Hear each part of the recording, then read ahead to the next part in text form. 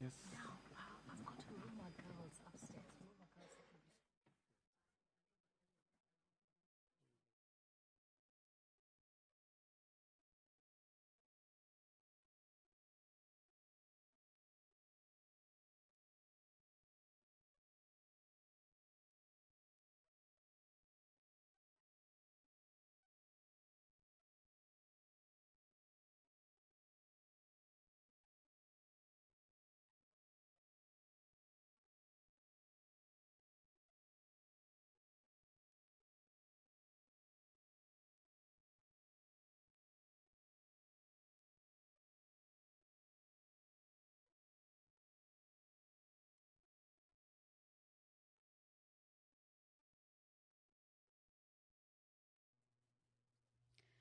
Well, that is the quorum bell underway as directed by the Speaker of the National Assembly, Honorable Dr.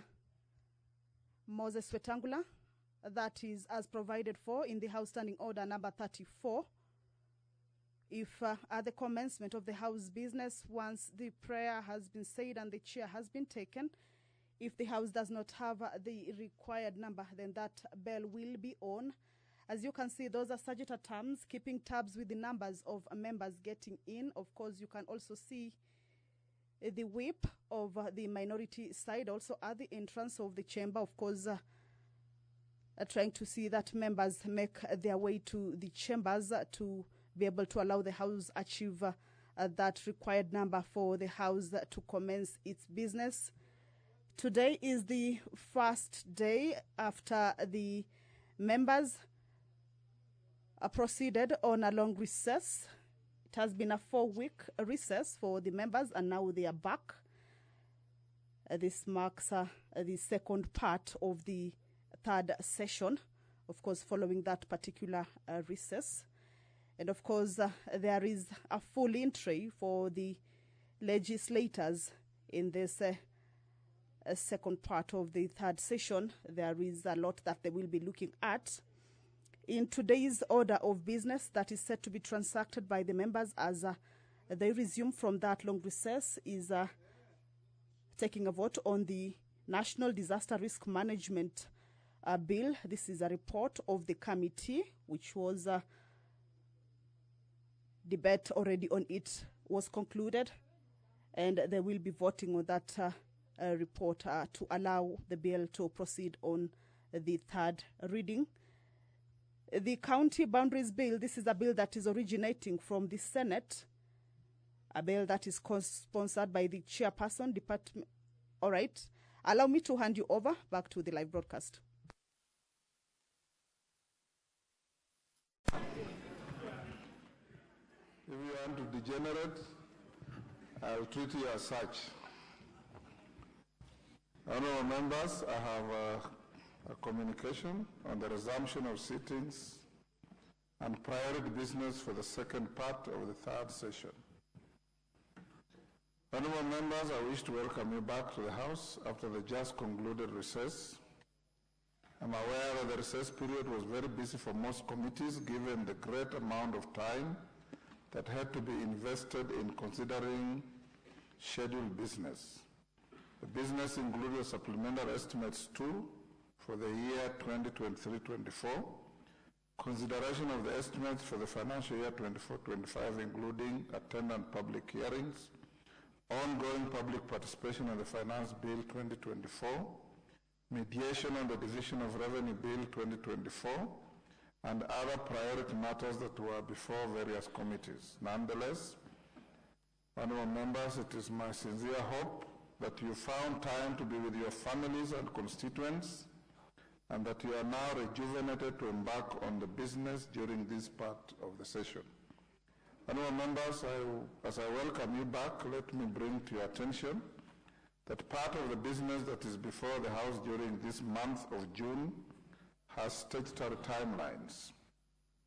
It is noteworthy that the finalization of consideration of the Division of Revenue Bill 2024, supplementary estimates 2 for the year 23-24 and the estimates for the year 24-25 have prescribed statutory timelines. In addition, The House is also expected to consider the attendant budget-related bills, including the Appropriation Bill 2024, the Supplemental Appropriation Bill 2024, the Finance Bill 2024, and further, the House is scheduled to consider the County Allocation of Revenue Bill 2024 upon the receipt from the Senate. In addition, honorable members, the Cabinet Secretary for the National Treasury will make a public pronouncement of the budget policy highlights and revenue-raising measures for the national government for the financial year 2024-25 on Thursday, 13th June 2024 in the National Assembly Chamber, starting at 3 p.m. This is in keeping with the requirements of Section 40 of the Public Finance Management Act 2012 and Standing Order 244C. Having said that, honorable members, I remind the House that timely consideration of House business calls for utmost dedication of every member. I therefore urge each member to rise to the occasion just as you have done before and deliver on the legislative agenda as required by the Constitution. I thank you.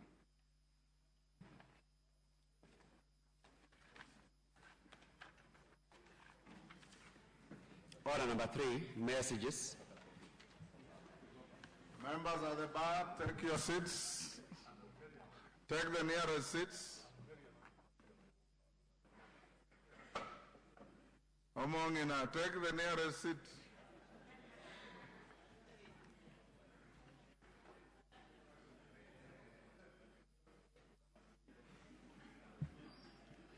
Farah Malim, take the nearest seat.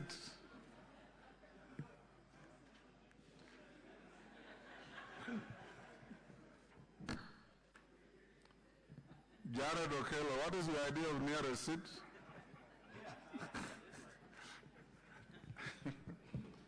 Honorable members, I have a message from the Senate.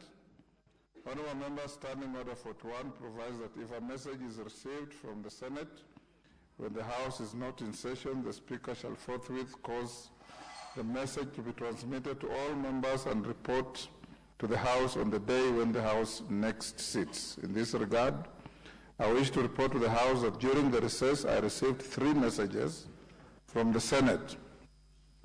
The first message, dated 16th May 2024, conveyed that the Speaker of the Senate appointed the following senators to the Mediation Committee to consider the Division of Revenue Bill, National Assembly Bill number 14 of 2024. The Honorable Senator Gadhuri Murungi, MGH MP, Senator Dr. Boni Khalwale, CBS MP, Senator Fatuma Dulo, CBS MP, Senator Jackson Mandago, EGH MP, Senator Mohammed Chute, MP, Senator Edwin Sifuna, MP, Senator Moses Kajwang, CBS MP, Senator Agnes Mudhama, MP, and Senator Eddie Okech, MP.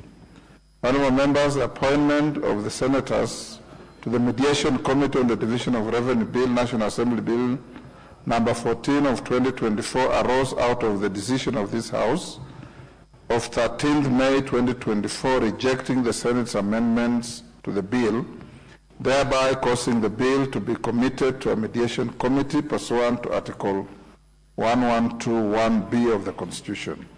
You will recall that via the communication issued on 13th May 2024, I appointed 9 members to represent the National Assembly in the Mediation Committee. The appointment of senators to the committee therefore concludes the committee's composition. Accordingly, via notification number 004, dated 17th May 2024, I transmitted to all members the message from the Senate on the appointment of senators to the Mediation Committee on Division of Revenue Bill 2024. In the notification, I also urged the Mediation Committee to expeditiously commence the mediation process and report to the House of Parliament within the statutory timelines.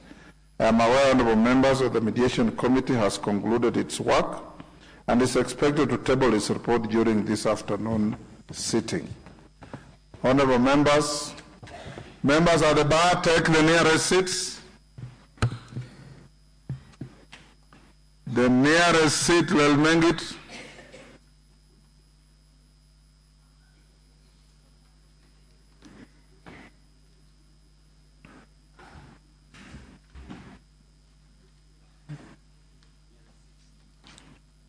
Owen, what is nearest? Honorable members, the second message conveyed that on 9th May 2024, the Senate considered and passed the National Rating Bill, National Assembly Bill number 55 of 2022 with amendments.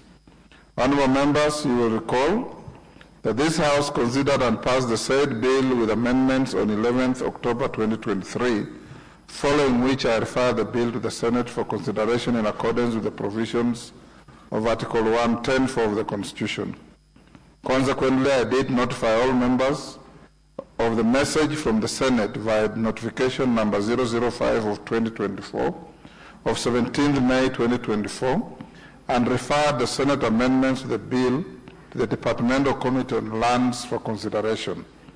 Honorable members, the third message relates to the Conflict of Interest Bill, National Assembly Bill number 12 of 2023.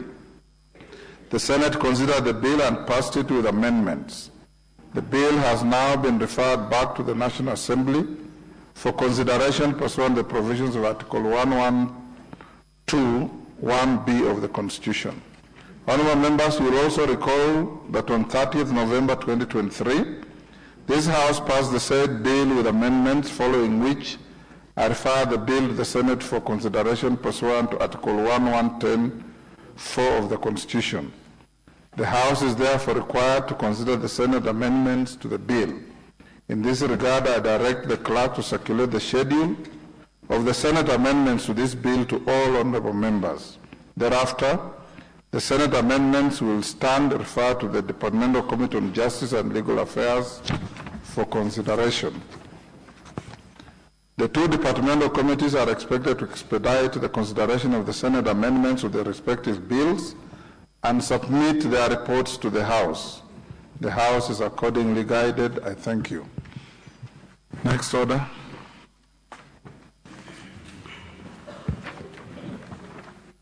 Order number 4, petitions. Order number 5, papers. Majority Leader.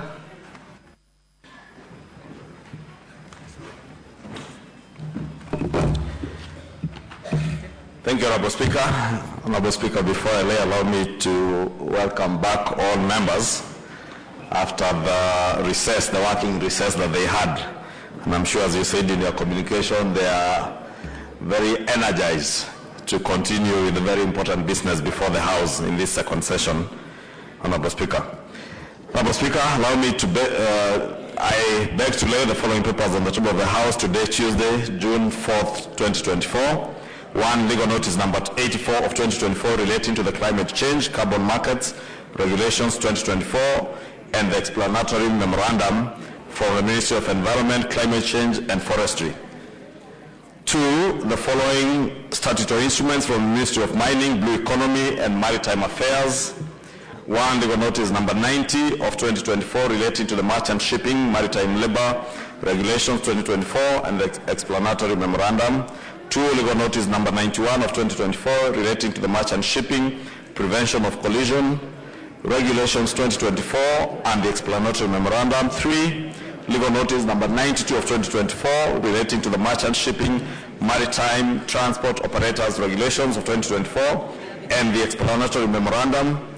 Four, legal notice number 93 of 2024 relating to the merchant shipping, load lines regulations of 2024, and the explanatory memorandum. And five, legal notice number 94 of 2024 relating to the merchant shipping, tonnage measurement regulations of 2024, and the explanatory memorandum.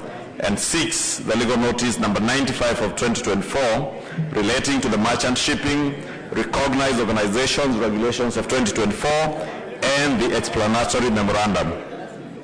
Three, Honorable Speaker, is the draft supplies, practitioners management, continuous professional development programs, guidelines of 2024 from the Kenya Institute of Supplies Management.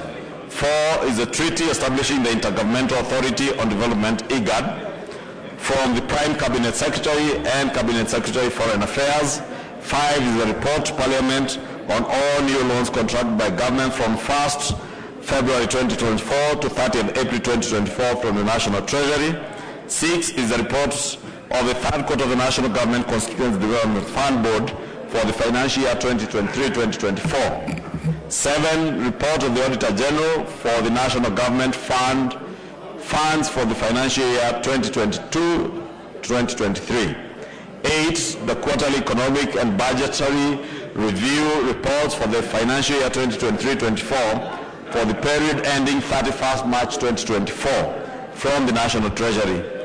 Finally, 9 is a report of the Auditor General and financial statements for the year ended 30th June 2023 and the certificates therein in respect of the following: A, Coast Development Authority; B, Kenya Maritime Authority; C, National Social Security Fund; D, Micro and Small Enterprises Authority; E, National Council for Persons with Disabilities; F, Kabete National Polytechnic; G, Kenya National Examinations Council; H, Kenya Institute of Curriculum Development; and finally, National Commission for Science, Technology and Innovation. Thank you, Honorable Speaker. Thank you, Majority Leader. Chairperson, Budget and Appropriations Committee.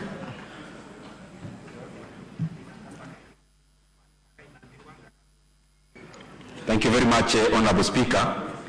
Honorable Speaker, I beg to lay the following papers on the table of the House. Today, Tuesday, 4th June 2024. Report on the Budget and Appropriations Committee on its consideration of 1. The second supplementary estimates for financial year 2023-2024 and a compendium of departmental committee reports on the consideration of the supplementary estimates, and 2, the Equalization Fund Appropriations Number 2 Bill 2023, that is Senate Bill Number 3 of 2023, and 3, Honorable Speaker, the report of the Mediation Committee on the Division of Revenue Bill, National Assembly Bill Number 14 of 2024. Thank you very much, Honorable Speaker. Chairperson, Departmental Committee on Trade, Industry and Cooperatives.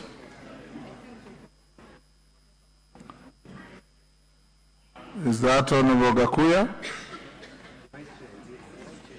Vice Chair. Who is the Vice Chair? Marianne. Do you have the brief of your chair? Yes, I do. Go ahead. Honorable Speaker, I beg to lay the following paper on the table of the House today, Tuesday, 4th June 2024. That is the report of the Departmental Committee on Trade, Industry and Cooperatives on its inquiry into the illegal and irregular release of the condemned sugar. Thank you. Next, Chairperson, Public Debt and Privatization Committee. Sharia, is that you? Yes, sir.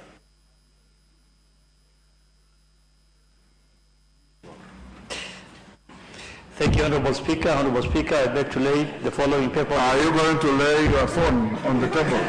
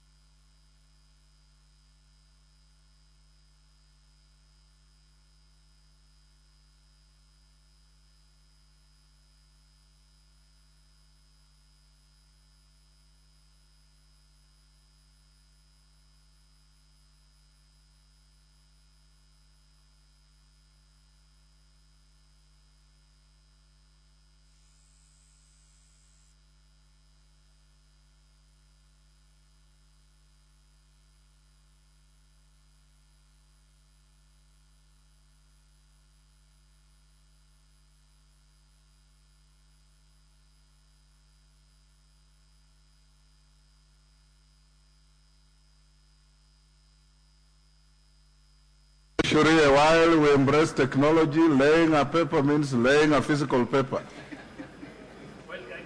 Yes.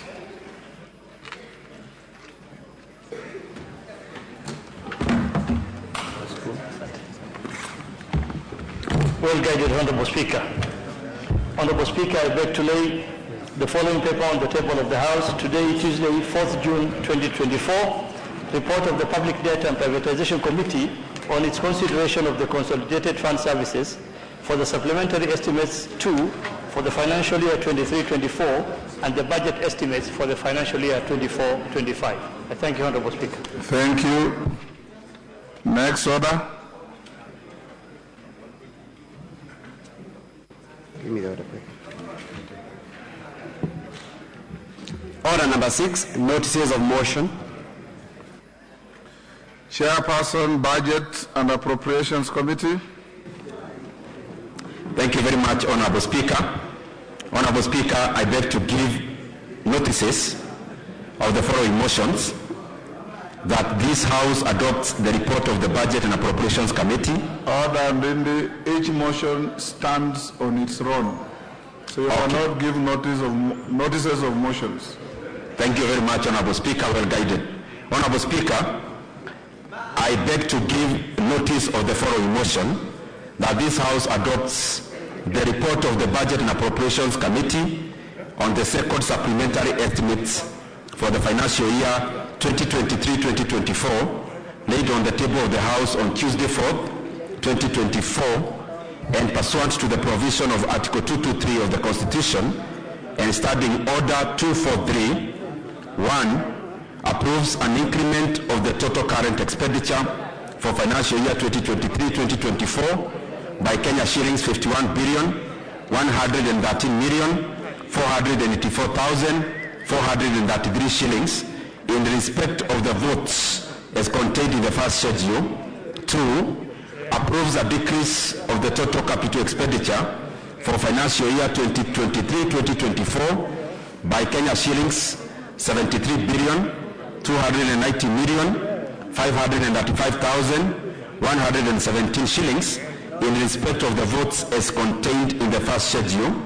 3, approves an overall decrease in the total budget for financial year 2023-2024 by Kenya shillings 24,117,050,684 shillings in respect of the votes as contained in the first schedule. Approves Kenya shillings 23,667,070,803 spent under Article 223 of the Constitution in respect of the votes outlined in the third schedule. And 5, resolves that the first schedule forms the basis for the introduction of the Supplementary Appropriations Bill 2024. I thank you, Honorable Speaker. Chairperson, Mediation Committee, that's yourself as well. Thank you very much, Honorable Speaker. Honorable Speaker, I beg to give notice of the following motion: that this House adopts the report of the Budget and Appropriations Committee on the second supplementary estimates. Honorable Speaker. Honorable Speaker, I beg to give notice of the following motion: that pursuant to the provision of Article 1132 of the Constitution and Standing Order 153, that this House adopts the report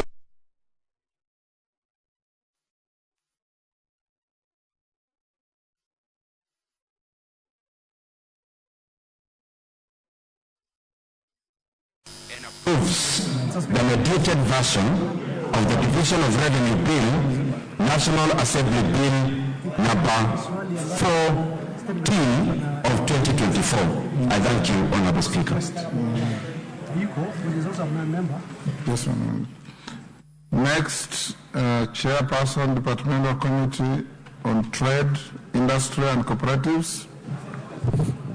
Thank you, Honorable Speaker. Honorable Speaker, I beg to give notice of the following motion: that this House adopts the report of the Departmental Committee on Trade, Industry and Cooperatives on its inquiry into the illegal and irregular release of condemned sugar, laid on the table of the House on Tuesday, 4th of June 2024. I thank you, Mr. Speaker.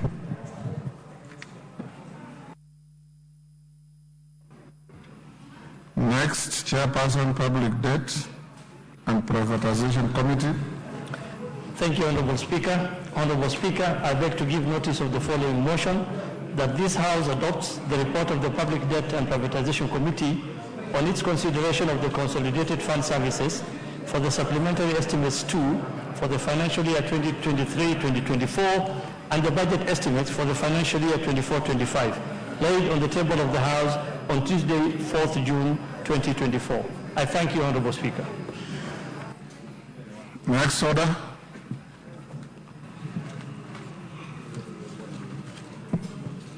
Order number 7, questions and statements. Honorable members, before I call out the first statement, allow me to acknowledge the following institutions in our galleries. In the Speaker's Gallery, Chogoria Boys High School from Mara, Tharaka Nithi. The next in the Public Gallery, Huruma Girls High School, Makadara, Nairobi. Gatura Girls High School, Gatanga, Muranga. Ngong Huruma Mixed Secondary School, Kajiado North, Kajiado. I have been requested by the Nairobi Women Rep to be given an opportunity to welcome Huruma Girls, Makadara. In doing so, welcome all the other schools.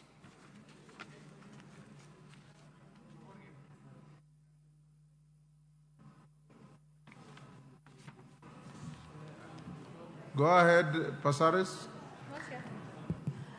Thank you, Mr. Speaker, sir. I stand here as the Nairobi County Women Representative to welcome all the visitors here, and most, of course, my Huruma girls from Huruma Girls Secondary School, accompanied by their teacher, Peter Barthit, Anne Gishoi, and Kevin Mutuini. We have 170 girls that have accompanied the teachers from the history class. This school was founded in 1964, so this year we both share a birthday for turning 60. The school was founded by the Sisters of Mercy to help the needy schools. It currently accommodates 1,400 students, and their performance is very good. I also want to acknowledge that the school is in Makadara constituency, where the Honorable George Aladwa is the MP. I thank you for this opportunity to welcome the girls. I want to assure them that as a parliament, we are fighting to ensure that we provide sanitary towels, not just for primary schools, but also for secondary schools. It's all a question of budgeting, and it's also a question of the finance bill providing enough money for sanitary towels. So your government is working, and that we give you an enabling environment. What we ask from all of you, especially my young girls, is focus on your education. We need to see a drop or an elimination completely, zero tolerance to teenage pregnancies. I met you outside and I told you, no one ever remembers their childhood sweetheart. I don't even remember the boy who tuned me in secondary school and what his name was, and I have no idea where he is. So focus on your studies and do well. The time for boys will come in the future. Thank you, Mr. Speaker. Gitonga Murugara. Thank you. Thank you very much, Mr. Speaker. So speak on behalf of my colleague from Mara constituency, the Honorable Kareke Mbyuki, is not here now. And there's a leader from Tharaka Nithi County. Allow me to welcome Chogoria Boys High School, who are seated in the Speaker's Gallery, and the rest of the schools who have come to observe proceedings this afternoon. We've remarked to them that it is vitally important that after observing what happens here, they also actually have the ambition so that one day they are able to become leaders of this country. They are able to emulate what these honorable members are doing for them, and also state that Chogoria Boys High School is one of the best schools in the Tharaka Nithi County. It has produced who is who, not just for the county, but for the entire country. Therefore, it's a pride of the county to be here today, and I sincerely welcome them to see what we do here, what we do on their behalf, on behalf of the parents who have elected us to come and represent Kenyans. Thank you very much, Honorable Speaker.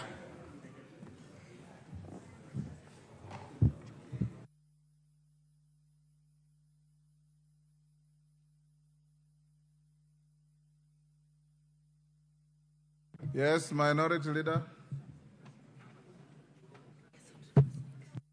Honorable Speaker, thank you very much for your indulgence. I join my two colleagues, the Honorable Murugara and the Honorable Esther Pasadis, in welcoming the students who are seated at the parliamentary gallery. Honorable Speaker, having said that, I want to equally seek your indulgence, Honorable Speaker, and I am trying to look around to see if the chair for Education Committee is around. I don't seem to see Honorable Meli, Honorable Speaker, nor can I see the Vice Chair. Honorable Speaker, not that notwithstanding, there is a matter which has arisen that would require very, very urgent intervention. At the very least, some guidance from the Chair for Education Committee. Honorable Speaker, the Kenya Universities and Colleges Central Placement Services, COOPS, the famous COOPS, has just announced that they are opening their portals for university application to students to make various changes, to apply for various changes, including changing university courses and so on and so forth.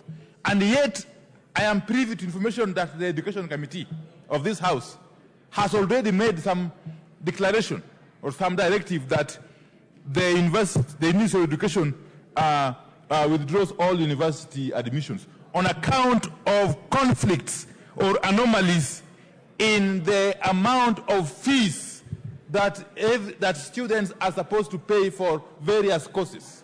Honorable Speaker, this state of affairs obviously paints a picture of serious confusion in the universities and colleges education sector. It is a matter that cannot wait for the normal statements. Honorable Speaker, if you agree with me, it's a matter that would require very immediate clarification from the Chair of the Education Committee, and if possible, it would require an intervention or a position being taken by the whole House so that this issue is addressed at the earliest possible opportunity. Honorable Speaker, thank you. Yeah. Honorable Meli, you are not here. Look at the Hansard and respond to that tomorrow morning. You can find the details of the minority leaders' concern in the Hansard. Then tomorrow morning, the Deputy Speaker will give you an opportunity to respond. Now we go to response to a statement by the Honorable Mohammed Ado, MP Wajir South, Chairman Environment, Forestry and Mining.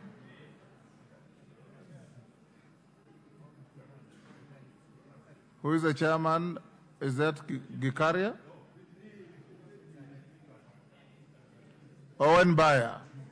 Who is your chairman or chairperson for Environment, Forestry and Mining? The Honorable Gikaria, sir. Where is he? Probably still stuck in Nakuru, but we'll be obliged by you to do what you want us to do. And is Mohammed Ado in the house? Mohammed Ado? Yes, Major Bashir.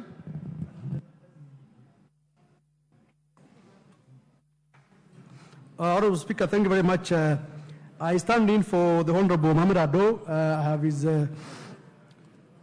consent on the matter, and I'm shocked that the statement is not yet ready. And the Honorable Speaker, remember that matter is a matter of immense concern to the residents of northern Kenya, and it was a matter about the toxic waste that has been dumped in parts of northern Kenya.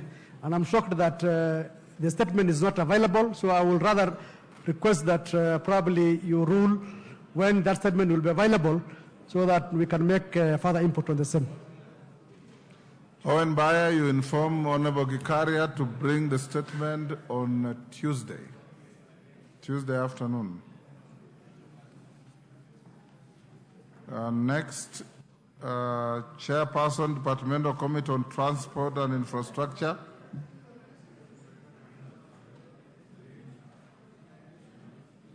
Honorable GK, is he here? Member, yes. Yes, Honorable Member for Kishugu. Is it Kishugu or Ndia? Ndia, yes. Ndia. Honorable Speaker, sorry, I got a bit distracted by my neighbor. I have 3 statements. Honorable Speaker, I rise to give the following statement in response to the statement requested by Honorable Yakub Ado, MP. Honorable Speaker, on Tuesday, 16th April... Is the member here, Yakub Ado? Is Honorable Yakub Ado here?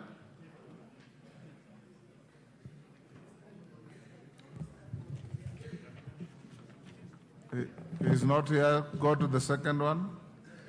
Thank you, Honorable Speaker. I rise to give the following statement in response to the statement requested by Honorable Engineer Paul Zengu, MP. Is Paul Zengu here? Yes, there you are. Go ahead. Thank you, Honorable Speaker. On Thursday, 18th April 2024, the member for Mwingi North constituency, the Honorable Engineer Paul Zengu, MP, requested for a statement from the chairperson of the Departmental Committee on Transport and Infrastructure regarding the current state of allocation for roads maintenance under Kera Development Fund for April to June this year. Honorable Speaker, regarding the aforementioned statement, the Honorable Zengu specifically requested for details on the following issues. 1, explanation of the criteria used to allocate funds, leading to the huge discrepancies and leaving other counties without any allocation. B, measures the government is taking to alleviate against the unnecessary discrepancies in funding and ensuring there is equitable development of the country. Honorable Speaker, the committee has since received responses from the Ministry of Roads and Transport, and I now wish to make that statement. In regard to the criteria used to allocate funds, leading to huge discrepancies and leaving other counties without any allocation, the Ministry submitted that the prioritization of roads and drainage structures for construction is premised on the principle of equity and need-based, while taking into consideration the following factors. 1, national economic blueprints and strategies. 2, availability of resources, factoring existing commitments and physical liabilities. That's pending bills. 3, overall project impact and socio-economic benefits. 4, stakeholders' input and needs. 5, criticality of the project, including emergency considerations. 6, regional priority considerations. 7, comparative cost of projects based on similarity or location. And lastly, government policy directives. Further, Honorable Speaker, the Ministry submitted that upon identification of the project's costs and estimates are derived and an annual priority list is generated for budgetary allocations. In compliance with the law, the list is presented before Parliament for consideration and appropriation as necessary. Following parliamentary approval, the Ministry implements the projects in line with appropriated provisions through respective road agencies. In addition, Honorable Speaker, the Ministry submitted that roads financing under the fuel levy is governed by the allocation as stipulated under Section 6D and E of KRB Act 1999 and revised in 2023, which states as follows. 22% of maintenance of constituency road equally allocated to the 290 constituencies. 10% of the maintenance of link roads between constituencies.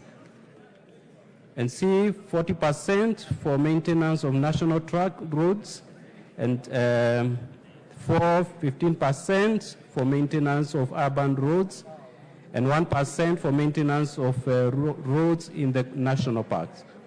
And there's a maximum of 2% for KRB operations. There's also 10% in accordance to the Road Sector Investment Program administered by the Cabinet Secretary for Roads and Cabinet Secretary for Finance. Honorable Speaker, the Ministry submitted that all counties have an equal opportunity for consideration in roadworks funding as appropriated through Parliament and as per the Road Maintenance Levy Fund provisions. Honorable Speaker, with regard to measures the government is taking to elevate against the unnecessary discrepancies in funding and ensuring there is equitable development of the country, the ministry submitted that there are several interventions that the government has put in place towards uplifting hitherto marginalized areas of the county in regard to roads infrastructure. Amongst the key interventions along this line is the implementation of an equalization fund through which currently 90 contracts worth 948 million Kenya shillings has been awarded in 15 counties and are at various stages of implementation. Honorable Speaker, the Ministry assured the House that the attainment of equity and regional parity in development is a huge strategic objective of the Government of Kenya, with Parliament playing a critical role in roads work prioritization and budgetary appropriation. Honorable Speaker, the Ministry expressed appreciation for the support it continues to receive from Parliament towards the attainment of equitable development alongside other critical development objectives. Honorable Speaker, thank you, and I submit. Thank you. Zengu, you've listened to your statement. Thank you, Mr. Speaker. Yes, indeed, I listened to the statement and I was served with an advance copy. But, Mr. Speaker, I want to say that I'm not satisfied with the statement, because my question was based on a specific budget that I had seen, which was distributing money, 3.58 billion shillings, that was unfairly distributed or inequitably distributed, because certain counties had received zero funding, while other counties had got 280 million plus. So, Mr. Speaker, the people at Table Office had given them all the details, but they summarized my statement into a few words, which denied me the opportunity to express myself on that matter. And, Mr. Speaker, when I was invited by the chairman, Roads and Infrastructure Committee... Honorable members, the conversations are too loud. Those members holding mini kamkunjis, Wamshomba, take your seat. Kiborek, take your seat. Take your seats. Go on, Zengu. Thank you, Mr. Speaker. When I was invited to the committee by the chairman, when I attended, they tried to, the ministry people tried to imply that the list that was that I had found myself had been approved by the Parliament, and members of the committee also agreed with me that certain things are being done undercover and they were not aware. So, Mr. Speaker, what I'm asking is if you can direct that in the future, first, this matter be investigated by the committee and becomes an inquiry, and secondly, that you instruct that this project, if they have to be done, and before they're advertised, a list is sent to Parliament so that members can approve of them. Because one of the reasons why I brought this matter, Mr. Speaker, is that there was a road written Bangal Boka, and it was written to belong to Kitui County, yet there is no place in Kitui County called Bagal Boka. So, Mr. Speaker, this is a big, and I wish members could... Honorable Nzengu, you listen to the response to your statement. What is expected of you is to seek clarification on matters that are not clear. You are now engaged in debate, and it is not right. Mr. Speaker, I was just clarifying that I gave the table office a big document, out of which they produced a tiny document, but I also submitted to the ministry official through the chairman committee on infrastructure that the information they were giving was contrary to what was available. So I wanted to ask if you can direct that the chairman does an inquiry and instruct that in the future this road project, because the 10% that is left to the minister's allocation, no one knows how that money is spent. It is at the discretion of whoever is in that office, and also the money that is comes up as a result of appropriation in aid. Mr. Speaker, no one knows how the money is being appropriated and why the money goes to certain places and not other places. I submit. Thank you. Lelmengit, did you want to speak to this? No. Yes, GK, you've heard the protestations of the member. Honorable Speaker, I've heard the sentiments raised by the honorable member, and if he would wish to visit the committee again for further clarification, we are happy to welcome him. Thank you. Okay, next statement.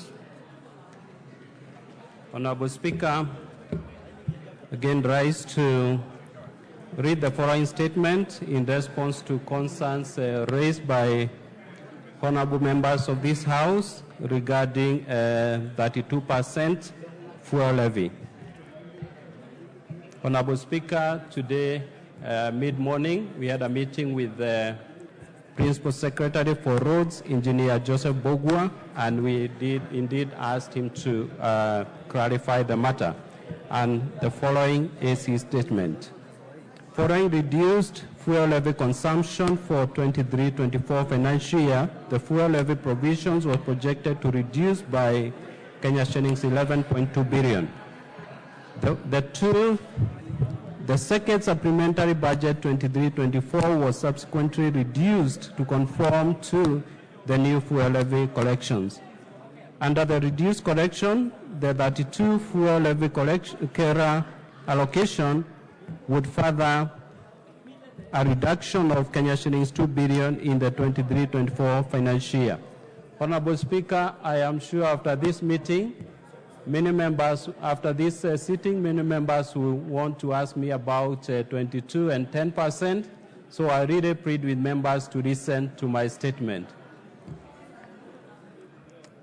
And I continue. However, the indications are that the month of June 2024 may experience enhanced collections as analyzed below. The actual collection in the period between 1st July 2023 to 31st May 2024 was Kenya shillings 74.2 billion.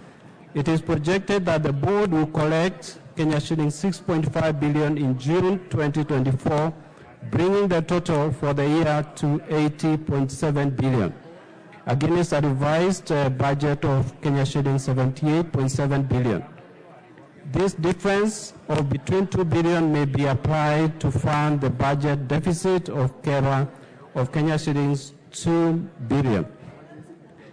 Arising from the above analysis, this is to confirm to members that the 32% allocation to constituencies under the fuel collection for the financial year 23-24 will be maintained at the original estimate of Kenya shillings 23.2 billion and will therefore not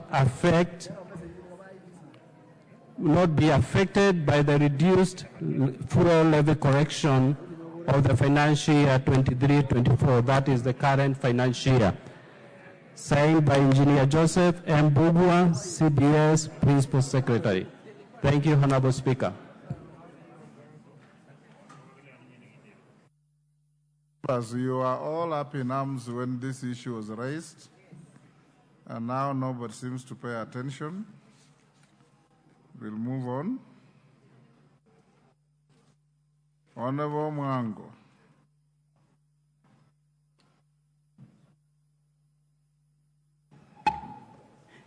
Thank you, Mr. Speaker. Honorable Speaker, pursuant to the provisions of Standing Order 42.2c, I wish to request for a statement from the Chairperson of the Departmental Committee on Lands and Chairperson of the Departmental Committee on Internal Security regarding the ongoing demolitions targeting buildings constructed on riparian land in Starehe constituency in Nairobi County within areas of Landimai Ward, Nairobi South Ward, Gikomba area, and other parts of Nairobi, including City Canton in Embakasi West and Karibangi South, Ruaraka and Mathare constituencies, and other constituencies in Nairobi.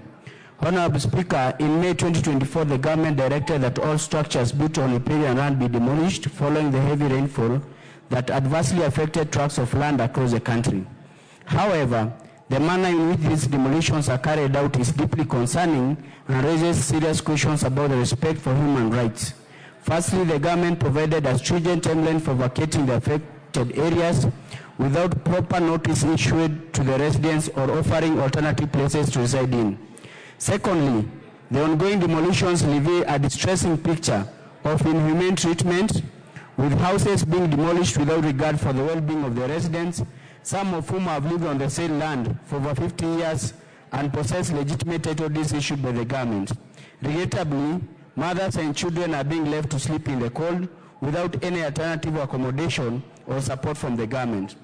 Honorable Speaker, the demolitions have been marred by use of excessive force, with unfortunate incidents of people being tragically shot by security agencies during the process. Lastly, it is particularly alarming that these demolitions are taking place without a clear and transparent compensation plan in place. The government's purported compensation plan appears to be limited to a few individuals, leaving many rightful landowners in a state of uncertainty and despair. Honorable Speaker, it is against this background that I request for a statement from the Chairperson of the Departmental Committee on Lands on the following. What measures has the ministry put in place to ensure a fair and transparent? Thank you, Honorable Speaker. Thank you. That was the chairman of which committee? Lands. And that is Honorable Nyamoko. Are you in the house? Hold there, Nyamoko. Yes, Mwenje. What is it? Huh? You want to be a joyrider? A bit of both, Honorable Speaker. But I rise on a point of order on the same Standing Order 44.2. While the matter has been raised, and rightly so, to the Secretary, the Department of Lands, Honorable Speaker, the people who are implementing this issue on the ground is the Ministry of Interior, and the way the situation is right now is quite dire, Honorable Speaker, because we are creating IDPs as we speak, Honorable Speaker. We've had demolitions that are ongoing within our constituencies in Nairobi, as have been mentioned by the Honorable Mwango. Honorable Speaker, we don't know where these boundaries lie.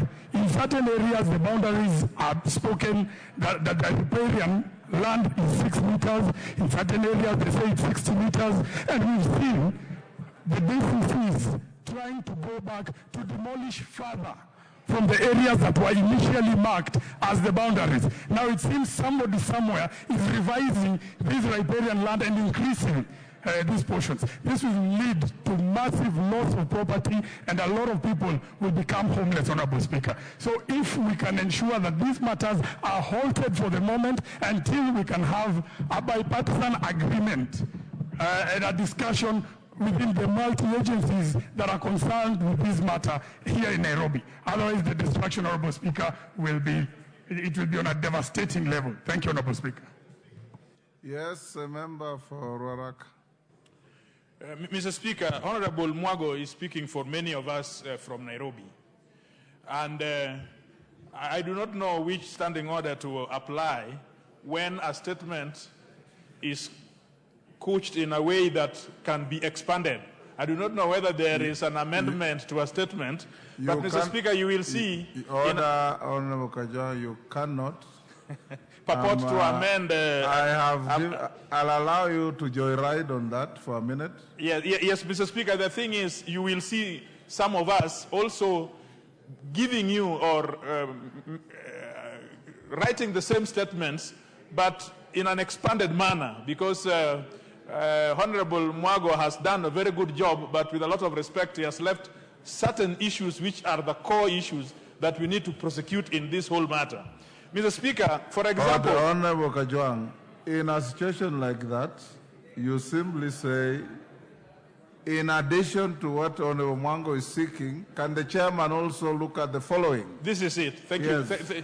You know, Mr. Speaker, you are seasoned, and that is why it has come from your mouth wisdom that has been dispensed without measure.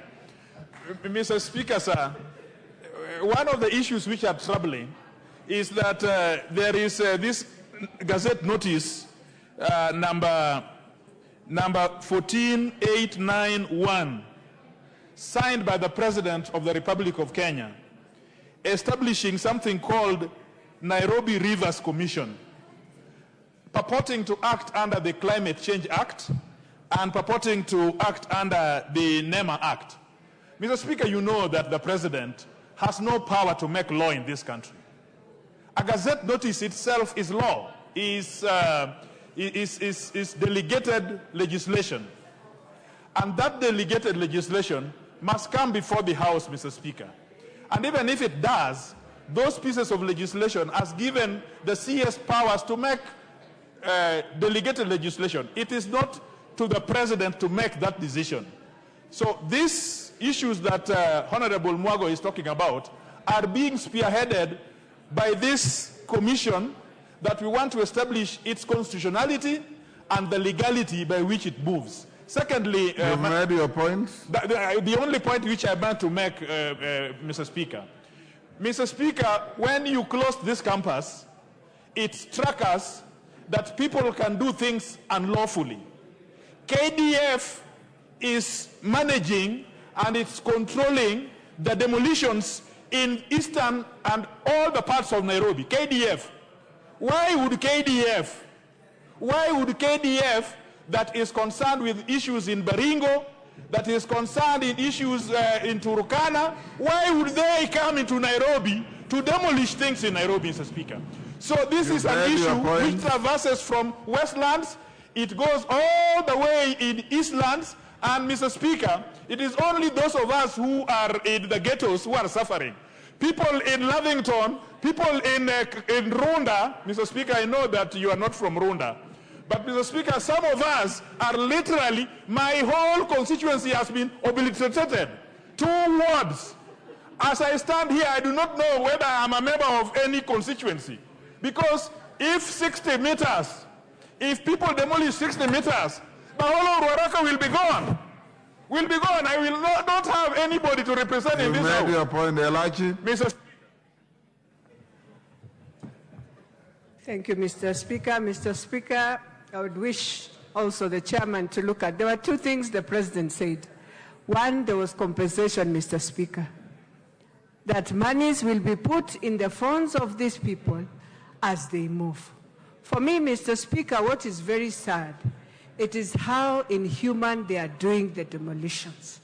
That you cannot just come and see a Shosho screaming the way she was screaming yesterday without even giving her notice, without even saying they are coming to demolish. Nobody is removing their stuff. I think that is where the issue is. And as you demolish the other side, I will repeat, in Lavington, in Kileleshwa, we have people who have built on that riparian land. I want to see whether we are coming to demolish also those who are on those riparian lands on Runda, Kileleshwa, the whole of Kileleshwa River, Mr. Speaker. People have taken that riparian land and they have built skyscrapers. They need to come there also, so that we know it is fairness and it is for everyone to be removed from that riparian land. So, Mr. Speaker, for me, I want the chairman to bring us all those who are being compensated and how much they were promised to be given. On the same issue, it's unrelated. So hold your horses. Pardon? Go ahead. I would also, on the side of compensation, I would also want, Chair, apart from compensation, what is all the government, through the same ministry, doing so that we avoid further future menace of the same happening? Can we employ ways like river tunneling? We know all these riparian lands are buffer zones for water, but what are the solutions that we need to put in place right now so that we prevent this menace happening in future? Thank you, Chair. Honorable Nyamoko, you've heard this request. Can you bring a response on Thursday? This coming Thursday? Are you able, or next week? I think next week we'll do. 14 days from now. Next week, Thursday is budget day, so you'll do on Wednesday. Thank you, Honorable Speaker. Lelmengit now, what did you want to say? Chair, Honorable Speaker, the Chair for Roads spoke on a very important issue. And I wanted to seek clarification whether we know we have a lot of rumors going around that the 22% allocation to Kera Joseph for savings, yeah. So I wanted clarification. When I called out the House that you are all agitated when this matter was brought to the House, nobody was listening. Nobody raised an issue. But being a first-timer, I will indulge you to say what you want to say. Okay, thank you, Mr. Speaker, sir. Yes. I wanted to seek Next time you'll be alert and you contemporaneously respond to issues as they come. Okay. So good. So I wanted clarification from the chair. Man of Roads still here? GK? Yeah, the chairman is still here. Go ahead. Okay. On the I wanted the chair to affirm or clarify whether the 22% savings allocation to Kera constituencies is still in place, or there's an hearsay or allegations that the said amount has been taken back to Treasury. GK has the 22%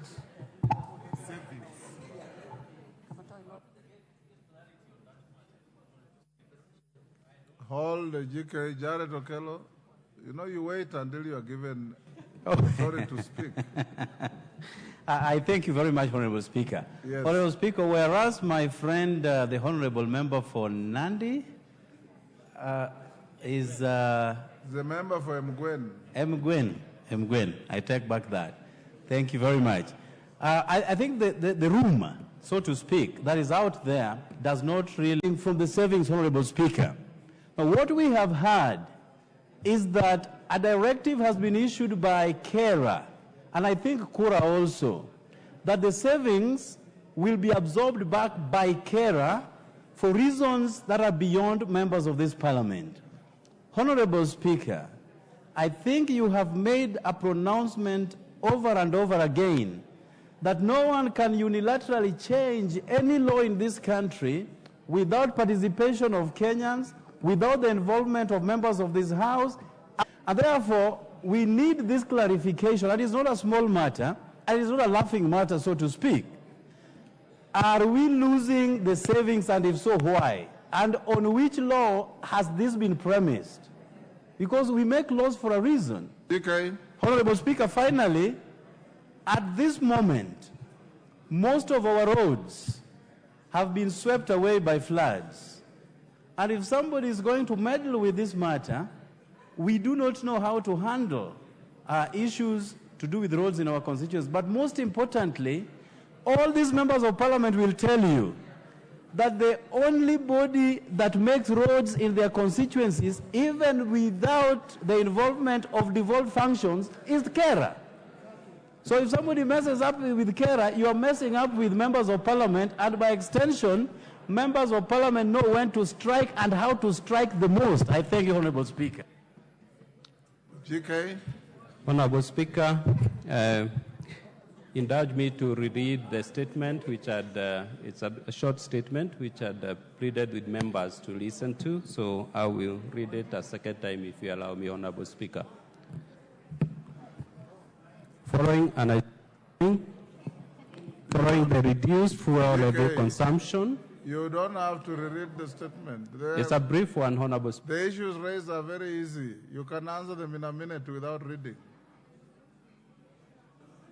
Honorable Speaker, because the statement that captures, the paragraph that captures, so the actual collection, the actual collection in the period 1st July 2023 to 31st May 2024 was Kenya shillings 74.2 billion. It is projected that the board will collect Kenya shillings 6.5 billion in the month of June 2024, bringing the total for the year to 80.7 billion against a revised budget of Kenya shillings 78.7 billion. The difference of Kenya shillings 2 billion may be applied to fund the budget deficit of KERA of Kenya shillings 2 billion.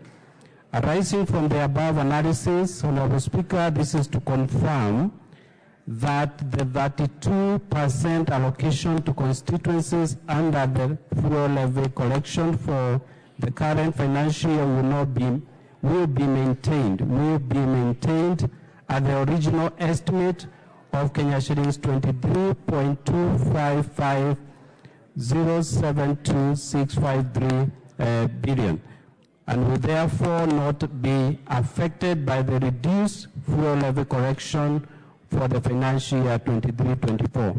Honorable Speaker, the member for Nguyen, I believe I have responded to his concerns. We will not incur any reductions.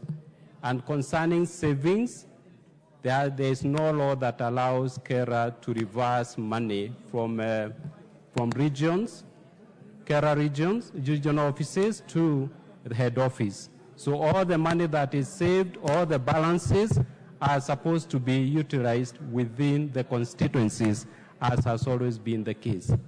Thank you, Honorable Speaker.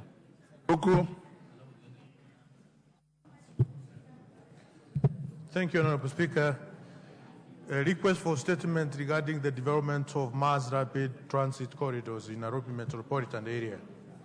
Honorable Speaker, pursuant to the provision of Standing Order 44-2C, I rise to request for a statement from the chairperson of the Department Committee on Roads and Transport regarding the development of mass rapid transit corridors in the Nairobi metropolitan area and the role of the Nairobi Metropolitan Area Transport Authority, NAMATA. Honorable Speaker, the Nairobi Metropolitan Area Transport Authority, NAMATA, was established by the Nairobi Metropolitan Area Transport Authority Order 2017 to oversee the establishment of an integrated, efficient, and sustainable public transport system within Nairobi metropolitan area. The Nairobi Metropolitan Area Council gazetted the declaration of a mass rapid transport system corridor comprised of 5 bus rapid transit network and the 7 commuter rail networks. However, there appears to be disjointedness and lack of consciousness in the implementation of this infrastructure due to the involvement of multiple agencies, including the Nairobi Metropolitan Transport Authority, NAMATA, Kenya Urban Roads Authority, KURA, Kenya National Highway Authority, KENHA, and Kenya Railway Corporation, KRC. It is imperative to recognize that for a mass rapid transport system to be sustainable,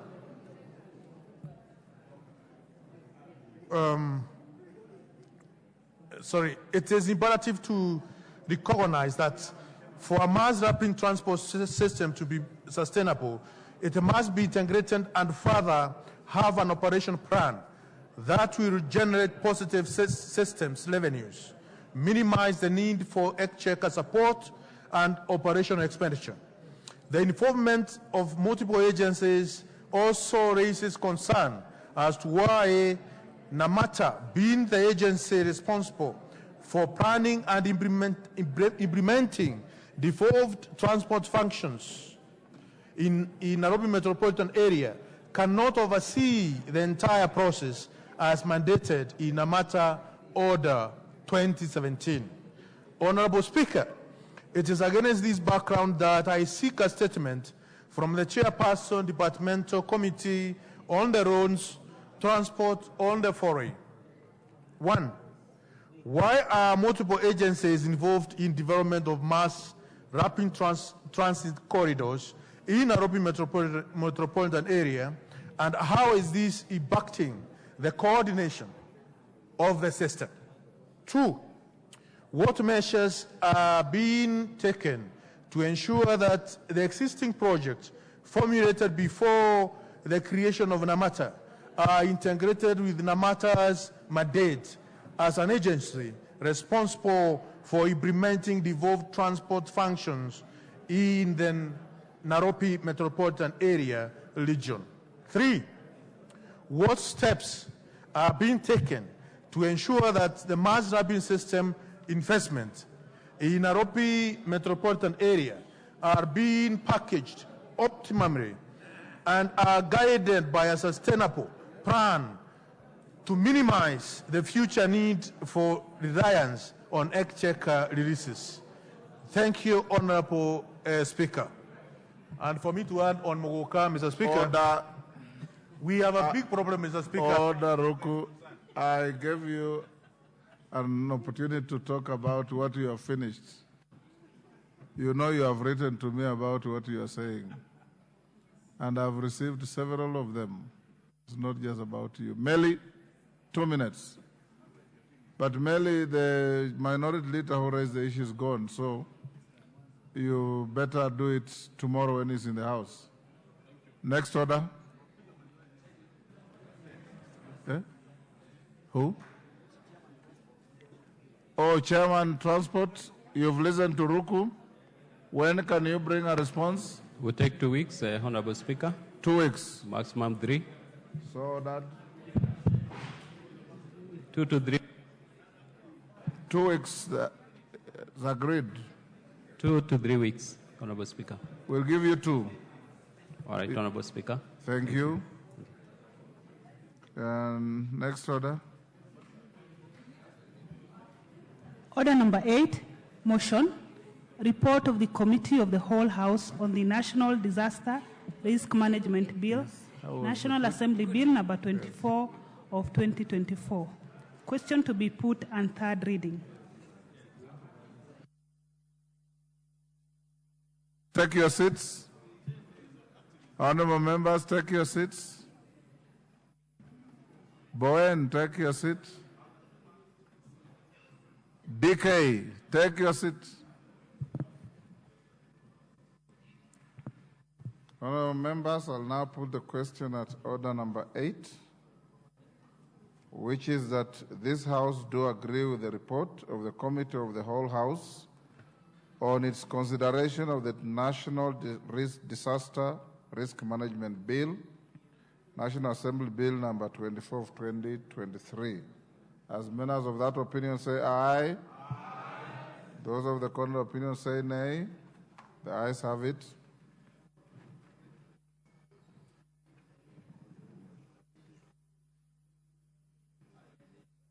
The mover of the bill, Majority Leader. Thank you, Honorable Speaker. I beg to move that the National Disaster Risk Management Bill, National Assembly Bill number 24 of 2023, be now read a third time, and I also request the Honorable Owen Bayer to second. I say something about it. Honorable Speaker, I want to second and say that this is an important bill, and as important as it is, Honorable Speaker, I think Parliament did its job to bring in all stakeholders and everybody else on board to discuss this.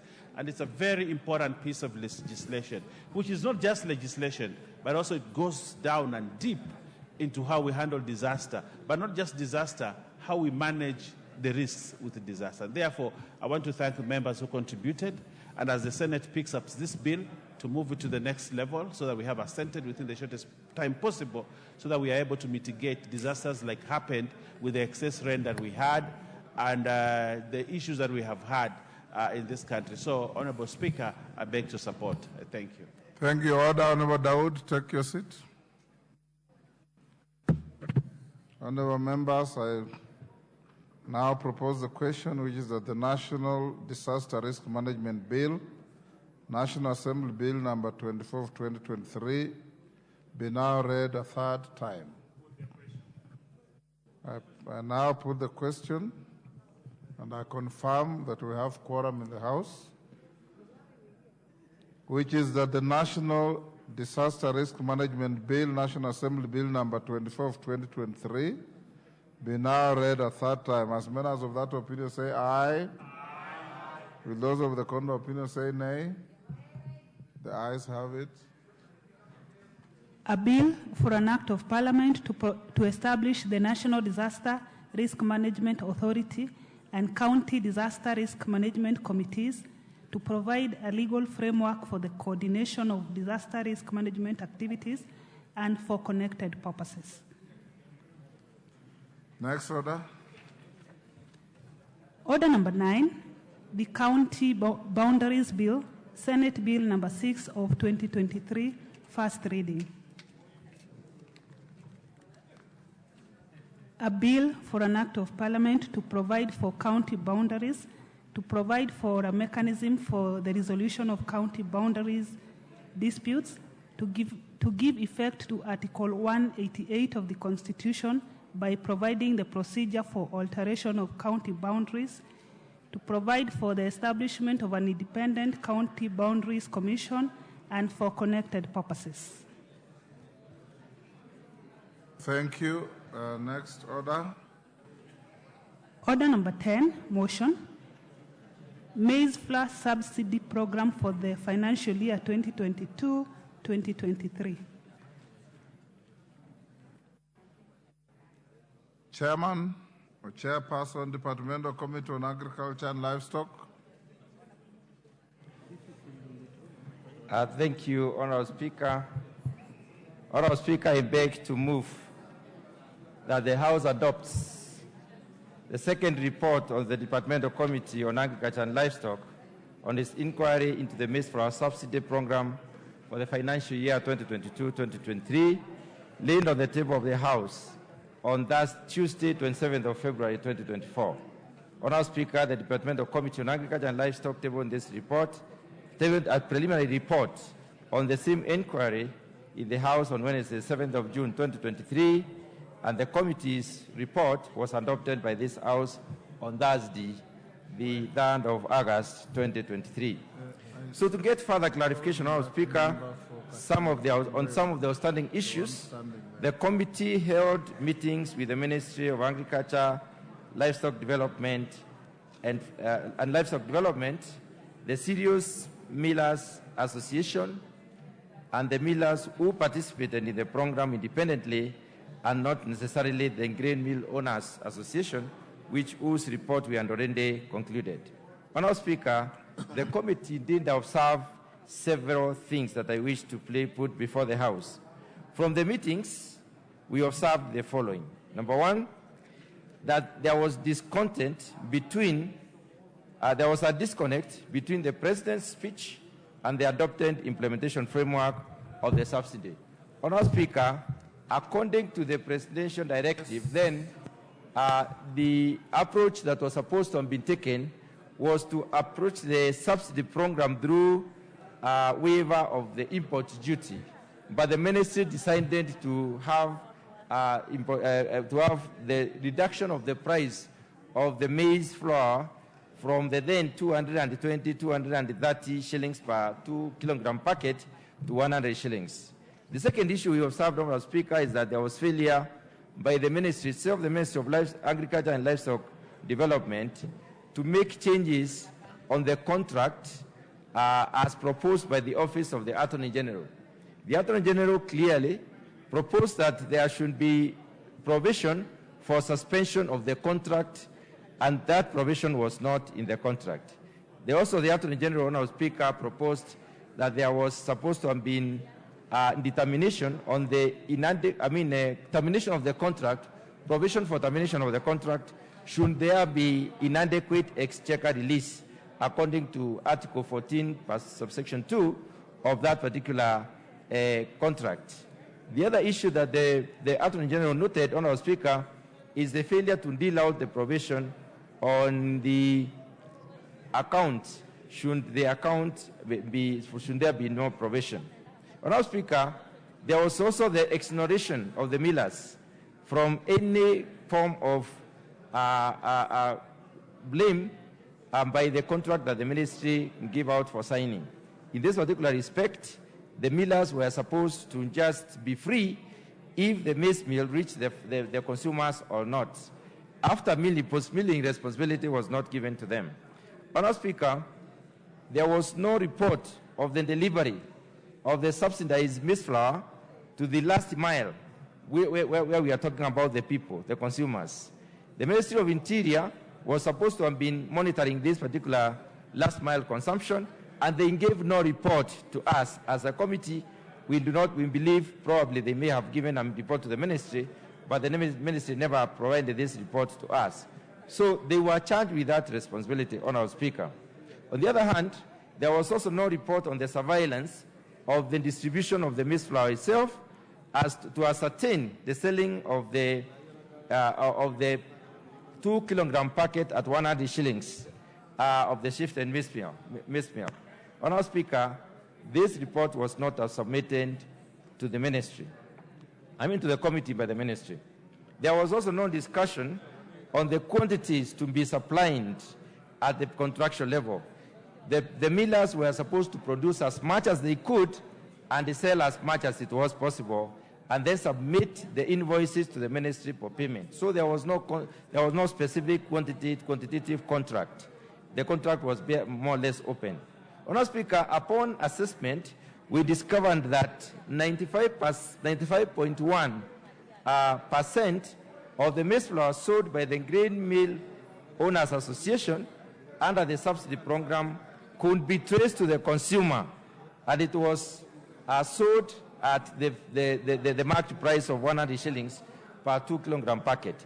Honorable Speaker, we went further to find out exactly what happened, and we discovered that the farm gate sales from these small millers was 93.06%, and that which was sold through the van, what we call the van sales, was 2.94%. On the other hand, Honorable Speaker, only 17.85% of the maize flour that was produced by the Cereal Millers Association was sold directly to the consumers. This is what we were able to trace as a committee, in the sense that only 9.8% was sold through what we call the van sales, the marked van sales or the branded vans, and only 8.05% was sold through the farm gate or walk-ins.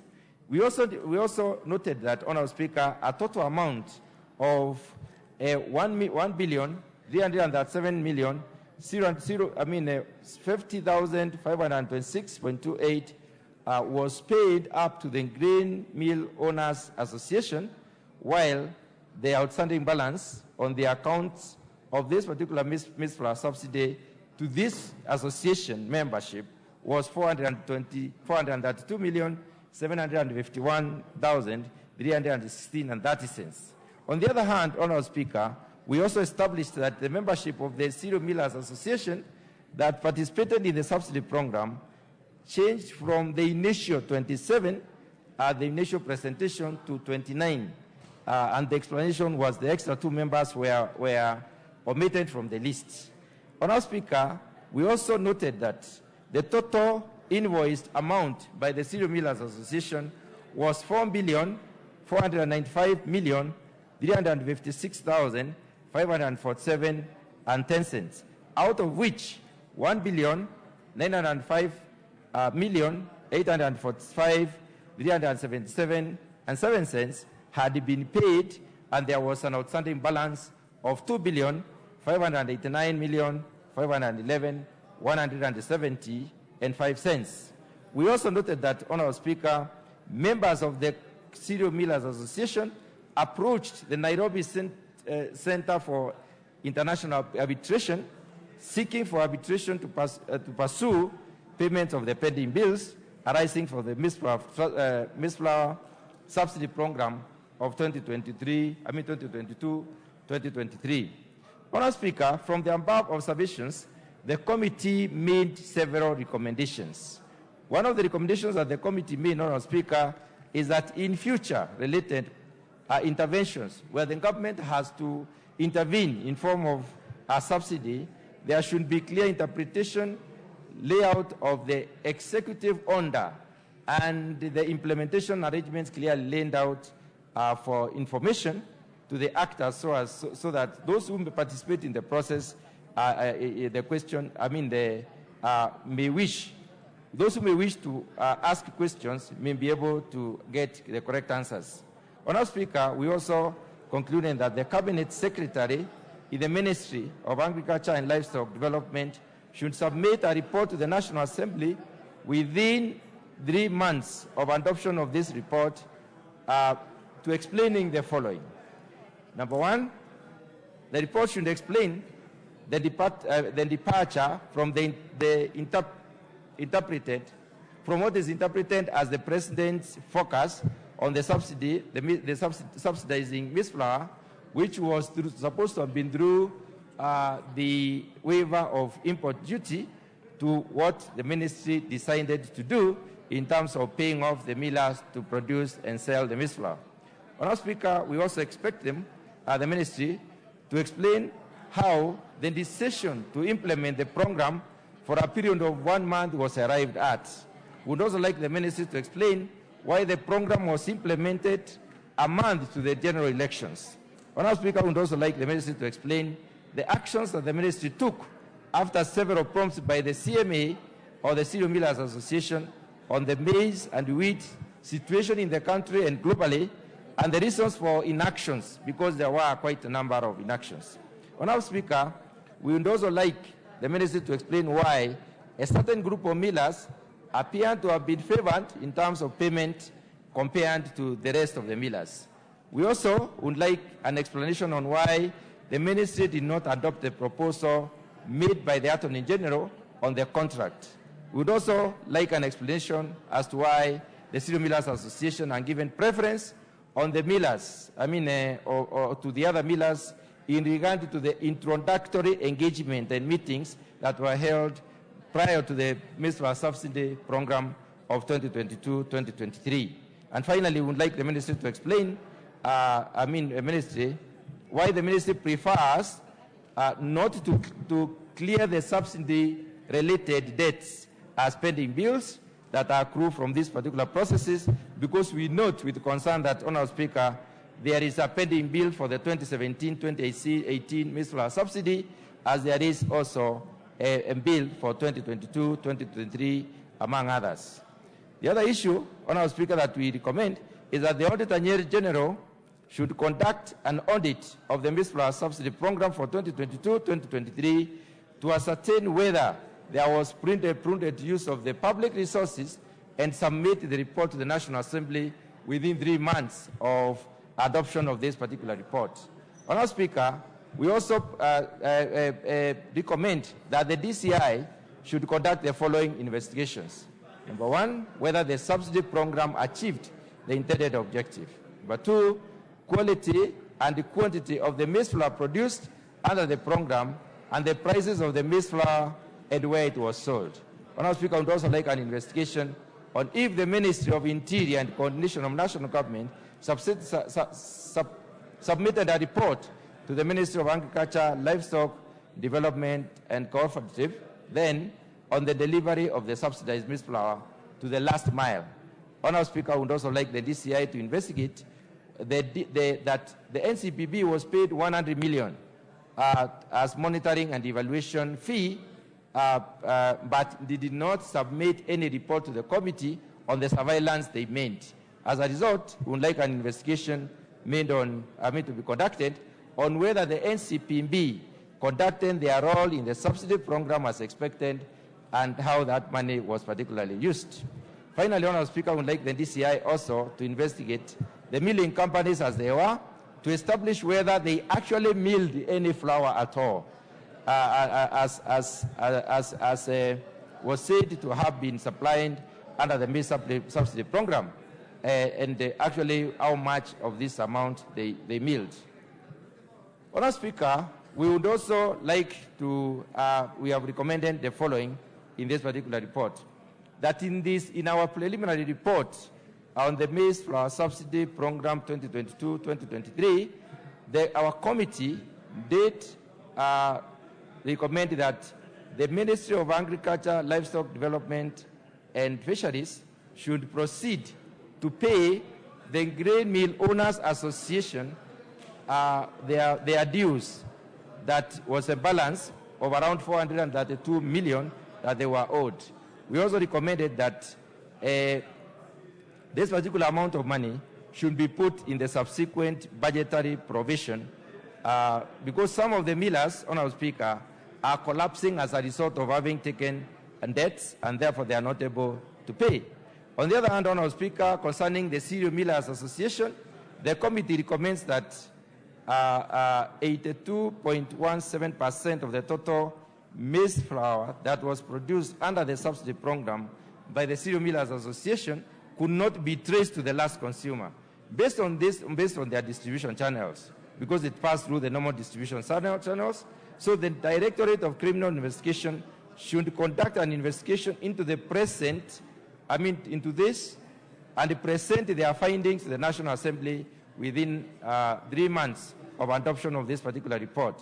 The National Assembly will make recommendations on whether or not that the money owed to the Cereal Millers Association should be paid, and whether to ratify or regularize the payments made to the association through use of Article 223 of the Constitution, or should it not be paid? Should it not be regularized? Honourable Speaker, we also recommend that the independent millers who participated in this particular program, because the Directorate of, should be investigated by the Directorate of Criminal Investigation to find out why they participated without passing through an association, if they ever milled any maize flour at all, and through what processes they passed this maize flour, so that we can also regularize the payment that were made through Article 223 of the Constitution. Honourable Speaker, having said that, I would like to acknowledge, to thank the Office of the Speaker, the Office of the Clerk of the National Assembly for the logistical support that they gave to this committee, sitting for so many days and traveling across the country to be able to collect this information and produce a report. Honourable Speaker, I would also like to thank the, the committee would also further like to, wish the Ministry of Agriculture and Livestock Development, the Cereal Millers Association, the Grain Mill Owners Association, and the independent millers for making inquiry feasible through their submissions. Finally, Honourable Speaker, I would like to express my appreciation to the members of the Committee on Agriculture and Livestock Development, Livestock Development, for the work they have done to come up with this particular report. Honourable Speaker, with those few remarks, I wish to move that this House adopts the report and call upon my Vice Chair, the Honourable Brighton Yagon, member for Konoin, to second. Thank you, Honourable Speaker.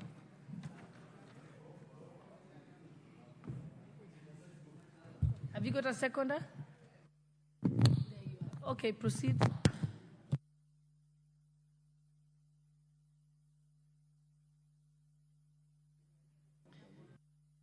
Please give him the mic.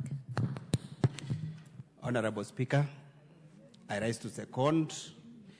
During the consideration of supplementary estimate number 1 of financial year 2023, members of the Departmental Committee on Agriculture and Livestock observed that 7.267 billion had been spent on maize flour subsidy program, out of which 4 billion had been paid under Article 223 of the Constitution, while 3.267 billion was yet to be paid to the millers. Honorable Speaker, the 4 billion was spent in July 2022 and presented to the Committee for Regularization through the supplementary estimate as required by Article 223 of the Constitution.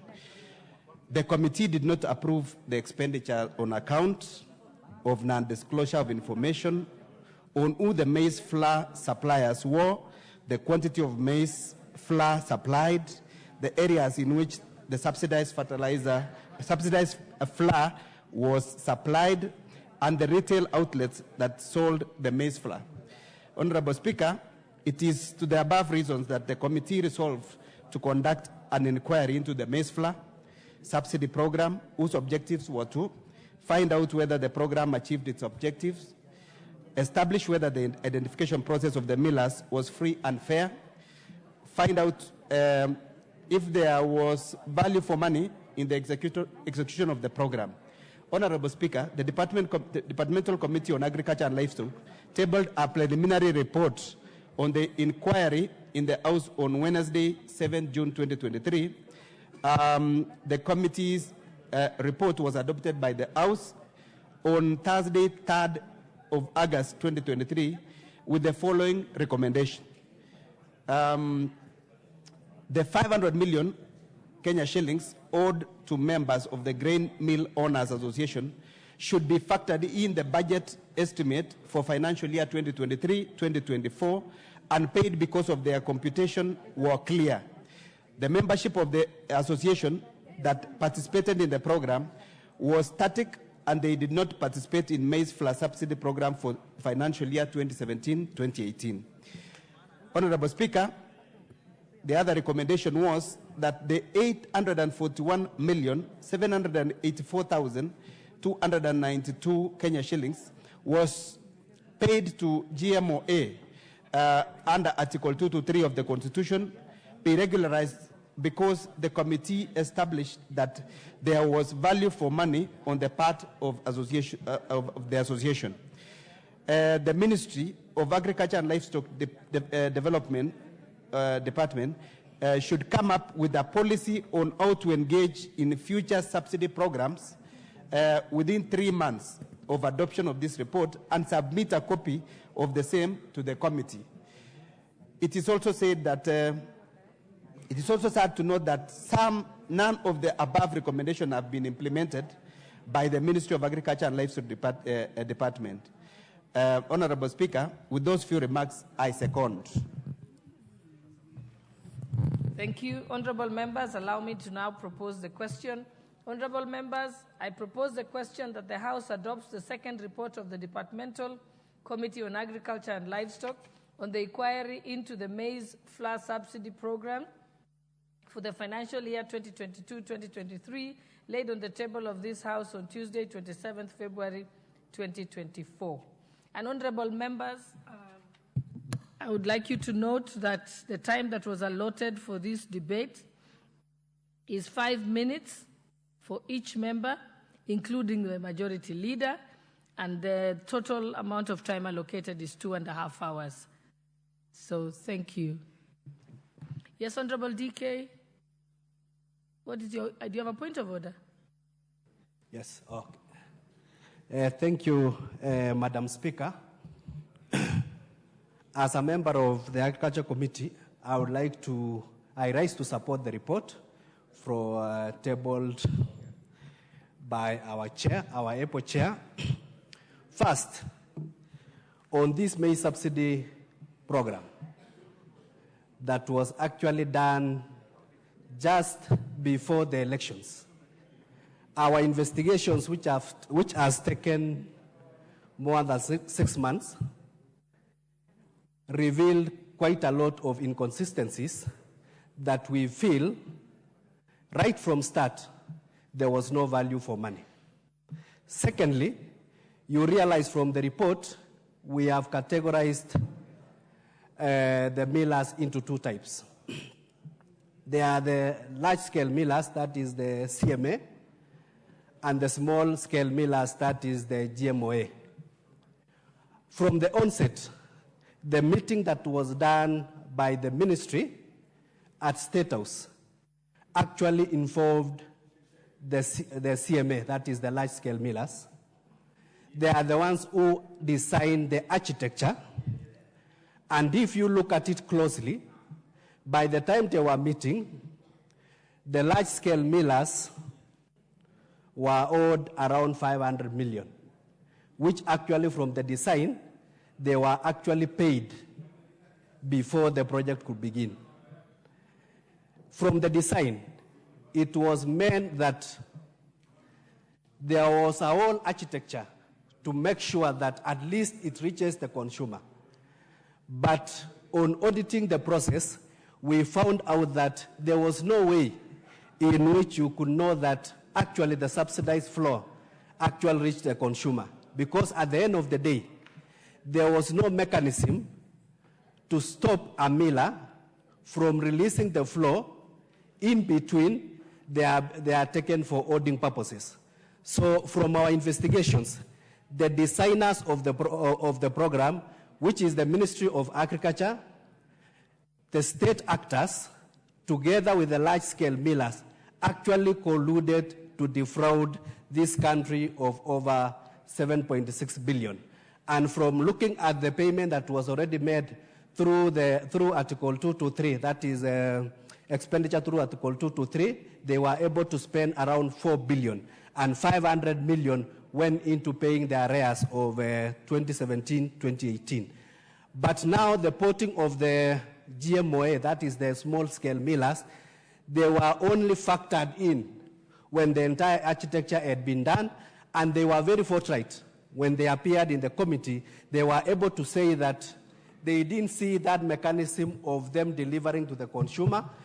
They just milled the floor, and outside their gate, there were so many people who wanted the floor, and they just distributed to them without necessarily knowing what they were supposed to do. So we felt that we don't have to, we cannot punish the millers who didn't know the architecture, who didn't know what they were going on, and they actually milled and sold the floor to whoever was outside their gate. But actually, the culprits are the Ministry of Agriculture, the CMA, and the state actors. And we feel that there was no value for money. Hence, the money that the CMA are asking for should be referred actually to the DCI for further investigations. Thank you. Member for Kitui Central, the Honorable Makale Mulu. Yeah, thank you very much, Honorable Speaker, for this opportunity. Honorable Speaker, I want to take this opportunity to thank the Chair, Agriculture Committee, and its members for this report, which is actually has taken a lot of time to be presented to this House. Honorable Speaker, this matter of maize subsidy was a very serious matter during the 12th Parliament. And I remember one of the key issues which became a very hot potato for this matter was the issue of use of 223 to pay some of these bills. So, Honorable Speaker, even though the recommendations are very good, I've listened to the recommendations, I'm very disappointed with the timing. Because, Honorable Speaker, this matter, this maize subsidy program was actually designed to steal public funds. And in a situation where programs are designed to steal public funds, I think as a House, we need to fast track the recommendation so that action is taken. Honorable Speaker, when you look at this report, a number of gaps have been identified. The first gap is, even when you look at the contracts which were signed, they were not clear what needed to be done and what needed not to be done. When you look at what the President had in mind in terms of this program, there was a lot of distortion in terms of the implementers not adhering to the policy issues. Honorable Speaker, even what catches my eye, Honorable Speaker, is the issue where, when it came to matters of payment, Honorable Speaker, some millers were actually favored as opposed to others. And you wonder, in a public arrangement, why would one want to favor a miller in terms of payment and not pay others? To me, these are the issues, Honorable Speaker. Another thing, Honorable Speaker, which is also important is the issue of, which has been brought out in this report, and which I think is really criminal, is even the committee is saying they are not even sure whether actually the millers did mill the flour, which means some millers might have been paid for flour which was never distributed or even which was never produced. And in that case, Honorable Speaker, then it means that when you look at this, it means there must have been people who from the word go had planned that this program will be used to steal public resources. And that's why I agree, even though it is coming too late in the day, with the proposal that, Honorable Speaker, we need a special audit for this program so that the Auditor General takes up this matter, does thorough audit of the program, and on the basis of that, we should see some people, Honorable Speaker, being taken to court. And that's why the recommendation also relating to the DCI, that the DCI needs to do further investigation on a number of issues, is also very important, Honorable Speaker. But, Honorable Speaker, I think we must learn our lessons from this program. That when you look at it, it didn't have time limits in terms of how long it should have been implemented. But it was only done for 1 month as we approach elections, which means, all said, Honorable Speaker, all said and done, people were looking for money to fund their campaigns. And in such a situation, Honorable Speaker, I think there is no law in this country which allows politicians to use public money to finance their campaigns. So this is against the law, Honorable Speaker, and I think really action must be taken. As I conclude, Honorable Speaker, the worst bit of it is the large-scale millers, Honorable Speaker, were paid their money, most of them. The small-scale millers who have small businesses, who are trying to get into the market, Honorable Speaker, were not paid. And you ask yourself, why were the small-scale farmers not paid and the large ones were paid? Basically because the small-scale millers, Honorable Speaker, were not able to give the kickback in advance. The large ones could do that, the small ones were not able to do that, and that's why up to now they have not been paid. And the committee is pleading the budget committee to factor in the budget for them. I think, Honorable Speaker, as a House, we must make sure that this time the money for these small-scale millers is in the budget, and more so, Honorable Speaker, in the supplementary budget, so that they get their money and they can continue their life in terms of doing their business. With those many remarks, Honorable Speaker, I support, but I still insist we need to fast-track this report in terms of recommendation. Thank you, Honorable Speaker. Thank you. The Honorable Member for Kwanza, Honorable Ferdinand Wanyonyi. There I am, Madam Speaker. I'm equally disappointed, and as clearly stated by Chairman of the Agriculture Committee, who's sitting in front of me, there's something that we have to do. This is just, some people didn't do their work, particularly the ministry. And as he stated, the recommendation from the committee is very, very clear that the Ministry of Agriculture actually, within 3 months, should come up with a report and tell us exactly what happened in this House. Because we oversight that ministry and looks at there's a problem in the ministry. And Madam Speaker, it's no doubt.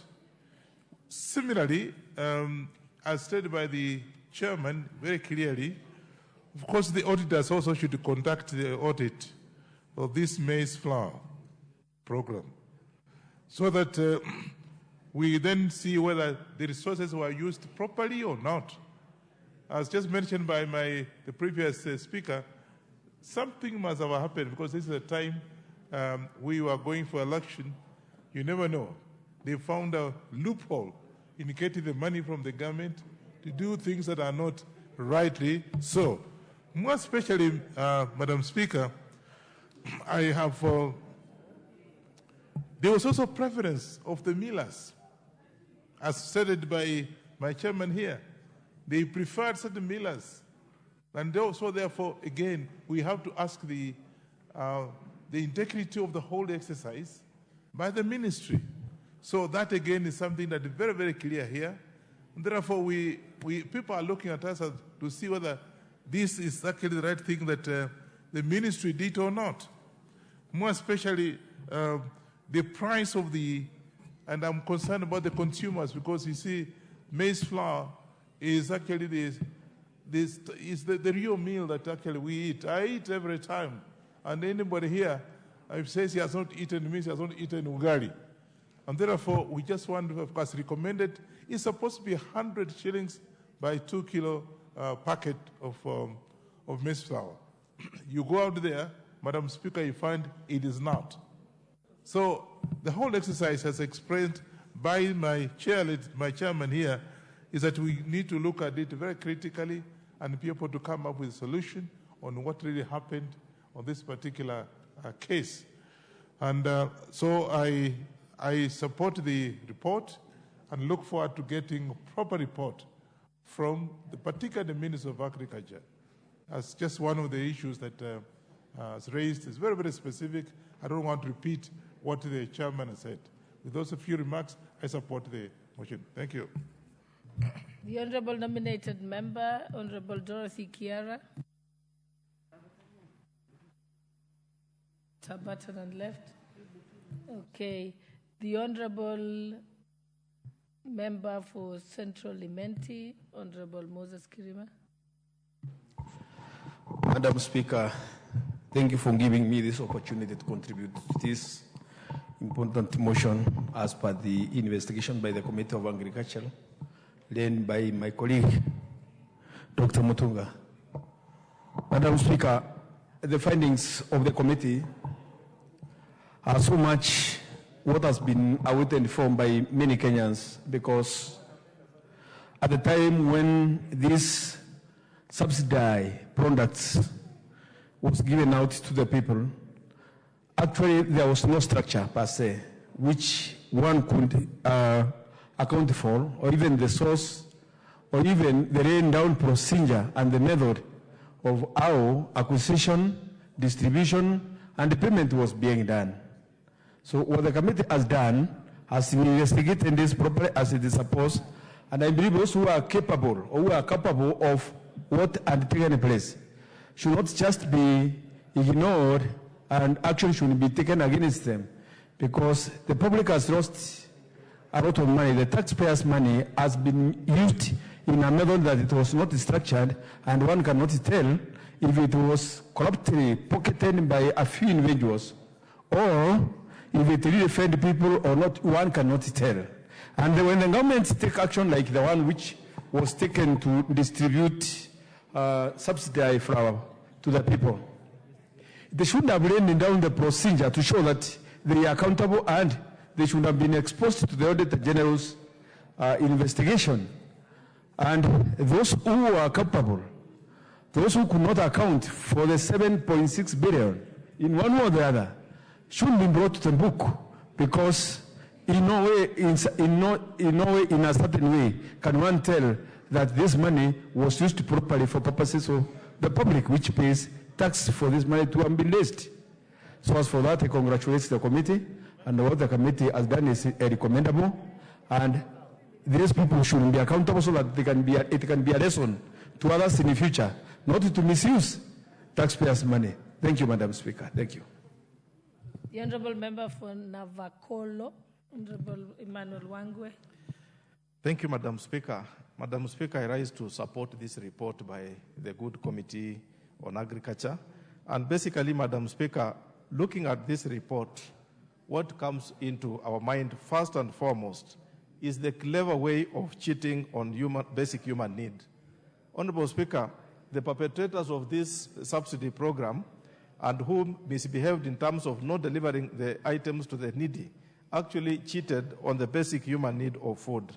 A very unfortunate scenario, Honourable Speaker, that one person or so can purport and run away with such a big error, Madam Speaker. Madam Speaker, looking at the report, there are maybe 4 issues I would want to single out. The first one, Madam Speaker, is that the observation made by the committee that there was failure to make changes in the contract as proposed by the Office of the Attorney General. Madam Speaker, if a committee can overlook a decision by the Attorney General to make various amendments to the contract, Honourable Speaker, in itself, that is a violation of the rule of law, and these people, Honourable Speaker, they must face the law as it is supposed to be. Madam Speaker, the second observation that caught my eye is the acquisition of money by millers. The committee has noted, Honourable Speaker, that millers were put to acquire money from financial institutions to fund the subsidy program. Madam Speaker, you are enticed to go out and look for money, Honourable Speaker, without really looking at the issue of the borrowing the interest rate that's going to come by. The question that comes is, who is going to fund these interest rates? We are not just looking at the issue, Madam Speaker, of the subsidy program alone, but the financial undertone that comes along with the borrowing is not factored, Honorable Speaker. It distorts the money market, it distorts the economy, and Madam Speaker, this is as good as destruction of a whole economy here in our country, Honorable Speaker. Madam Speaker, the other observation that I would want to really agree with the committee is that there are no reports from the observation of the committee. There are not reports of delivery of the subsidized maize flour to the last mile by the Ministry of Interior. Madam Speaker, whatever you do, it must have a report. This was not somebody's pocket change. We must have a report that comes out showing where was the delivery made, who received the items, and Madam Speaker, if there is no such a report, automatically it means somebody choreographed a scheme with an intention to defraud the Kenyan people. Madam Speaker, the last observation I would want to rely on is that there was no report of surveillance from the distribution of the milled maize flour. Madam Speaker, if you don't have where the maize flour was milled, so where was the maize flour in itself? Because there is no source of milling, no miller is coming out to own that he actually milled the maize flour. So whom are you paying? Madam Speaker, finally, I want to agree with the recommendations of my colleagues in the Committee on Agriculture that, Honorable Speaker, there should be, by the Ministry of Agriculture, should be able to explain why they did not adopt the proposals made by the Attorney General on the contract. As I said earlier, Madam Speaker, that is very important. The Ministry, immediately these reports are adopted, must be able to tell us why, and that comes along with so many other issues that they will be able to explain. Madam Speaker, finally, I would want to request that whereas, Madam Speaker, the committee has proposed the DCI to look into this report, I would also want to request, Madam Speaker, that the Office of the Auditor General looks at it and gives us their own independent opinion so that, Madam Speaker, they can give us the monetary erosion, how much money was lost in terms of the whole process, not just in terms of the milling, not just in terms of the distribution, but, Madam Speaker, the violation of the law. Now that they went and poked into Article 223, they violated and stretched, Madam Speaker, on the Constitution of Kenya. That's an abuse of Article 223, a very noble article, Madam Speaker, which supports an economy, which supports any administration to pay for any needy programs that arise which have not been budgeted for. Otherwise, Madam Speaker, this report is very good. Let us all support it. And Madam Speaker, on my own behalf, I want to support the report. Thank you, Madam Speaker. Thank you. Member for Moiben, the Honorable Professor Phyllis Barto.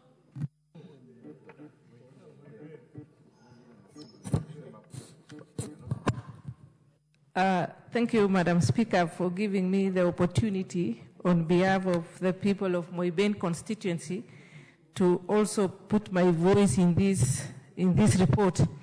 I want to thank the members of the Committee of Agriculture and for coming up with this very elaborate report on the maize flour subsidy. Madam Speaker, it is very clear that from the onset, the intention of this subsidy was a scam. Madam Speaker, it would seem that the intention of the entire arrangement was to get money out of the exchequer. Possibly, who knows, maybe it was to support the campaign, the campaigns which were going on in the year 2022. Madam Speaker, it is also very interesting that most of the farmers or the millers who participated in this exercise were those large-scale millers, those moneyed millers, and left out those other millers, the small-scale millers, who would also benefit in the subsidy program if its intention actually was to transform lives of the people. And in that case, the rich millers are the people who have the money, who would support the campaigns and later claim the money from the government. And so it puts the question, were the large-scale millers more efficient than those millers who are small-scale? When you look at the report, Madam Speaker, it is very clear, even from the payments, people were paid, the millers were paid after submission of just records. It is not clear who consumed this maize flour. Personally, I didn't come across anyone who was a beneficiary or anybody, any family, any household who consumed this subsidized maize flour. Possibly it was just a scam. You get the tender, you file the records, and then you get paid. So it is something which somebody should take responsibility, because it was actually a scam. It is also very clear from the report that possibly some millers did not do anything. They were just briefcase millers. They got the tender, they submitted the records, and then they went to the tail end, collected money, and disappeared. No evidence, nothing showing. No, we cannot follow a clear route to find out that this particular person supplied this or milled this, supplied this maize flour to particular. I mean, we cannot trace this exercise. So, Madam Speaker, I want to thank the committee for taking their time and digging deeper and coming out with a very comprehensive report, which is an eye-opener. And Madam Speaker, those people who participated, those who got exchequers money, those who were paid without providing any maize flour, without milling anything, should be prosecuted, and the hard-earned money, Kenyan exchequer money, should be returned, and people should be punished for the illegality and duping Kenyans on maize flour, which was all flawed. Thank you, Madam Speaker. I can see my time is over. Thank you very much. What's your point of order, Honorable Owen? And Honorable Nyikal, I have seen you. Honorable Speaker, the Honorable Boss, you know, at a time like this when everybody seems to be agreeing with whatever we are saying, and the voice is the same, and the content is the same, we move on to the next one. So I want to request you humbly, Honorable Speaker, that you find it within your heart that you allow us to move to the next bill, and we call the mover to reply so that we can finish on the drugs issue. I beg you and request you, Honorable Speaker. Please, Honorable Speaker. Are members in agreement? Yes.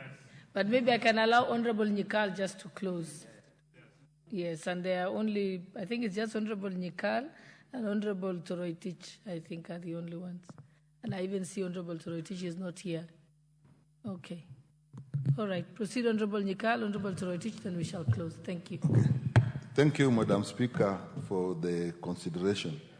Madam Speaker, as I stand to support this report, it is actually a sad report because it does demonstrate very fundamental issues on how we handle our public affairs. Number one, Madam Speaker, this clearly indicates a poor implementation of a presidential directive. And I think, Madam Speaker, it calls on public officers, particularly professionals and technical people, to realize that the President gives general directives, and it is upon them then to look at the technical issues, procedural issues, so that the implementation of the presidential directive gives results that the President desires. Madam Speaker, we see this in many, many areas. I'm even concerned that we are even seeing the same thing in implementation of JSS in the education sector, where technical people don't seem to actually give proper consideration to what the President desires to be done. The second one, Madam Speaker, is the propensity of the private sector to defraud the public. Madam Speaker, This country is of the opinion that when we talk of integrity, when we talk of corruption, that the seat of this is actually in the public sector, far from the truth.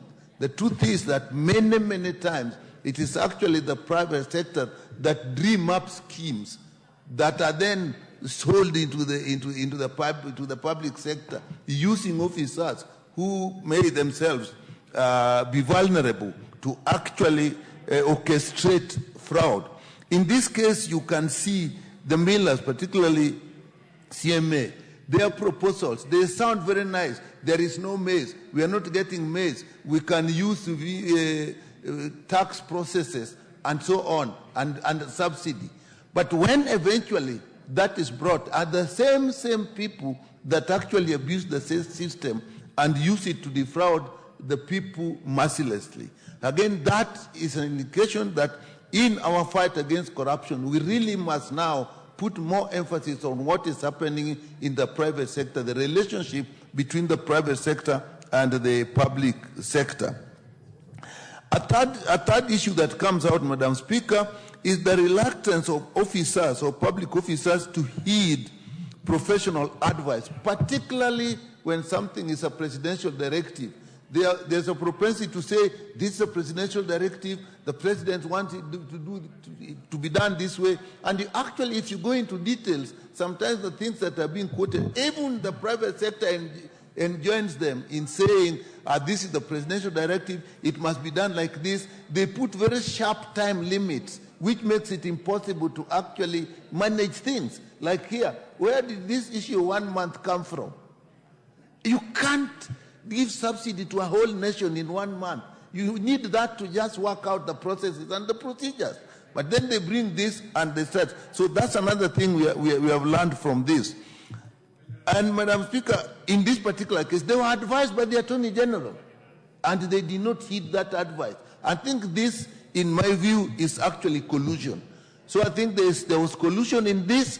The private sector, even the public officers that were involved, there was some collusion. And you know, Madam Speaker, a perfect collusion, there is no non-remedy for a perfect collusion, because all the people that you put to guard the system are the ones that are defrauding the system. Whatever data is required, they give you fake data. Whatever measures you put in place, they are the same people that defraud the measure. So in this case, I think there was a great collusion. And the impact, Madam Speaker, is loss of public money. The committee has said we actually lost up to 7 billion. But once still, Madam Speaker, people suffered. This maize, none of us can remember a single person that actually got this maize. But the money was spent. The maize apparently was given and milled. Where did it go? So, Madam Speaker, this report actually has indicated, if we go on the general principles that have indicated, it actually guides us. And therefore, Madam Speaker, I support the recommendations that has been put in place, particularly refusing to pay those who suspect have got already overpaid or were part of the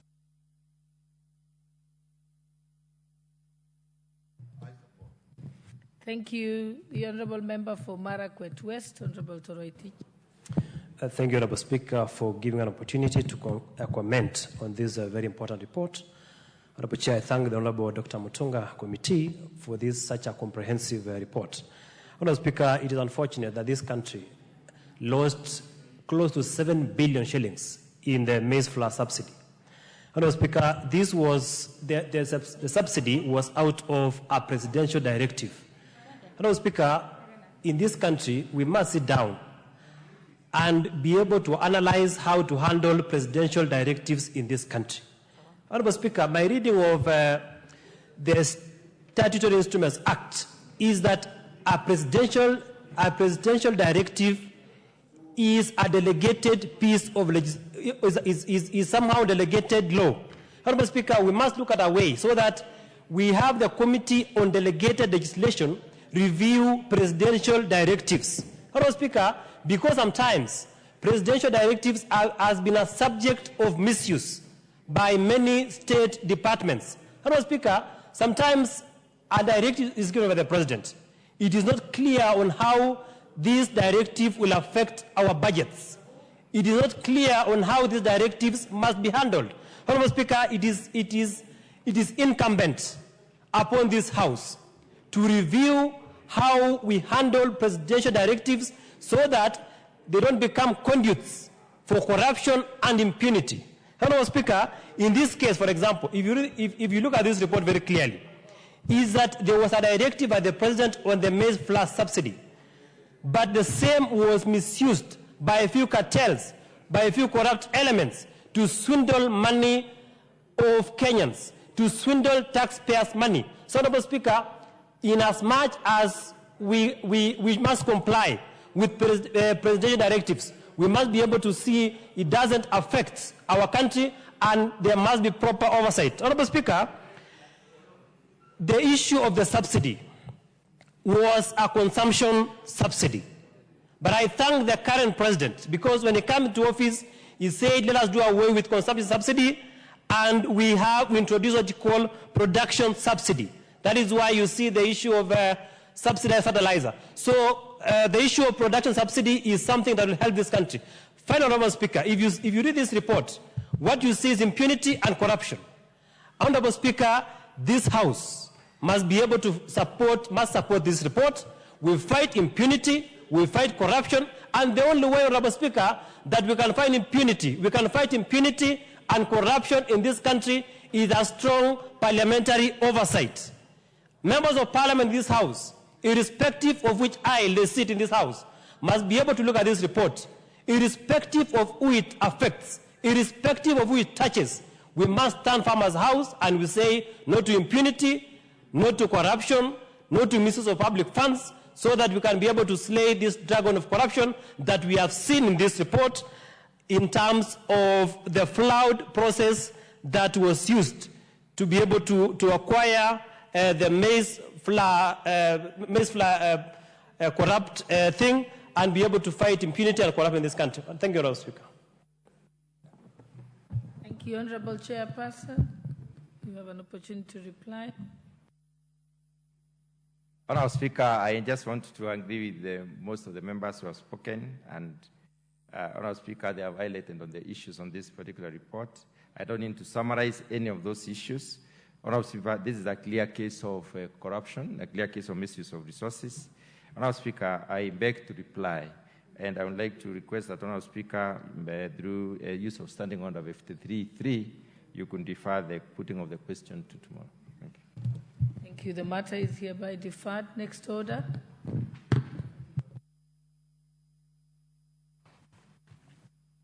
Order number 11, Committee of the Whole House. The Kenya Drugs Authority Bill to resume from clause 23.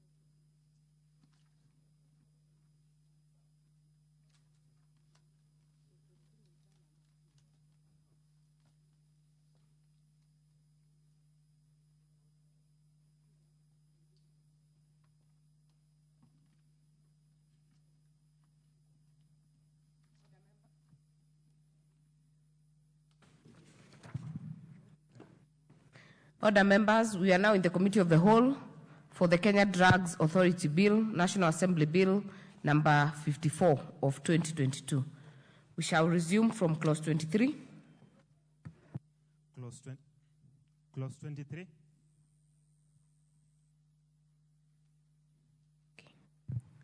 I propose the question that clause 23 be part of the bill. Mover.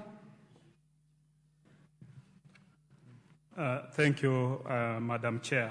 Madam Chair, just on the onset, you remember that the Speaker ordered that we do winnowing, and I want to confirm that we did winnowing, and all the members that came, we carried out their amendments as agreed during that winnowing process, and therefore the amendments that I'm going to move is for acceptance in the winnowing process.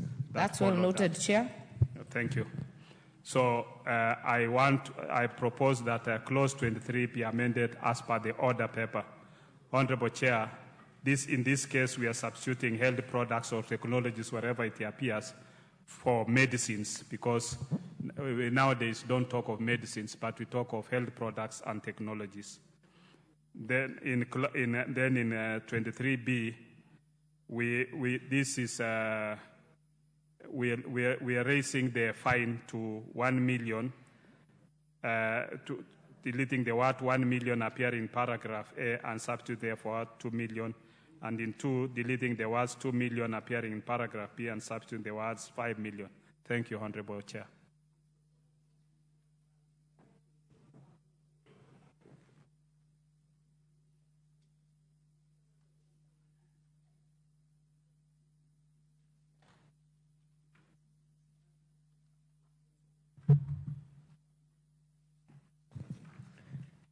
I therefore propose the question that clause 23 be amended as proposed by the Chair.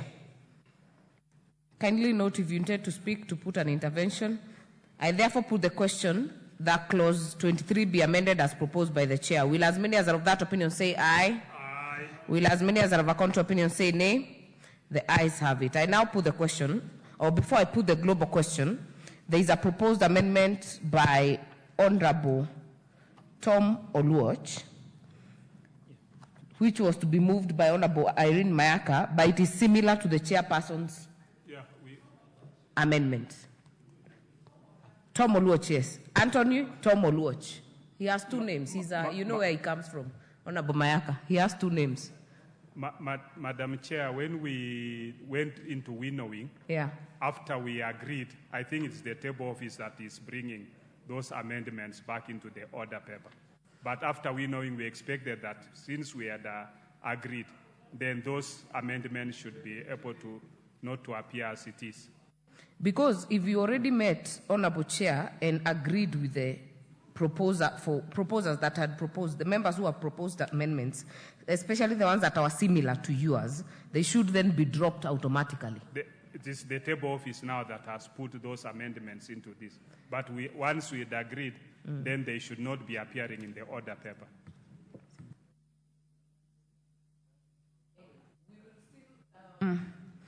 If the members are still interested, but on this one, we'll still allow some members if they're still interested. But on this specific amendment, it is similar to the committee, so I will put a global question that clause 23 as amended be part of the bill. Will as many as are of that opinion say aye? Aye. Will as many as are of a contrary opinion say nay? The ayes have it. Clause 24. I propose the question that clause 24 be part of the bill. Mover. Honorable Chair, I move that clause 24 be amended as per the order paper.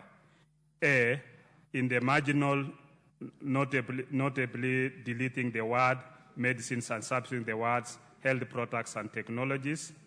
In subclause 1, by deleting the word medicine wherever it appears and substituting the words health products or technologies.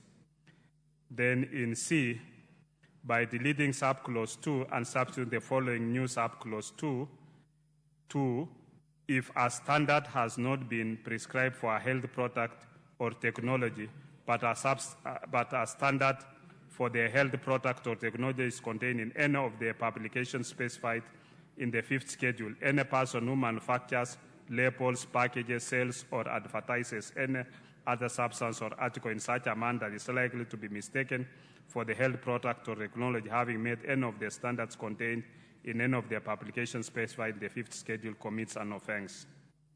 In D, subclause 3, by deleting the words medicine wherever it appears,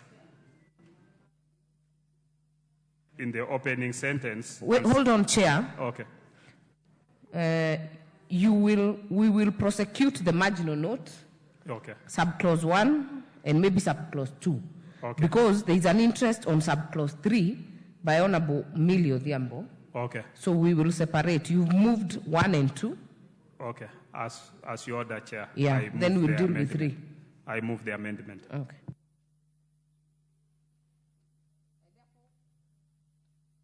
I therefore propose the question that clause 24 be amended as proposed by the chair.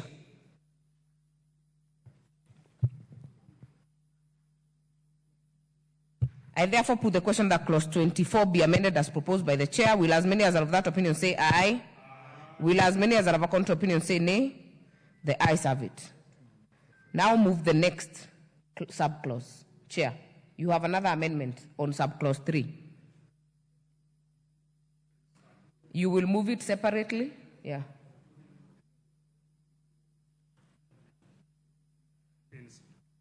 Thank you, Chair. I move that in subclause 3, delete the word medicine wherever it appears in the sentence, and therefore the words health products or technology. And in 4, delete the word drug appearing and B, and substitute the word health products or technologies. Thank you, Chair. Prosecute.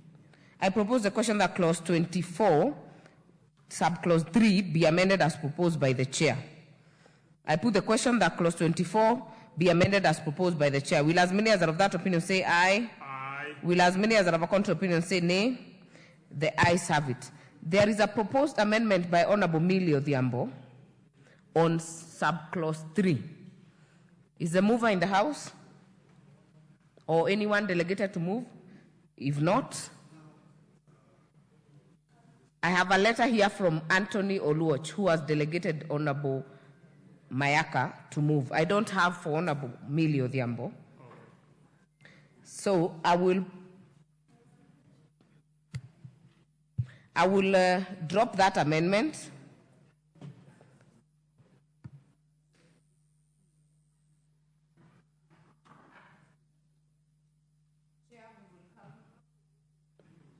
Chair, we will come back to you. If this is dropped, you'll move the amendment under 24F.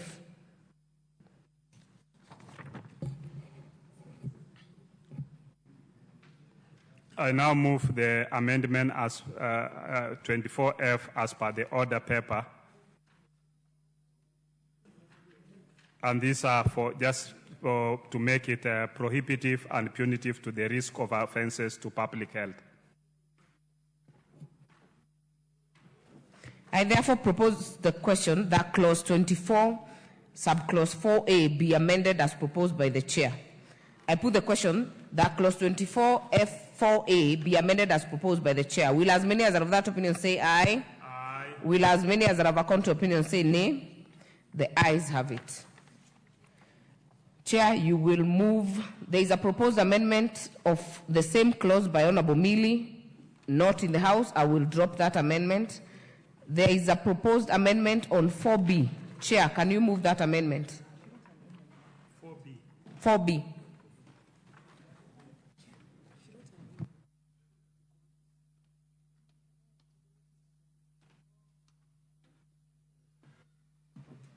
Honorable Chair, this is just I move that 4B be amended as per the order paper.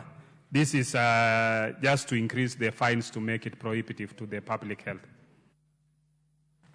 I therefore propose the question that clause 24, 4B be amended as proposed by the chair. I put the question that clause 24, 4B be amended as proposed by the chair. Will as many as are of that opinion say aye? Aye. Will as many as are of a contrary opinion say nay? The ayes have it. We have another proposed amendment by Honorable Millie, 4B. I will drop it. So I will put the global question that clause 24 is amended be part of the bill. Will as many as are of that opinion say aye? Aye. Will as many as are of a contrary opinion say nay? The ayes have it. Clause 25. I propose the question that clause 25 be part of the bill. Mover. Honorable Chair, I move that clause 25 be amended as per the order paper. This is the prohibition of sale of medicines of a quality not demanded in a practice issue and falls outside the ambit of the bill. I therefore propose the question that clause 25, which is a deletion, I propose the question that clause 25 be deleted as proposed by the chair.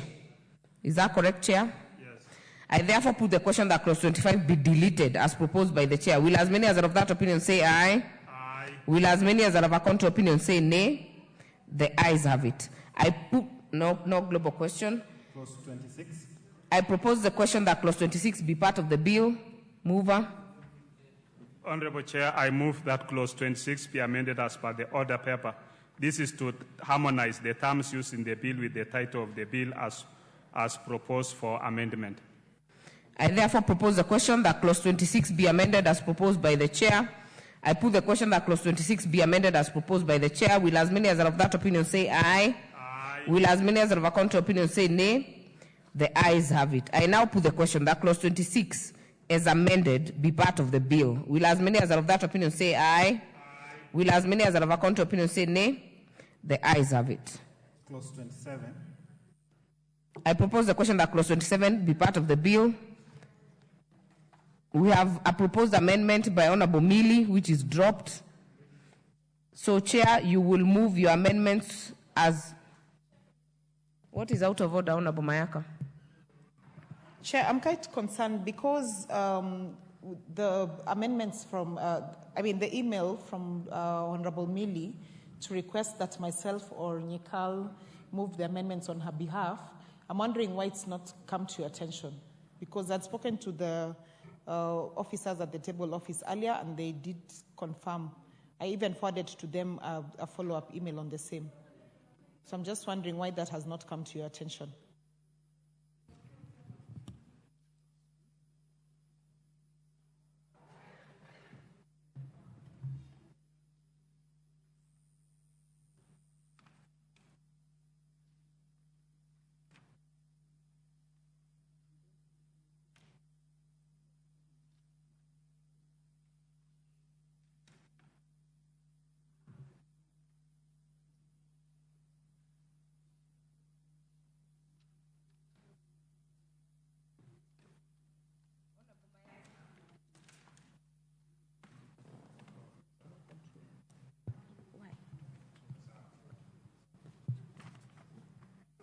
Honorable Mayaka, the communication I have with me is for you to move the amendments for Honorable Anthony Tom Oluoch.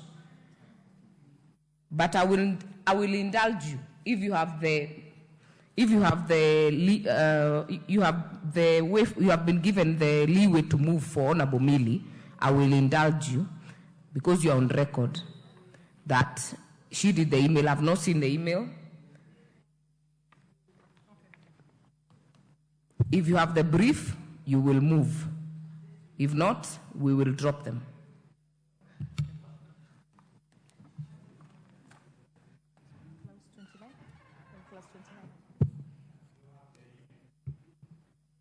Yes, I forwarded to table office as well. Okay, I proceed.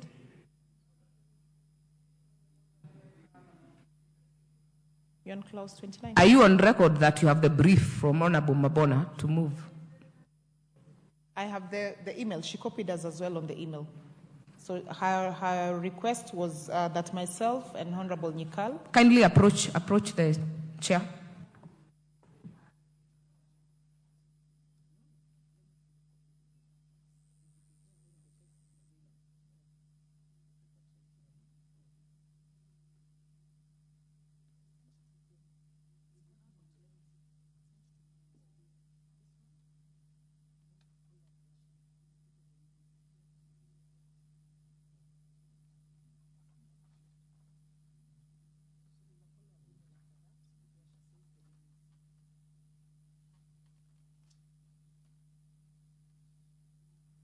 Honorable Mayaka, I can see the email, and I think what happened is that Honorable Millie sent to the wrong email, because the clerk's email is CNA@Parliament. This used to be the older email. But we will indulge you, because we see the copied email, and we will indulge you to move the amendments on her behalf.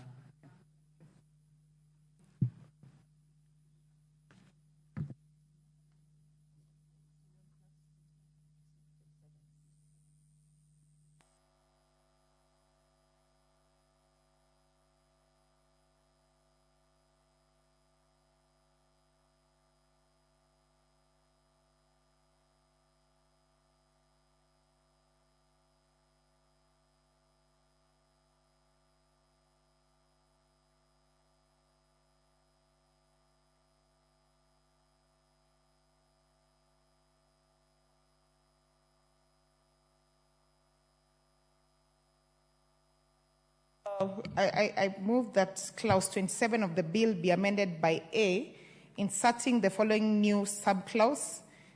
Clause 1, the authority may issue product licenses as provided under this act, and B, renumbering the existing subclause 1 as subclause 2. Thank you. I therefore propose the question that clause 27A be amended as proposed by Honorable Millie Odhiambo. I put the question, Honorable, before I put the question, let me give the chair. Honorable Pukose. I just want to be able to see the amendment which she's bringing, because what she's bringing is a new clause.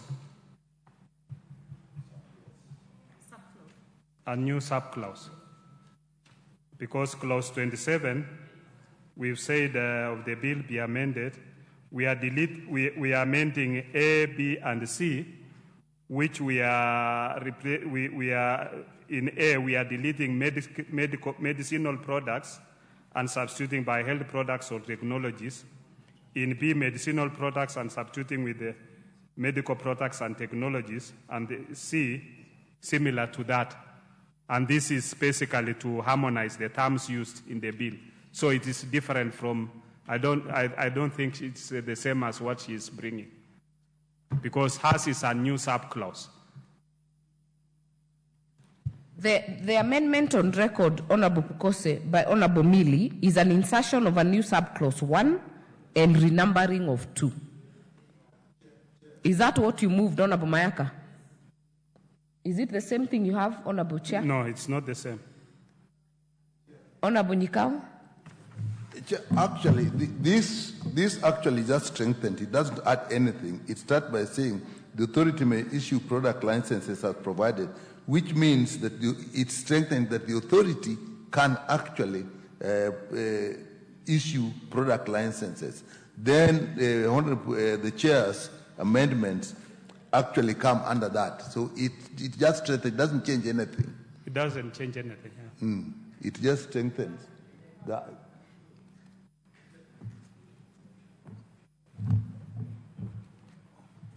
Because her amendment is a new subclause. Now, my amendment is changing the medical products for drugs and that. So that new subclause, I don't know how we can proceed with that, so that both of them are in tandem with what we are proposing to do. You want them to be prosecuted together? No. My amendment does not affect the amendment which is bringing in from Honorable Millie Odhiambo. There are two different amendments.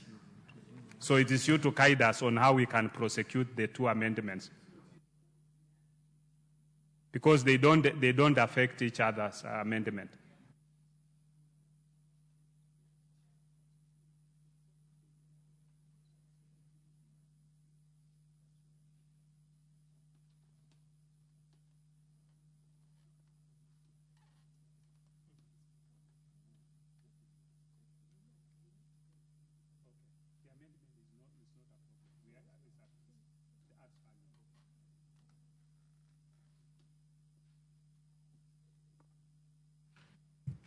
Honorable Mayaka. Chair, just to add to what the Chair for Health has said, we would be seeking guidance from you in terms of which one comes before which one, because the two are different from each other, but both are very important. I think we have the order proper because you're introducing a one. You're introducing a one before we go to the amendments by the Chair.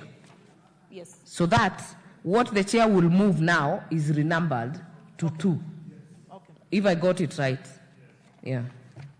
Which is also what I've moved on behalf of Millie. Yes. Part A and then B in terms of on renumbering. Yes. Yeah. So, Chair.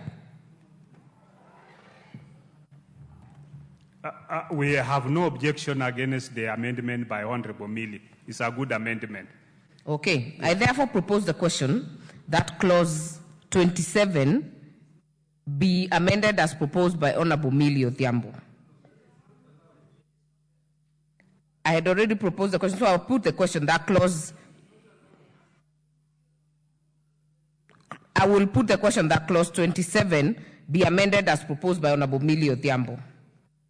Will as many as are of that opinion, okay. Will as many as are of that opinion say aye? Will as many as are of a contrary opinion say nay?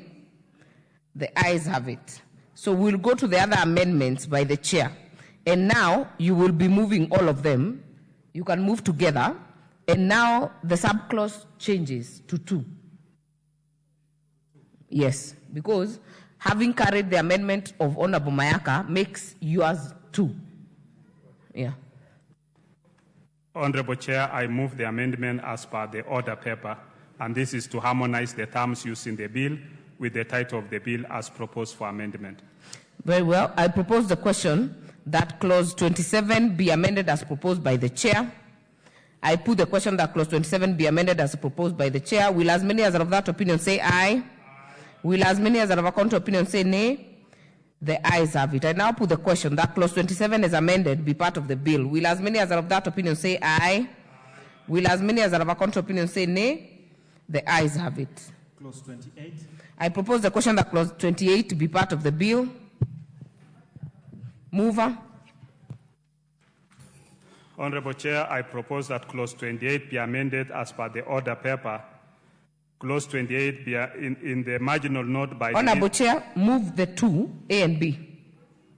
I move as per the order paper, and this is basically to harmonize the terms used in the bill with the title of the bill as proposed for amendments. So we'll first prosecute one, A and B. I will propose the question that clause 28 be amended as proposed by the Chair. I will then put the question that clause 28 and A and B be amended as proposed by the Chair. Will as many as are of that opinion say aye? Aye. Will as many as are of a contrary opinion say nay? The ayes have it. We have a proposed amendment by Honorable Millie Odhiambo under clause C. Thank you, Chair. Chair, I propose that the bill be amended in Part A, subclause 1 by inserting the words and herbal medicine immediately after the words medicine, and B, subclause 2 by inserting the word and herbal medicine immediately after the words medicine.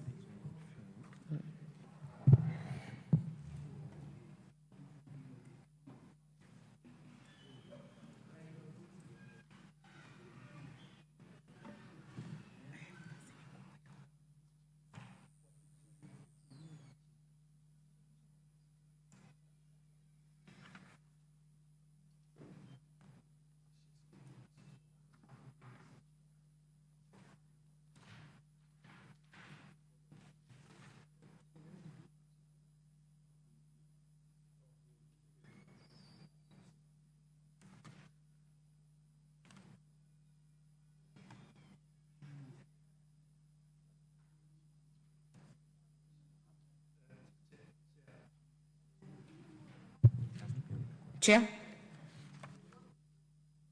Chair, we had asked Honorable Millie to drop it because we are no longer using the word medicine.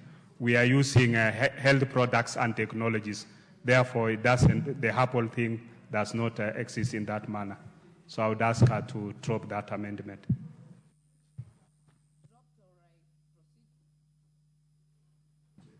because I had already proposed the question, I will proceed to put the question that clause 28C be amended as proposed by Honorable Millie Odhiambo. Will as many as are of that opinion say aye? Will as many as are of a contrary opinion say nay? Nay. The nays have it. So we'll then go to subclause 2. Chair.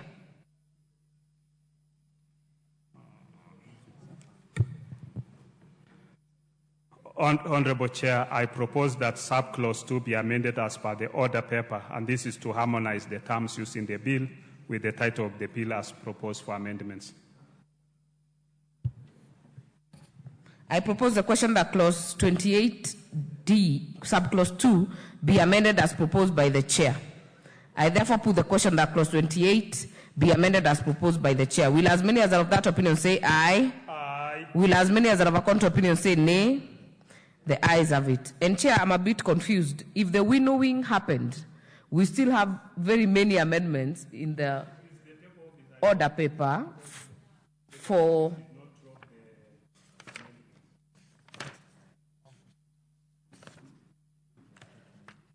there are very many, because the winnowing process you spoke about when we started does not reflect. I think there was no communication between our legal counsel and the Labor Office to remove those that we had. Anyway, we will continue. There is a proposed amendment under subclause 2 by Honorable Millie Odhiambo. Chair, I've prosecuted both of them.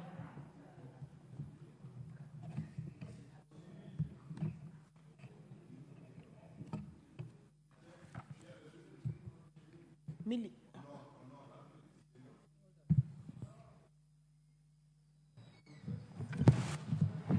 Hold on, Honorable Nikao, because I want to say, because the fact that the proposal under subclause 1 has suffered, Honorable Mayaka, is the same that would be faced by this amendment, because we've already passed the subclause amendment moved by the chair. Honorable Nikao. I think the chair can help us more, because the essence of what was happening was the doubt in Honorable Millie's thinking that when you say health products and health technologies, does that include herbal medicines? And when we were using medicines, then it was easy after medicines and say, and herbal medicines.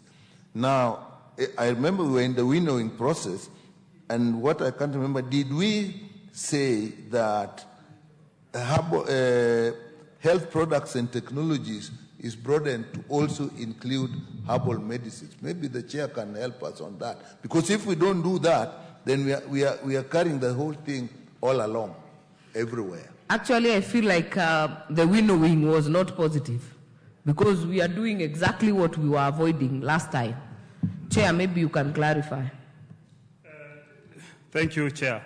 Honorable Nyekal, health products and technologies includes whether it's herbal or conventional medicine.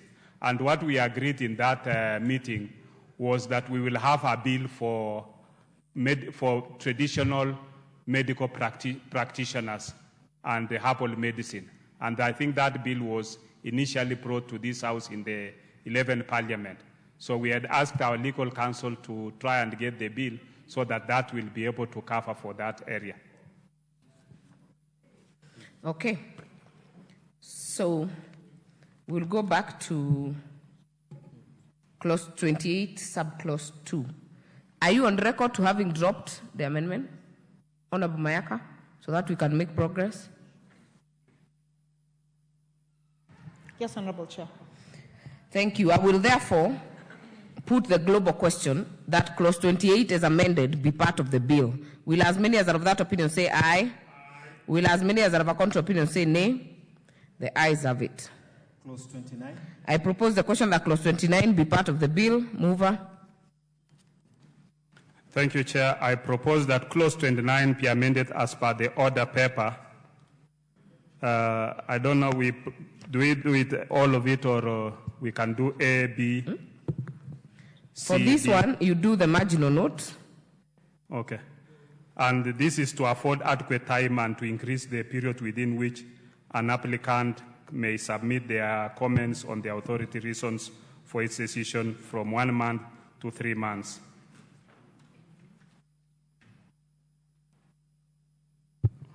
Thank you, Chair.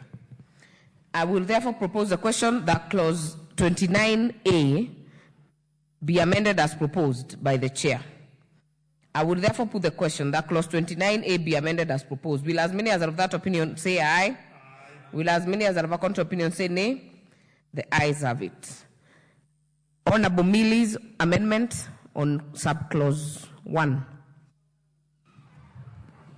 Thank you, Chair. I move the amendment that clause 29 of the bill be amended by A, inserting the following new subclause 1. Any pharmacist may apply for the registration of a medicine, herbal medicine, or medical device as provided for under this Act. Chair. Okay, before Chair, I propose the question that clause 29, subclause 1, be amended as proposed by Honorable Millie Odhiambo. Then I'll give you, Chair, for the first shot on this one. Chair, you know she's still talking about herbal medicines, and drugs, and yet we had gone into health products and technologies. It will actually be infringing into the whole bill again. So I oppose it. Thank you. I therefore propose the question that clause 29, subclause 1, be amended as proposed by Honorable Millie Odhiambo. Will as many as are of that opinion say aye? Will as many as are of a contrary opinion say nay? Nay. The nays have it. Next. Chair, kindly use your interventions if you would like to speak to anything. Not the one we have already prosecuted. Raising the hand, Honorable Irene, you know, is not the way to catch my eye. It's not the way to catch my eye. So we'll go to the next amendment, subclause 1, by the chairperson, Health Committee. Honorable Chair, I propose that subclause 1 be amended by as per the order paper. In this, we say every applicant for registration of a health product or technology shall be submitted to the registrar in the prescribed form and shall be accompanied by the prescribed particulars and samples of the relevant health product or technology and by the prescribed registration fee. Thank you. I therefore propose the question that clause 29, subclause 1 be amended as proposed by the chair.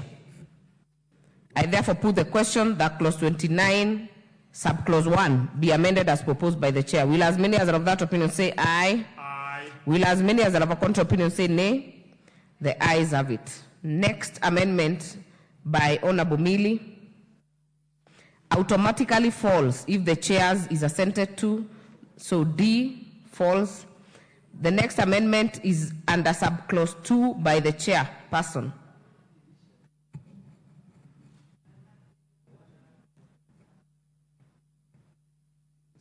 In subsection 2. Under part E of 29. In subclause, deleting the word medicine appearing in the opening sentence and substituting the words health product or technology. And then 2, deleting paragraph B and starting the following new paragraph, that the applicant may, within a period of 3 months after the date of their notification, furnish the registrar with the comments on the authority reasons for not being so satisfied. Order, Chair. Yes. Kindly confirm what you're moving under 29. Reconfirm subclause 2.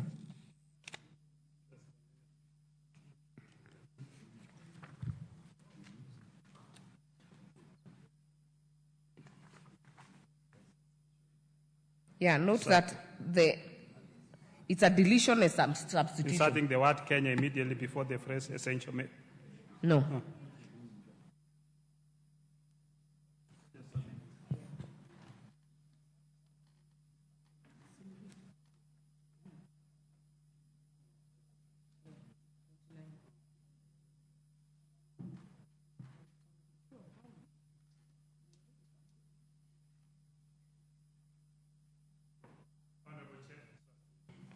Honorable Chair, C in subsection 2 by deleting the phrase essential medicine list or essential veterinary medicines list and substituting therefore the words Kenya essential medicines list, Kenya essential diagnostic list, Kenya essential medical supplies list, and Kenya essential veterinary medicine list.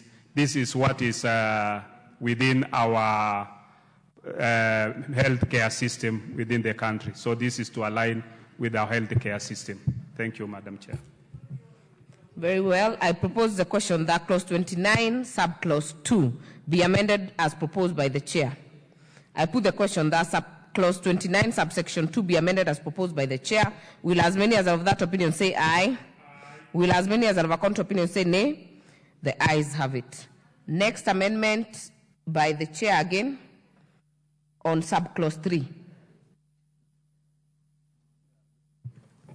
Honorable Chair, I move that in D, subclause 3, delete the word medicine wherever it appears and substitute therefore the words health product or technology. This to align with the title of the bill. I therefore propose the question that clause 29, subclause 3 be amended as proposed by the chair.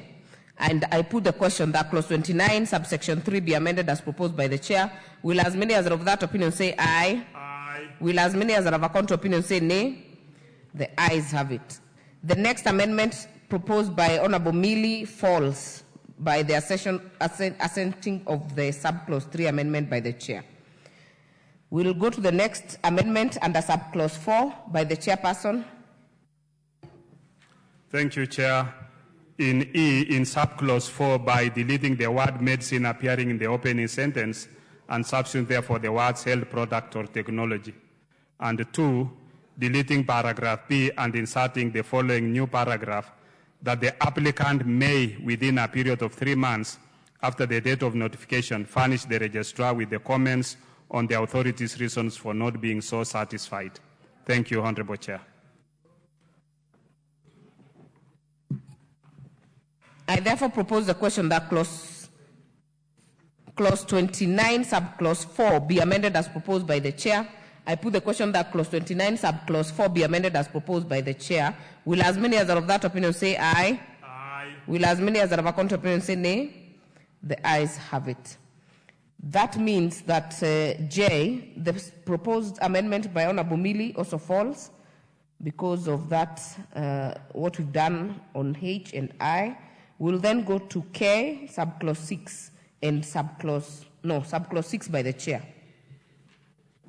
Thank you, Honorable Chair. By deleting subclause 6 and substituting therefore the following new subclause 6, where the authority has approved the registration of any health product or technology if it is satisfied of the safety, efficacy, quality, performance, and economic value of the health product or technology, the registrar shall register that health product or technology and shall enter in the register such particulars in regard to the health product or technology as required by this Act to be so entered, and shall issue to the applicant a certificate of registration in the prescribed form in respect of that health product or technology.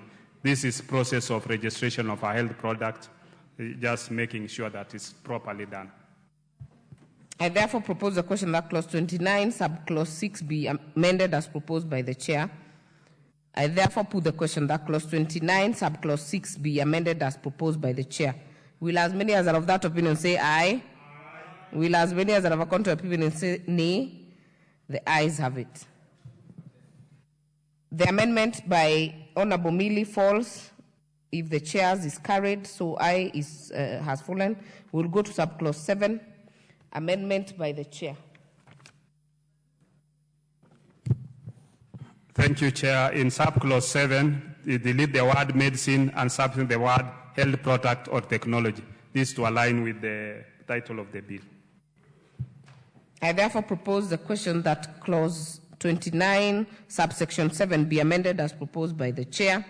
I put the question that clause 29, subsection 7 be amended as proposed by the chair. Will as many as are of that opinion say aye? Aye. Will as many as are of a contrary opinion say nay?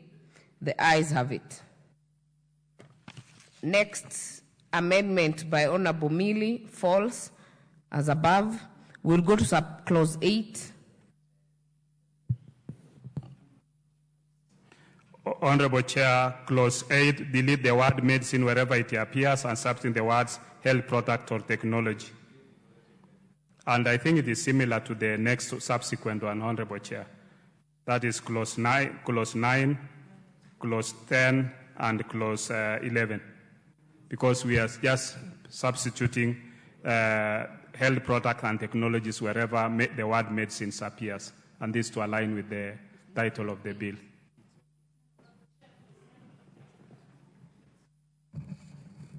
We'll prosecute subclause 8 first.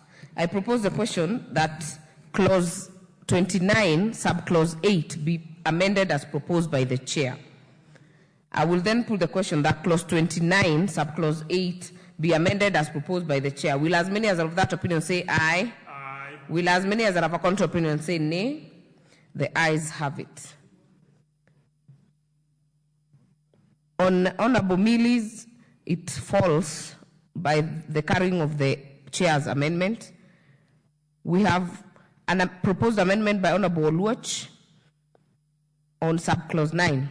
Kindly move, Honorable Mayaka. Thank you, Honorable Chair. Honorable Chair, I move that clause 29 of the bill be amended by deleting subclause 9. And the reason for this, Honorable Chair, is because there's no need to cap validity of health products and technology to 5 years, as this should ideally operate indefinitely unless there's a significant change that may warrant another application to be registered.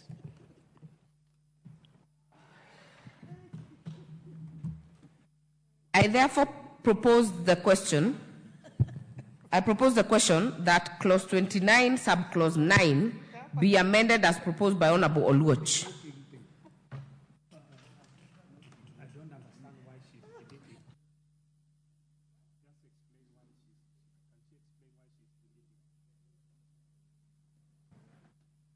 Honorable Mayaka.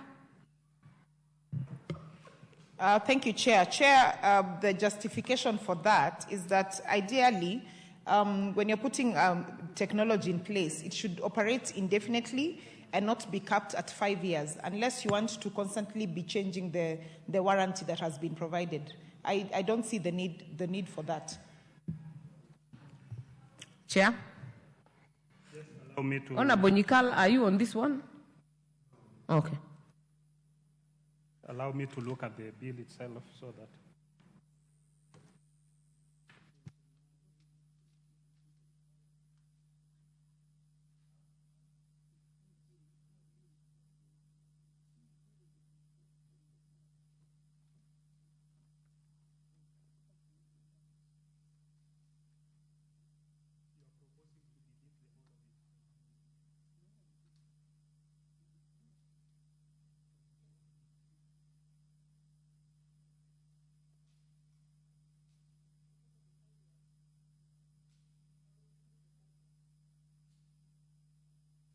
Let's give the chair a moment.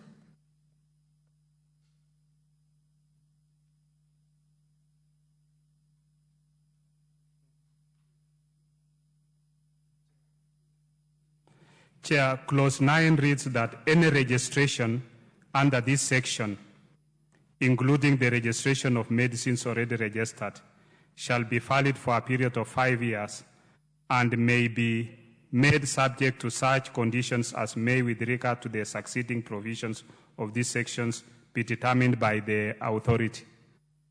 Now, when you delete it, it means even the other any registration under this section,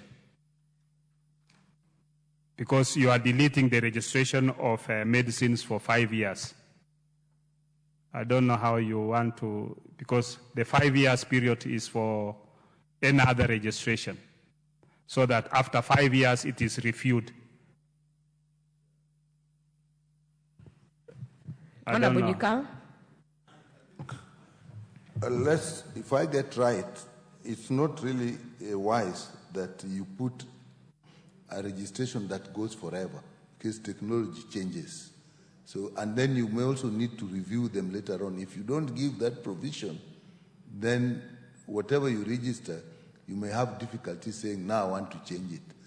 So as much as I may not support what Honorable Lodge is saying, because the need to review things regularly exists where technology is known to be changing.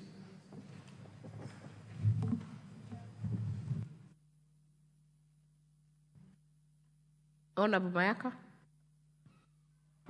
Chair, I just want to try and convince the chair on this particular issue, because when it comes to technology, you cannot peg a specific timeline on it unless the manufacturer and the people who've come up with that particular product have indicated that you give it a shelf life of 5 years, because this is a very expensive process and you don't want to put a pegged timeline on it unless it is necessary, because of also the financial implication that has. So unless it has an expiry age, you cannot peg technology for a specified period of 5 years. So maybe, Chair, you might want to reconsider that.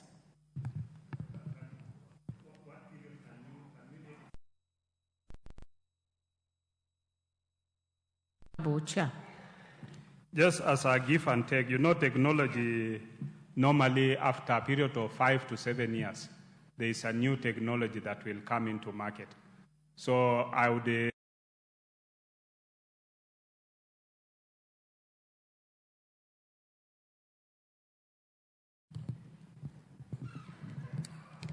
Chair, my advice on that would be, instead of 7, we do 10. And the reason for that is because even if you put 7, before you bring in another technological improvement to it, you still have to have a grandfathering period for the technology that you have in place. And grandfathering period usually is for about a period of 3 years. Even when you're using something like a laptop, you have to have a grandfathering period for it. So my advice would be, let's do 10 years, so that even if you're introducing a new one on the 7th year, this one is exiting as you're putting the new one.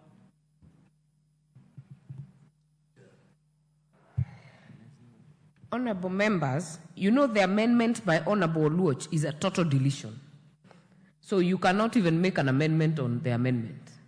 It will have either to be carried as a deletion or dropped, so that you can move a further amendment on it. Honorable Nikau? The chair can actually make further amendments, isn't it? And that's what he's proposing. So I don't know, maybe just give the chair time to write that amendment and say 10. Because forever, I'm also uncomfortable with. 5 may also be too frequent. I agree with you. I'm just notifying you that we cannot amend a deletion. We have to move a new amendment on the same. If you want to put it 10 years, it has to be an amendment. And the chair can do that? Yes, the chair can do that.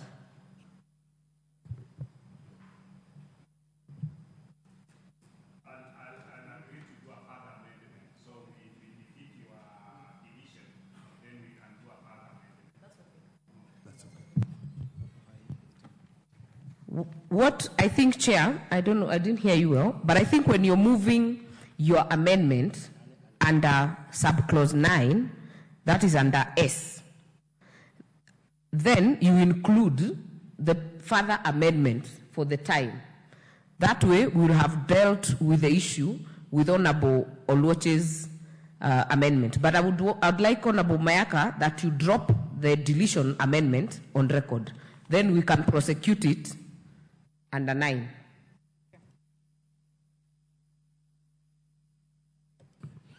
Thank you, Honorable Chair. I am fully guided on that, and I do agree with the Chair that we've pushed for further amendment on that. So I dropped this amendment. Very well.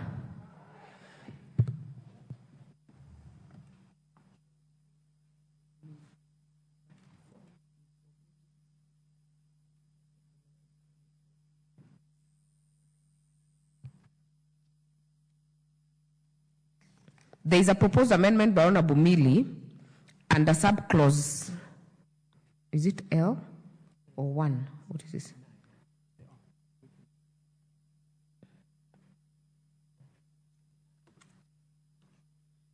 What's 9. There is a further amendment by Honorable Mili Odhiambo under subclause 9 that would have been lost if Honorable Oluoche's was carried. So maybe we can prosecute that, Honorable Mayaka. Then we'll have the chair prosecute after you and include the issue that we have just dealt with.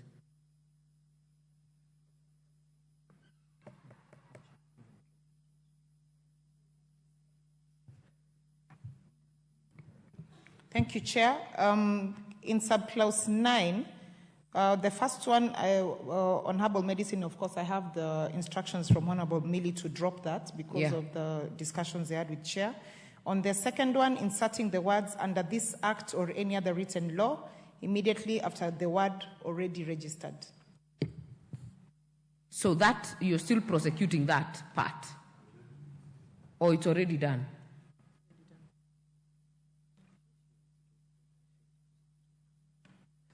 Confirm, you have dropped Roman 1 and prosecuted Roman 2. That's correct, Chair. So I will propose the question that clause 29, subclause 9, be amended as proposed by Honorable Millie Odhiambo.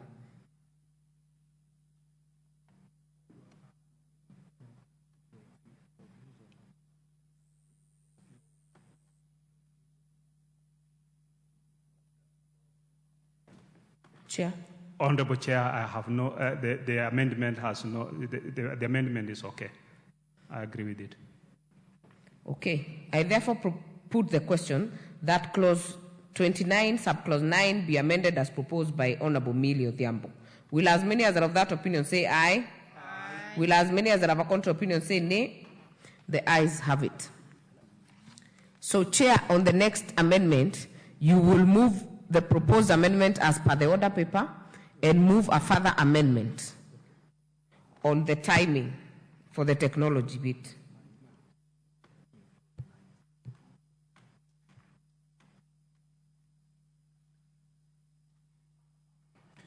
Honorable Chair, I move that in clause I in subsection 9 be deleted the word medicine, substituting the words health products and technologies, and a further amendment to the period in clause 9 from 5 to 10 years. Very well. I therefore propose the question that clause 29, subclause 9, be amended as proposed by the chair.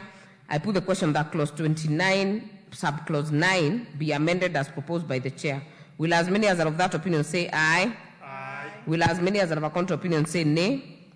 The ayes have it. We'll then go to subclause 10, Chair. Honorable Chair, I move that subclause 10 be amended as per the order paper. This we are substituting medicine with the word health product or technology, just to align with the title. You can of the move bill. 10 and 11, Chair. Honorable Chair, in subclause 11, by deleting the word medicine and therefore substituting the word health product or technology, just to align with the title of the bill. Okay. I therefore propose the question that clause 29, subclause 11, and subclause 10 and 11 be amended as proposed by the chair. I put the question that clause 29, subclause 10 and 11 be amended as proposed by the chair. Will as many as are of that opinion say aye? Aye. Will as many as are of a contrary opinion say nay? The ayes have it. Move subclause 12. Honorable Chair, I move that subclause 12 be amended as per the order paper. This is deleting medicine and appearing in the sentence and substitute the word health product or technology. I therefore propose the question that clause 29, subclause 12 be amended as proposed by the chair. I put the question that clause 29, subclause 12 be amended as proposed by the chair. Will as many as are of that opinion say aye? Aye. Will as many as are of a contrary opinion say nay? The ayes have it. We have there was a proposed amendment by Honorable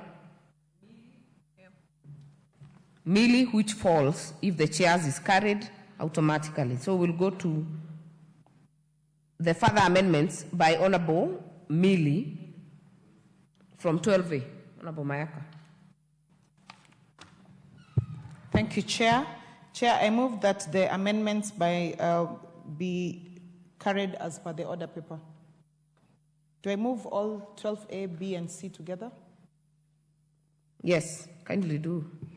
All right, Chair. I propose that the amendments as per the order paper for subsection 12A, 12B, and 12C be amended as per the order paper. Could you explain?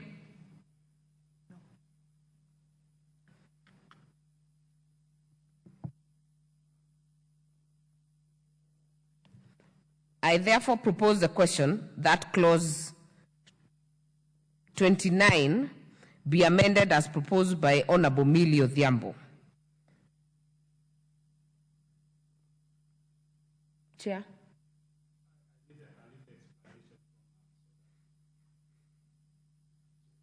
Honorable Nikau.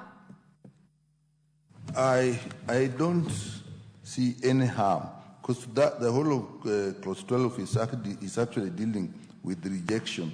And what 12A is saying, may reject application if the applicant failed to meet standards as required by this act or any other written law.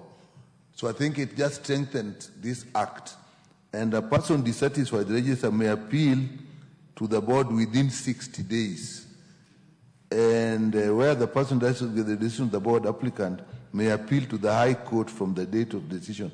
I think it just strengthens the act altogether. It does no harm. It strengthens and makes it more specific, so I would support that.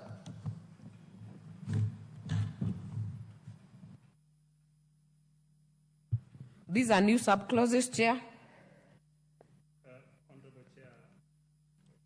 Honorable Chair, I support it. The amendment is okay. I therefore put the question that clause 29 be amended as proposed by Honorable Millie Odhiambo. Will as many as are of that opinion say aye? Aye. Will as many as are of a contrary opinion say nay? The ayes have it. There is more. There is a proposed amendment by Honorable Millie on subclause 13. Prosecute. Thank you, Chair. Chair, clause K. In the existing subclause 13, by deleting the word appropriate period referred to in 60 days and substituting, therefore, the words appropriate period of appeal. I therefore propose the question that clause 29, subclause 13 be amended as proposed by Honorable Millie Odhiambo. Chair.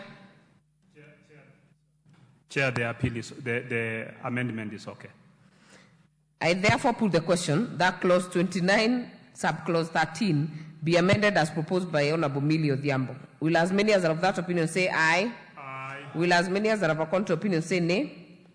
The ayes have it. Subclause 14, Chair. Honorable Chair, I propose that subclause 14 be amended as per the order paper. We are deleting the new paragraph and putting in the Kenya Essential Medicine List, Kenya Essential Diagnostic List, Kenya Essential Medical Supplies List, means the list of essential medicines, diagnostics, and medical supplies included in the latest editions of the official publications relating to guidelines for standard treatment, which is compiled by the State Department responsible for health. This is just to align with our current protocol. In 2, inserting the word Kenya immediately before the phrase essential veterinary medicine list, because this is for our country, Kenya.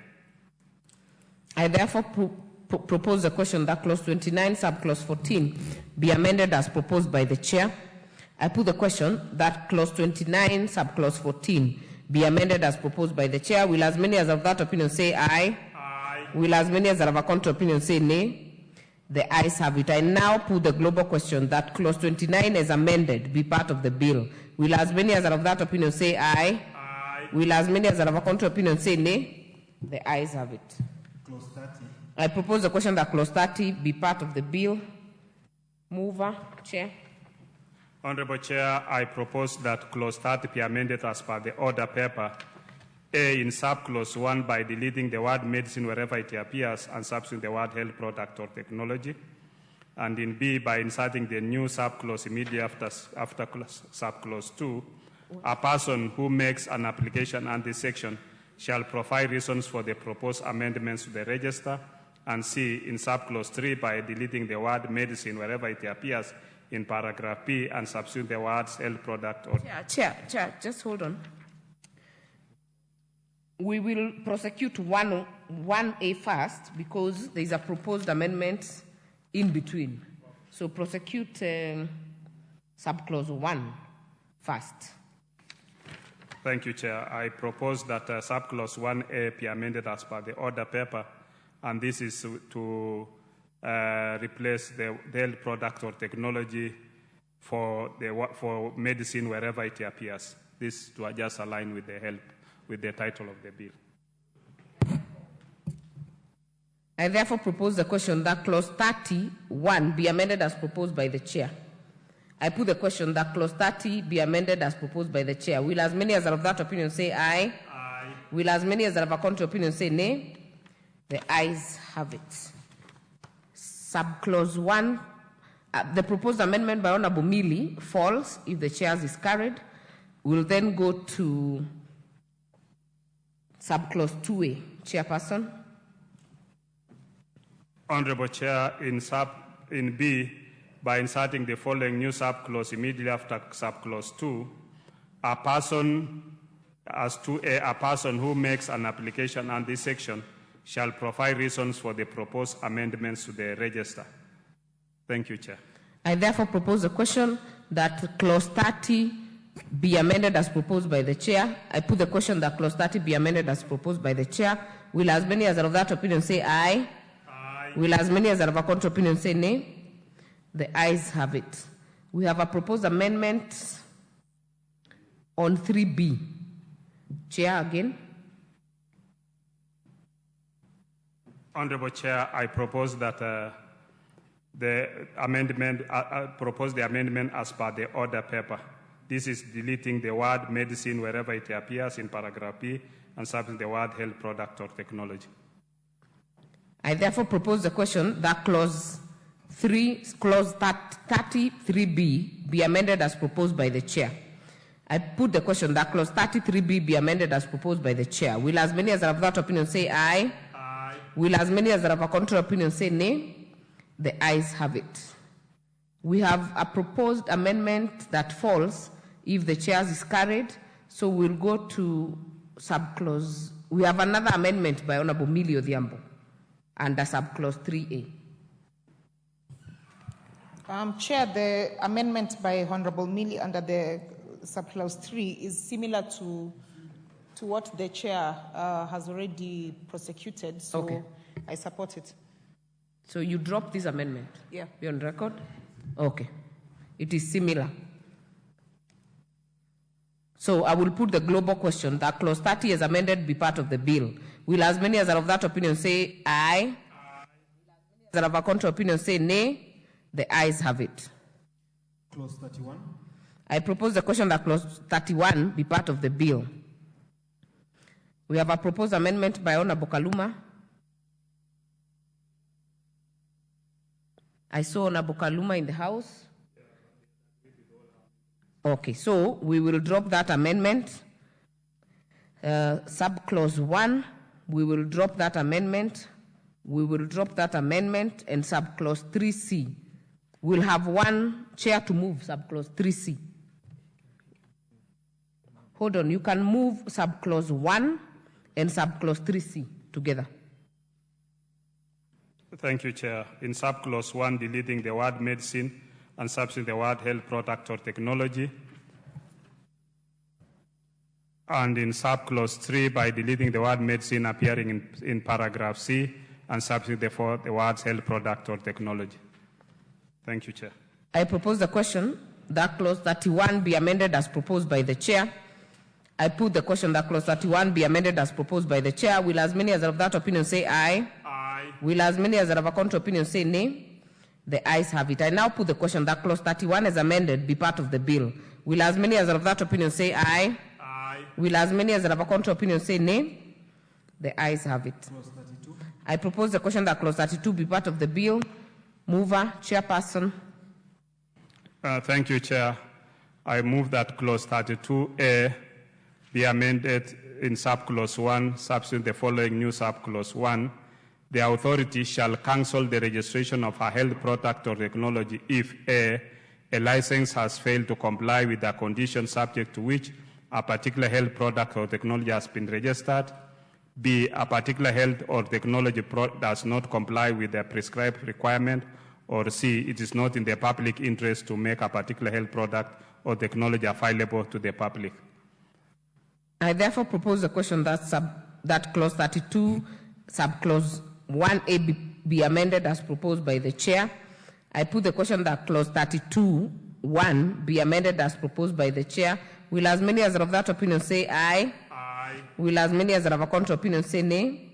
The ayes have it. The amendment by Honorable Millie falls. We'll go to subclause 2. Chair. Honorable Chair, in subclause 2, deleting phrase medicine or medical device wherever it appears and substituting the phrase health product or technology. I propose the question that clause 32, subclause 2 be amended as proposed by the chair. I put the question that clause 32(2) be amended as proposed by the chair. Will as many as are of that opinion say aye? Aye. Will as many as are of a contrary opinion say nay? The ayes have it. The amendment by Honorable Millie falls. Subclause 4. Honorable Chair, in subclause 4(1), by deleting the words medicine or medical device appearing in the opening sentence and substituting therefore the words health product or technology, and in 2, by deleting the words medicine or medical device appearing in paragraph B and substituting the words health product or technology. I propose the question that clause 32(4) be amended as proposed by the chair. I put the question that clause 32(4) be amended as proposed by the chair. Will as many as are of that opinion say aye? Aye. Will as many as are of a contrary opinion say nay? The ayes have it. The amendment by Honorable Millie falls. We go to subclause 5. Honorable Chair, in subclause 5. Hold on. We have a proposed amendment by Honorable Kaluma. It is dropped. So we will go to subclause 5 by the chair. Honorable Chair, by deleting the words medicine or medical device wherever it appears in subclause 5 and substituting therefore the words health product or technology. I propose the question that clause 32, subclause 5 be amended as proposed by the chair. I put the question that clause 32(5) be amended as proposed by the chair. Will as many as are of that opinion say aye? Aye. Will as many as are of a contrary opinion say nay? The ayes have it. The proposed amendment by Honorable Millie again falls, so I'll put the global question that clause 32 as amended be part of the bill. Will as many as are of that opinion say aye? Aye. Will as many as are of a contrary opinion say nay? The ayes have it. Clause 33. I propose the question that clause 33 be part of the bill. Chair, on subclause 1. Honorable Chair, that clause 33 of the bill be amended in subclause 1 by deleting the words medicine or medical device and substituting therefore the words health product or technology. I propose the question that clause 33(1) be amended as proposed by the chair. I put the question that clause 33(1) be amended as proposed by the chair. Will as many as are of that opinion say aye? Aye. Will as many as are of a contrary opinion say nay? The ayes have it. The amendment by Honorable Millie falls. We go to subclause 2. There is a proposed amendment by Honorable Millie.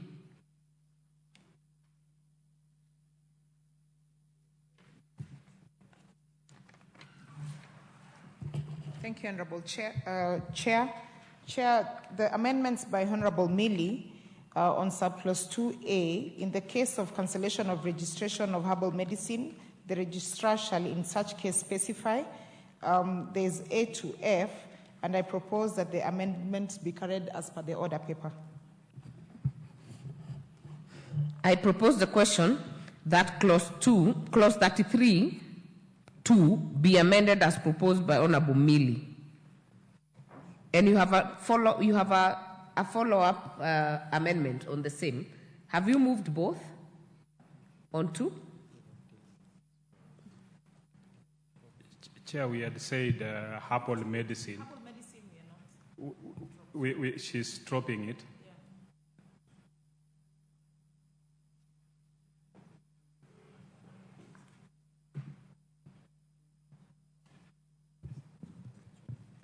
So, Honorable Mayaka, on 2 is what we had said for dropping earlier. Was it? Yes. So, you're on record having dropped that amendment. Yes, Chair, I'm on record having dropped that amendment. I was prosecuting 2A. Oh, okay. Yeah. So, your on record C has been dealt with. We have prosecuted 2A. So, I will propose. And from the amendments that are on the order paper, 2A still has the issue that had been raised by the chair on herbal medicine.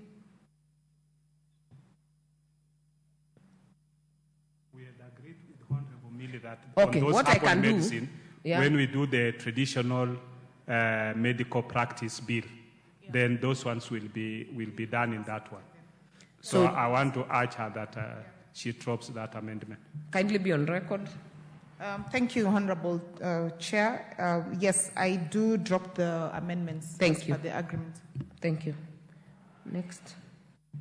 Oh, before I go to the next one, I'll put the global question that clause 33 as amended be part of the bill. Will as many as are of that opinion say aye? Aye. Will as many as are of a contrary opinion say nay?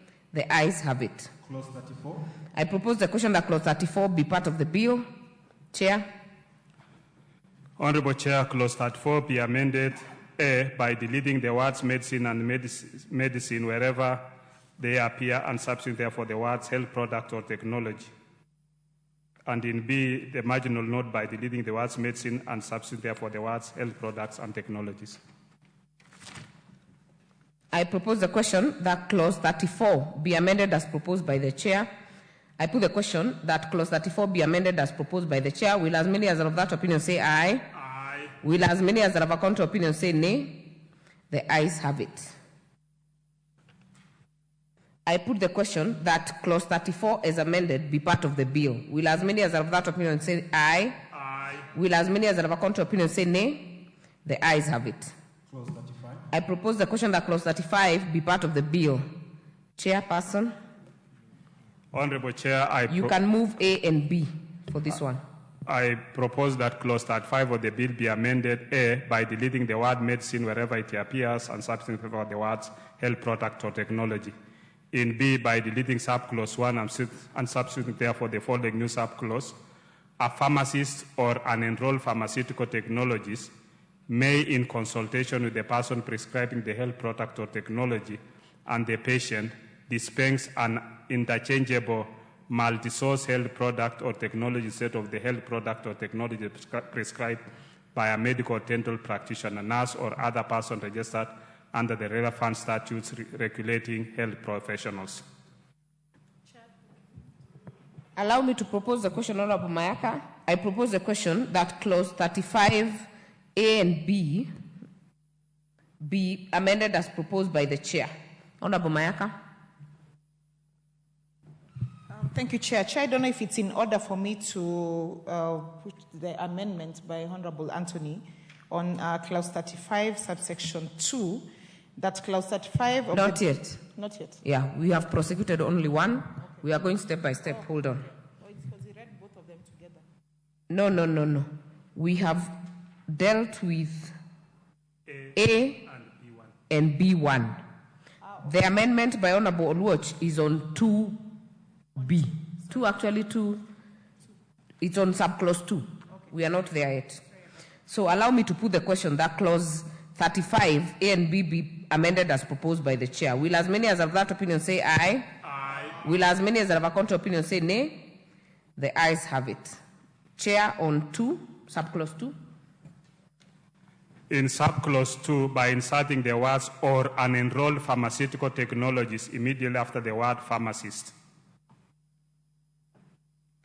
I propose the question that clause 35, subclause 2 be amended as proposed by the chair.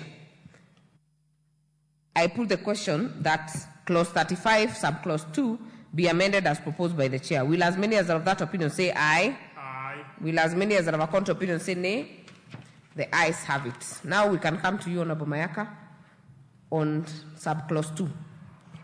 Thank you, Chair. Chair, my amendment on subclause 2 is that clause 35 of the bill be amended in subclause 2 by inserting the word registered immediately after the words may prohibit are.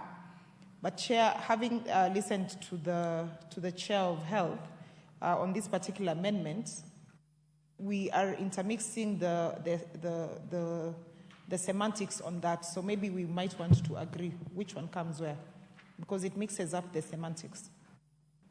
Yours is?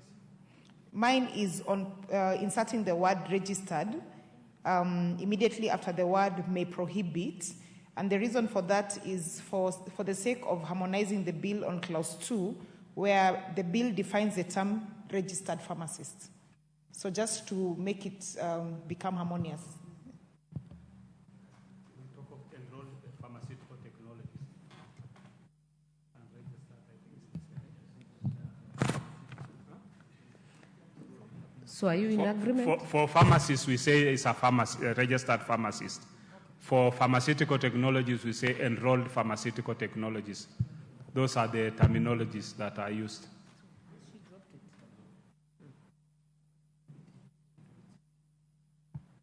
So have you dropped your amendment, Honorable Maika?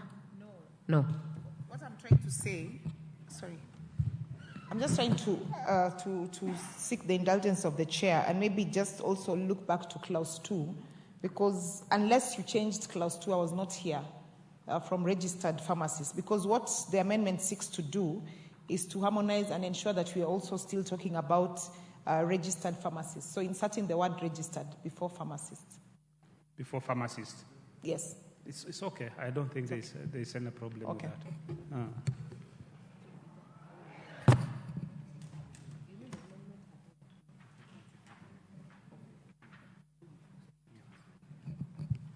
Okay, therefore I propose the question that clause 35, subclause 2, be amended as proposed by Honorable Tom Oluoch. I put the question that clause 35, subclause 2, be amended as proposed by Honorable Oluoch. Will as many as of that opinion say aye? Aye. Will as many as of a contrary opinion say nay? The ayes have it. Subclause 3, Chairperson. Honorable Chair, in subclause 3, by inserting the words or an enrolled pharmaceutical technologies immediately after the word pharmacist. I propose the question that clause 35, subclause 3, be amended as proposed by the Chair. I therefore put the question that clause 35, subclause 3, be amended as proposed by the Chair. Will as many as of that opinion say aye? Aye. Will as many as of a contrary opinion say nay? The ayes have it. Subclause 4, Chairperson.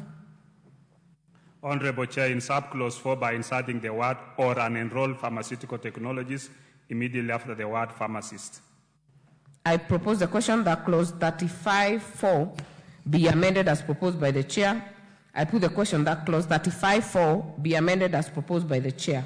Will as many as of that opinion say aye? Aye. Will as many as of a contrary opinion say nay? The ayes have it. Honorable Millie's amendment on 4. Thank you, Chair. On subclause 4, I propose the amendment by inserting the following new paragraph D, that unless the purchaser or patient is first informed of the same and agreed to the change.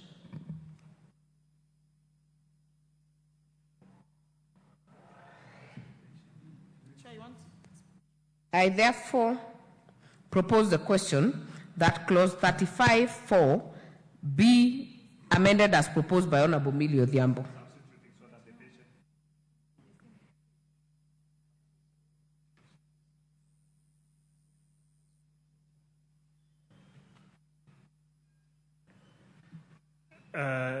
Chair, I think this was discussed, and the Honorable Nyikalia will bear me, that you know when you are substituting, it is the doctor who knows. But now when you say unless the patient is informed, when you are substituting a certain drug and informed and agrees, then, or the purchaser, you are even bringing the purchaser, the person who is going to purchase. Because what it means is that if I'm the one going to buy that medicine, I might disagree because the cost might be too much or anything like that. So I think the question of making a substitution should not be carried by finance or anything.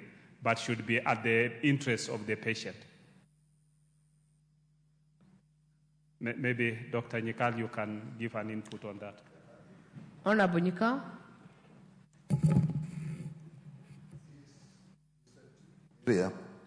Because you're going to buy medicine. The person you are buying from wants to change, talks to the person who prescribed the medicine for you. Now, what this bit is saying, that we also want you to agree that their consultation, you can change. I see no harm with it, because in any case, the patient can refuse even whatever you do. So why I would ask the chair that probably we leave this, because if you are changing medicine for me, you can talk with the person who prescribed, but if I don't want, I still hold the responsibility. In any case, you can give a patient medicine and they refuse to take. Okay. Chair. Chair, when you are prescribing also or changing the medication, you could be having a patient who is in coma. This can have legal implications, because if a patient is in coma and you are changing medication, then when the patient wakes up, might say, I did not give my consent into that. So I would want us, we're making it even more complicated by bringing that amendment. So I wanted to urge that this amendment, we don't support it.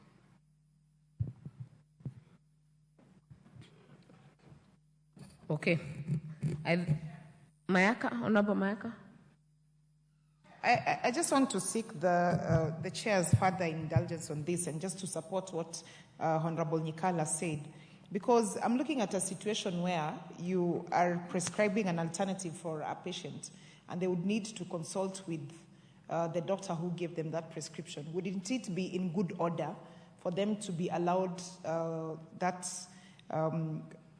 indulgence, for them to be able to just consult with the person who prescribed for them, rather than the patient being given a different medicine and it does the same thing that you're saying and affects them, and you don't have a backfall were you to, in case this matter goes to court and the patient sues you, because this would then be able to protect both the patient and the pharmacist at the same time, the person who is giving the medicine.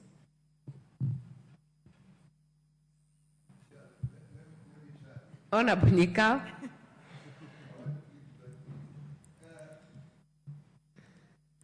Me, like the discussion would go like this.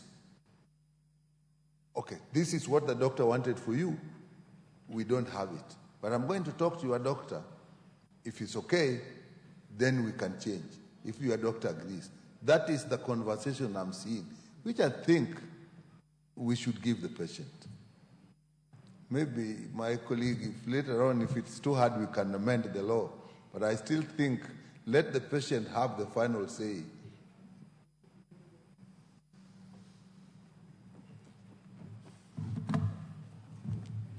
Honorable Chair.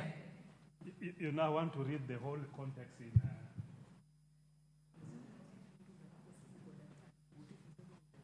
I just wanted to read the whole context. That a person who on a commercial scale,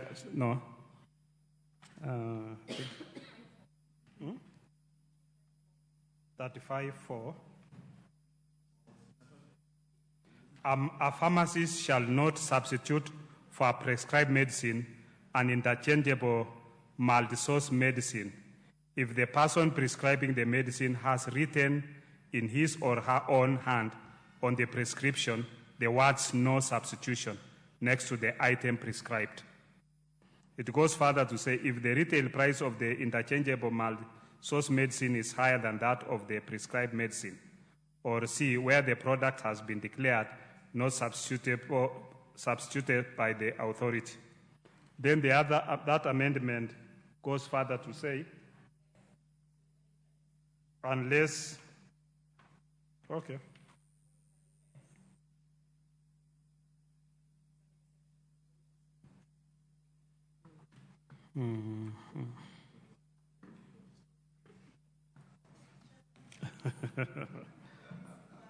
Huh?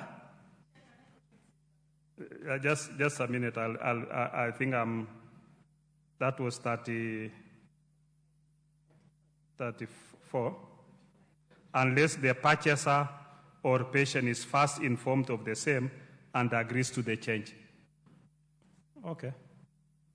We can agree. I think it's not it's okay. I agree.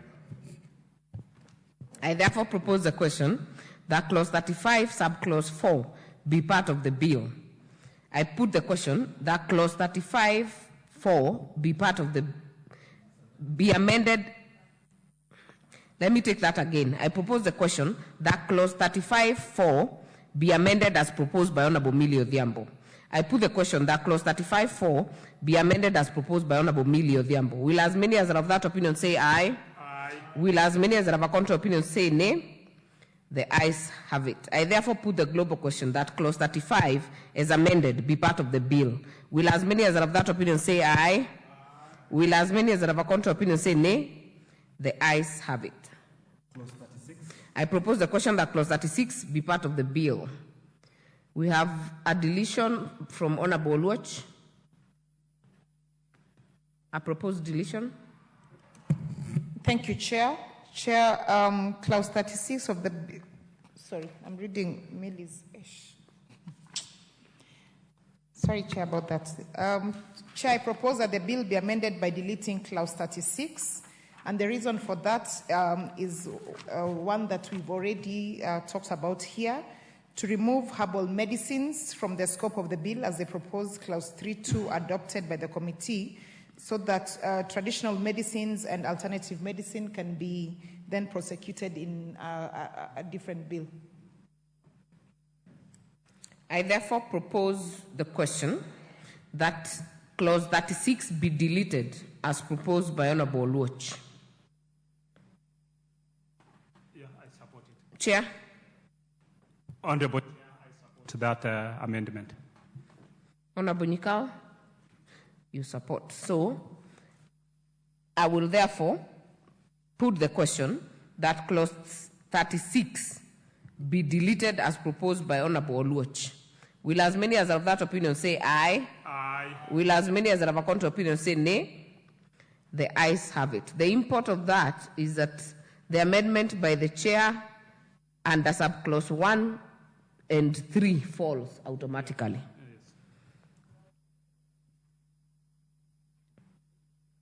Part 5. I propose the question that what is it, Honorable Mayaka? Chair, I wish for us to go on record because Honorable Millie also had an amendment on the same clause. Which clause? 36. When you delete it, it's gone. Yeah, so can we be on record that it's dropped, just the same way we've been on record? Oh, yeah. I have seen there was a proposed amendment by the chair on 1 and by Honorable Millie on 1 and by Honorable Chair again on 3. Yes. We are on record that they fall by the fact that the deletion has been carried. Part 5. I propose the question that Part 5 be part of the bill. Chair.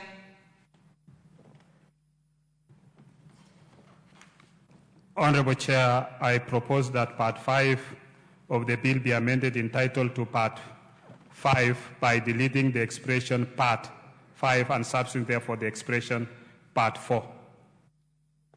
Thank you. I therefore propose the question that Part 5 be amended as proposed by the chair. I put the question that Part 5 be amended as proposed by the chair. Will as many as are of that opinion say aye? Aye. Will as many as are of a contrary opinion say nay? The ayes have it. I now put the question that clause 5 as amended be part of the bill. Will as many as are of that opinion say aye? Aye. Will as many as are of a contrary opinion say nay? The ayes have it. Clause 37. I propose the question that clause 37 be part of the bill. Mover. Honorable Chair, I propose that clause 37 of the bill be amended in A, in subclause 2 by deleting the words "and dealers in mining, agricultural or cultural accessories" appearing in paragraph A. This because initially we were doing both food and drugs authority bill. So this is just cleaning it up. Move all the amendments because Then you're the only one. in B, with the by amendments, inserting the following new subclause 3, immediately after subclause 2, that the Cabinet Secretary shall publish in the Gazette the list of scheduled substances prepared under subsection 1. And C, by renumbering subclause 3 as subclause 4. D, deleting the subclause 4 and substituting therefore the following new subclauses. 5, the authority shall at least once every 2 years review the list under subsection 3 or wherever necessary in the interest of public health and safety. And 6, any modification of the list of scheduled substances prepared under this section shall be subject to the procedure provided in sections 1, 2, and 3. Thank you, Chair. Thank you. I therefore propose the question that clause 37 be amended as proposed by the chair. And I put the question that clause 37 be amended as proposed by the chair. Will as many as are of that opinion say aye? Aye. Will as many as are of a contrary opinion say nay? The ayes have it. I now put the question that clause 37 is amended be part of the bill. Will as many as are of that opinion say aye? Aye. Will as many as are of a contrary opinion say nay? The ayes have it. Clause 38. I propose the question that clause 38 be part of the bill. Chairperson.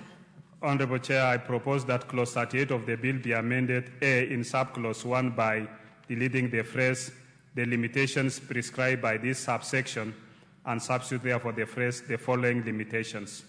2, deleting paragraph C. And B, deleting subclause 2 and substitute therefore the following new subclause 2. 2, a person who is in possession of scheduled substance otherwise than in the accordance with the provisions of this section commits an offense and shall on conviction be liable to a fine not exceeding 2 million shillings or to imprisonment for a term not exceeding 3 years or to both.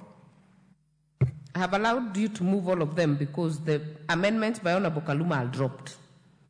Thank you, Chair. So I will then propose the question that clause 38 be amended as proposed by the chair. I put the question that clause 38 be amended as proposed by the chair. Will as many as are of that opinion say aye? Aye. Will as many as are of a contrary opinion say nay? The ayes have it. I now put the question that clause 38 is amended be part of the bill. Will as many as are of that opinion say aye? Aye. Will as many as are of a contrary opinion say nay? The ayes have it. Clause 39. I propose the question that clause 39 be part of the bill. Honorable Chair, I propose that clause 39 of the bill be amended A in subclause 4 by inserting the word and immediately after the words distribution of the scheduled substances. B by deleting subclause 5 and substituting therefore the following new subclause 5. You move subclause 4 because there are further amendments by Honorable Oluoch on that one. Okay. Move it alone, then you'll do 5. That subclause 39 of the bill be amended in subclause 4 by inserting the word and immediately after the words distribution of the scheduled substance. I propose the question that clause 39(4) be amended as proposed by the chair. And I put the question that clause 39(4) be amended as proposed by the chair. Will as many as are of that opinion say aye? Aye. Will as many as are of a contrary opinion say nay? The ayes have it. The proposed amendment by Honorable Kaluma is dropped. There is a proposed amendment by Honorable Oluoch. Thank you, Chair. Chair, I move an amendment that clause 39 of the bill be amended in subclause 4 by inserting the words or a pharmaceutical technologist immediately after the words a registered pharmacist. I propose the question that clause 39 subclause 4 be amended as proposed by Honorable Oluoch. Chair? Chair, that brings in the pharmaceutical technologies in wholesale, and I think we have no objection to that.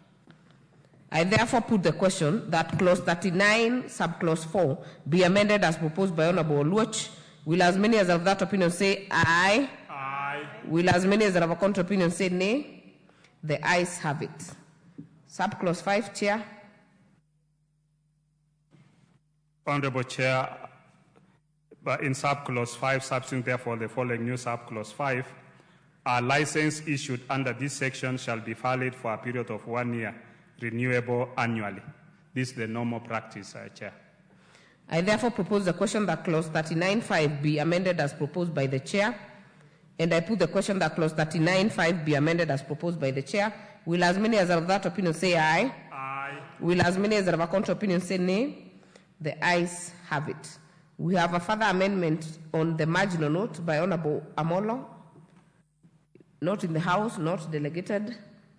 I will drop that amendment. So I will put the global question that clause 39 as amended be part of the bill. Will as many as are of that opinion say aye? Aye. Will as many as are of a contrary opinion say nay? The ayes have it. Clause 40. I propose the question that clause 40 be part of the bill. Chairperson. Honorable Chair, I propose that the bill be amended by deleting clause 40. I therefore propose the question that clause 40 be deleted as proposed by the chair. I put the question that clause 40 be deleted as proposed by the chair. Will as many as are of that opinion say aye? Aye. Will as many as are of contrary opinion say nay? The ayes have it. That means the import of that is that any further amendment to that by Honorable Mealy on 4 and 7 are dropped. False, rather. Clause 41. I propose the question that clause 41 be part of the bill. The amendment by Honorable Kaluma is dropped. We have an amendment by Honorable Oluoch. Thank you, Honorable Chair. Chair, the amendment by Honorable Oluoch, I propose that the clause be amended as per the order paper. Similar to. I therefore propose the question that clause 41, 1B be amended as proposed by Honorable Oluoch. Honorable Mayaka, can you explain further? Honorable Chair, this particular clause is, the amendment is actually similar to the previous one where we are including the word or pharmaceutical technologies immediately after the word a pharmacist appearing on the paragraph. So quite similar to the previous one that we already passed.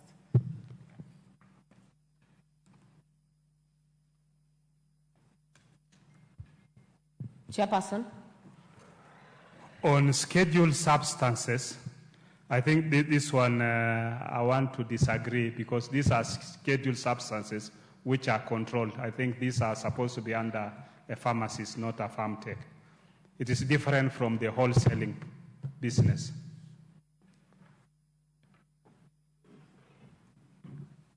I therefore propose the question. I therefore put the question that clause 41, 1B be amended as proposed by Honorable Oluoch. Will as many as are of that opinion say aye? Will as many as are of a contrary opinion say nay? Nay. The nays have it. We go to subclause 1C. Chairperson. In subclause 1C, we delete the paragraph C. Then in 2, delete paragraph E. No, one letter go because there's another amendment. Delete paragraph C. C, yeah. So I propose the question that clause 41, 1C be deleted as proposed by the chair. I put the question that clause 41, 1C be deleted as proposed by the chair.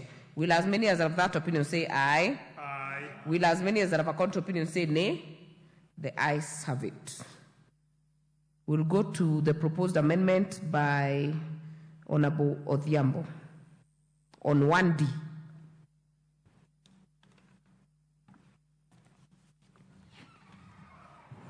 Thank you, Honorable Chair. Chair, I move that the amendments on clause 1D be amended as per the order paper. Please explain.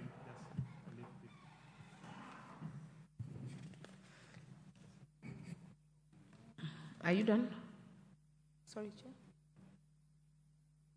What is it you are bringing in? Because yes. So what you're bringing in, Honorable Chair, is by inserting the words enrolled pharmaceutical technology and registered pharmacist immediately after the word practitioner appearing in paragraph D. I therefore propose the question that clause 41 1D be amended as proposed by Honorable Millie Odhiambo. Honorable Nyikao. Is on. Hold on, Chair. What exactly does it mean? But we are talking of 41 D, or no, qualified medical practitioner, dentist, veterinary for purpose of medical and dental. And what we are proposing is that we bring and enroll pharmaceutical technologies immediately after that, appearing in paragraph D. Those are totally different. I don't see how they're coming together. Chair.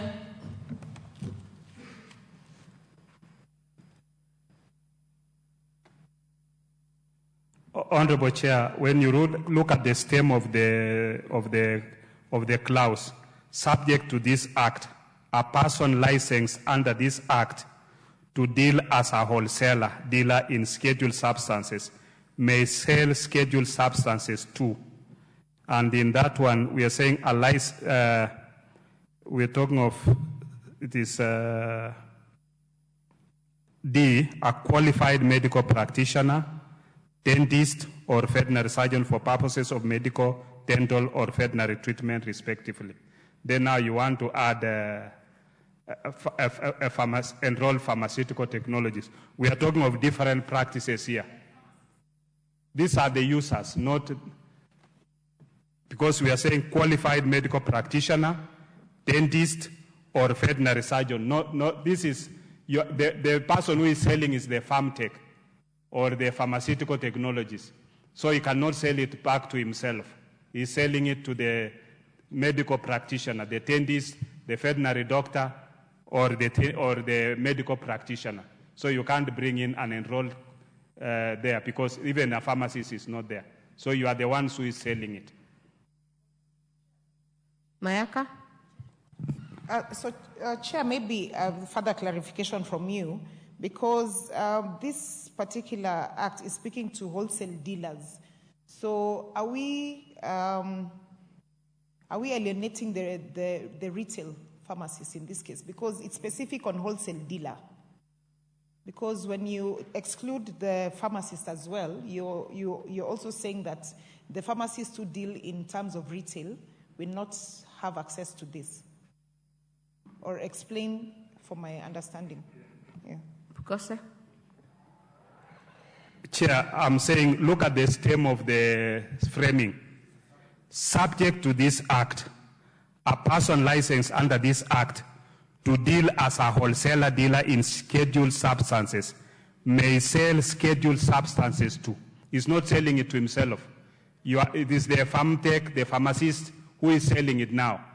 In D, he's selling it to a qualified medical practitioner, dentist, or veterinary surgeon for purposes of medical, dental, or veterinary treatment, respectively. I think you're getting it. Okay. So you can drop it. Yeah, you can be on record. Thank you, Chair. Given the explanation of the Chair of Health, I wish to drop that amendment. Thank you. Thank you. We will go to subclause 1E by the chairperson. We drop the amendment by Honorable Kaluma. Then, Chair, you can therefore move 1E or the remaining 1E, 2B, 2C, and 3, because the proposed amendments by Honorable Kaluma, the 3 of them are dropped. Thank you, Chair. In subclause 2, 1, by deleting paragraph B, 2, by deleting paragraph C, and C, by deleting subclause 3. Thank you, Chair. I therefore propose the question that clause 41 be amended as proposed by the Chair. I put the question that clause 41 be amended as proposed by the Chair. Will as many as are of that opinion say aye? Aye. Will as many as are of a contrary opinion say nay?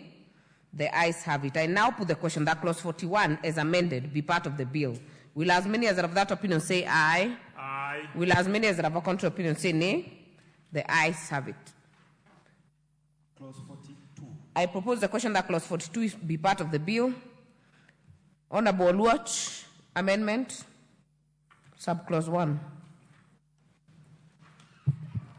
Thank you, Chair. Chair, I propose that clause 42 of the bill be amended by A, deleting the subclause 1 and substituting therefore the following new subclause 1.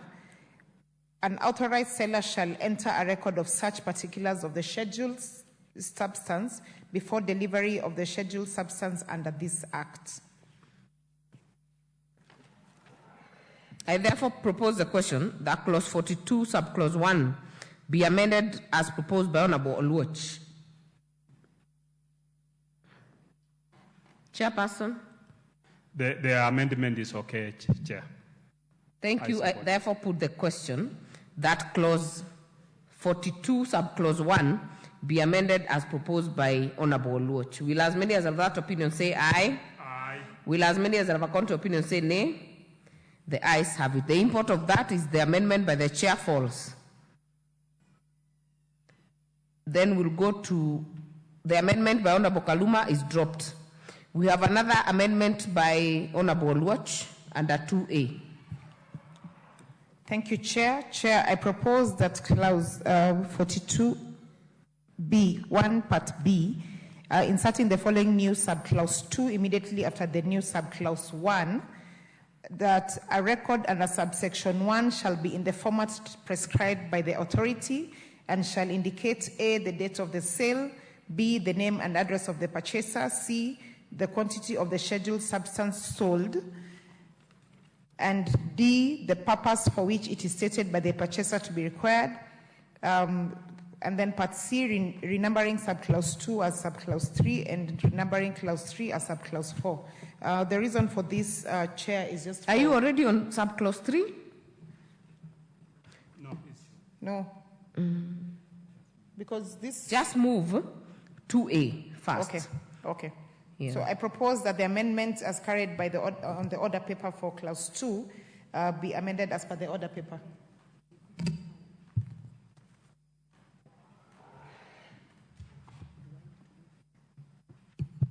So I will propose the question that clause 42, 2A, be amended as proposed by Honorable Oluoch.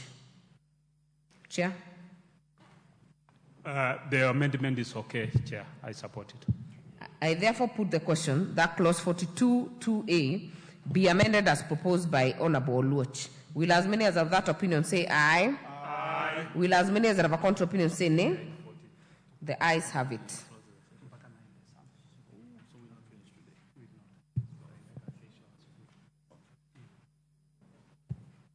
The import of that amendment is that there will be consequential renumbering because we have agreed to 2A's amendment. Subclause 3, move, Chair.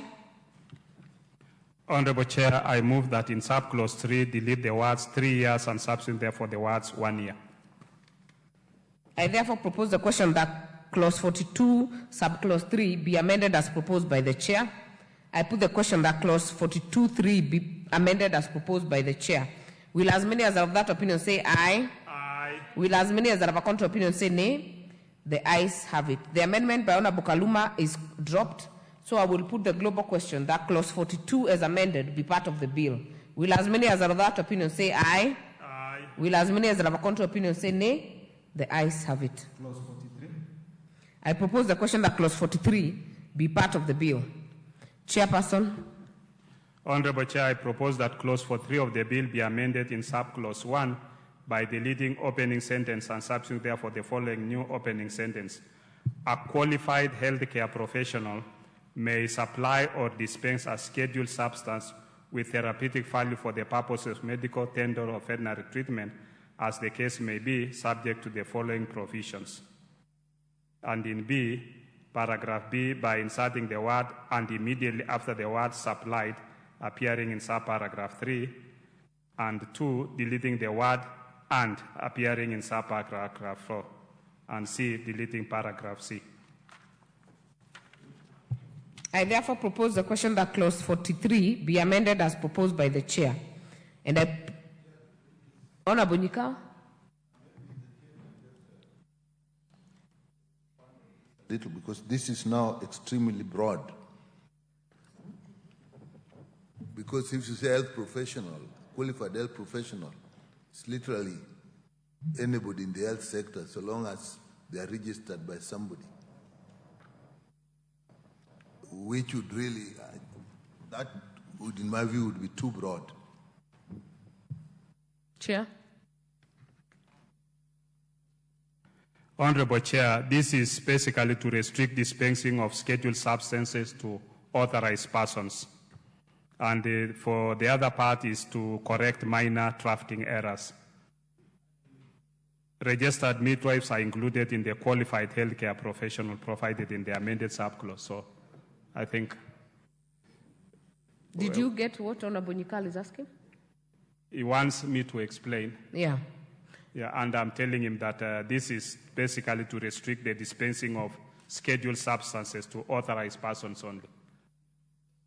And then the other part is to correct the minor drafting errors. Honorable Nikal doesn't look satisfied. We are on 43, isn't it? A qualified medical professional, dentist or veterinary surgeon or a member of the staff of hospital dispensaries who has been authorized to do general special. Now, we are saying a qualified healthcare professional. Now, you know that in the first, as in the original bill, if you talk of other people who are working in hospital, the hospital environment is protective. But if you now leave it out here, then anybody can actually now prescribe. I don't know what Chair may say about that. Chairperson. I'm not getting his worry. Please explain what. Are you? Is it the qualified healthcare professional? That is. If you say qualified healthcare professional may apply or dispense a service for the purpose of medical, dental, or veterinary treatment, as the case may be, subject to the following provisions. Now,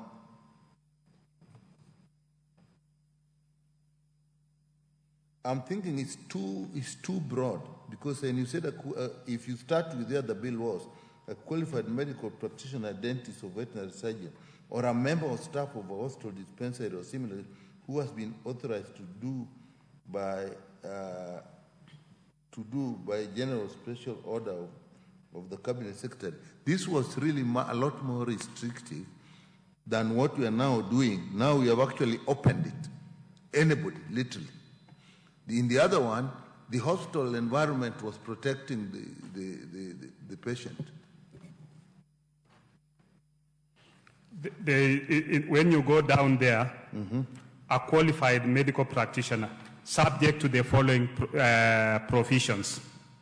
The scheduled substance with therapeutic value shall be distinctly labeled with the name and address of the person by whom it is supplied or dispensed. They are giving the subjects. I don't know whether you have the act. And when you look at the amendment by Honorable Aluoj, it even gave us a form in which all those details are supposed to be entered into. Okay. Yes. Thank you. I therefore propose the question that clause 43 be amended as proposed by the chair. And I put the question that clause 43 be amended as proposed by the chair. Will as many as are of that opinion say aye? Will as many as are of a contrary opinion say nay? The ayes have it. We have a further amendment under subclause 3 by Honorable Mealy.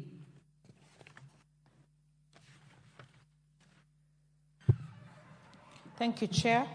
Chair, I propose that subclause 3 by deleting the words 100,000 and substituting, therefore, the words 1 million with it. I therefore propose the question that clause 43.3 be amended as proposed by Honorable Mealy Odhiambo.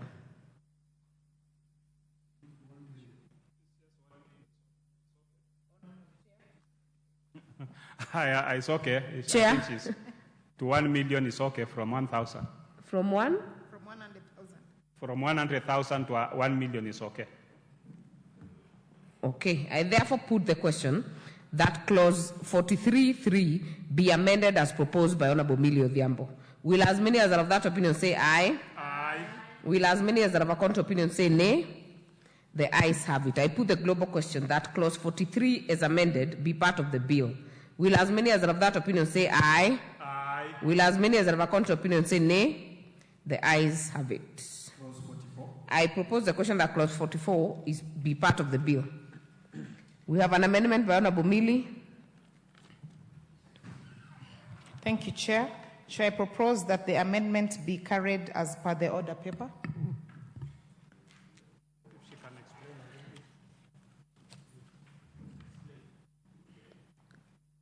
Kindly, Honorable Mayaka. I've been requested to explain. The amendment to this is that we delete the word 200 and substitute with 1 million. And the reasoning behind this amendment is that we make the punishment more punitive, just to ensure that we are establishing good order.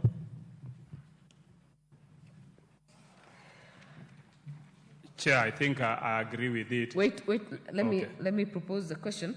I propose the question that clause 44.3 be amended as proposed by Honorable Millie Odhiambo. Chair. Chair, I agree with it because the committee had proposed 500,000 and now Millie is proposing 1 million. I think it's a question of figures and maybe from practice. As a lawyer, she might be in a better position to increase the fine. Noted. May I then put the question that clause 44.3 be amended as proposed by Honorable Millie Odhiambo. Will as many as are of that opinion say aye? Will as many as are of a contrary opinion say nay? The ayes have it. Therefore, the import of that is that the amendment by the chairperson falls. So I'll put the global question that clause 44 is amended be part of the bill. Will as many as are of that opinion say aye? Aye. Will as many as are of a contrary opinion say nay? The ayes have it. Clause 45. I propose the question that clause 45 be part of the bill. Honorable Deputy Majority Whip, I need the chair to move the following amendment.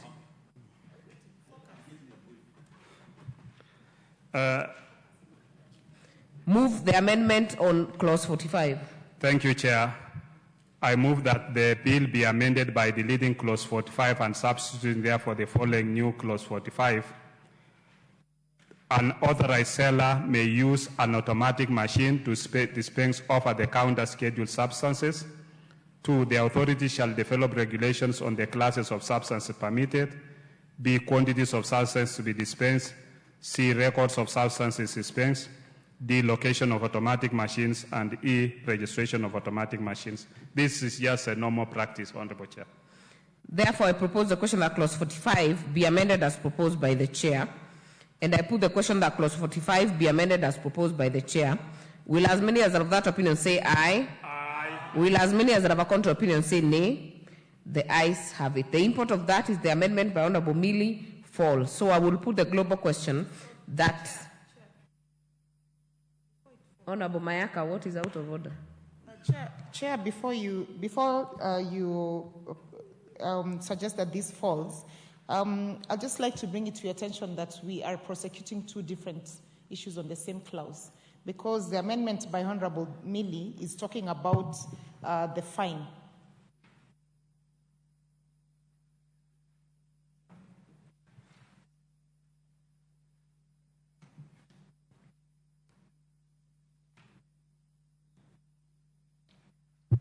The reason the Honorable Millie's false is because she's proposed amendment to the former clause, which has been substituted with a new one. So it's not amending the same thing. That is why it falls. If you listen to the amendment by the chair, there was a deletion and substitution of a whole clause. That clause is what Honorable Millie had proposed to amend the previous one. But now there's a new clause which the amendment will not apply. So maybe, Chair, maybe I can explain to her that this other new clause which we are brought in is to provide for the use of automatic machines in dispensing selected scheduled substances in an effort to leverage on technology.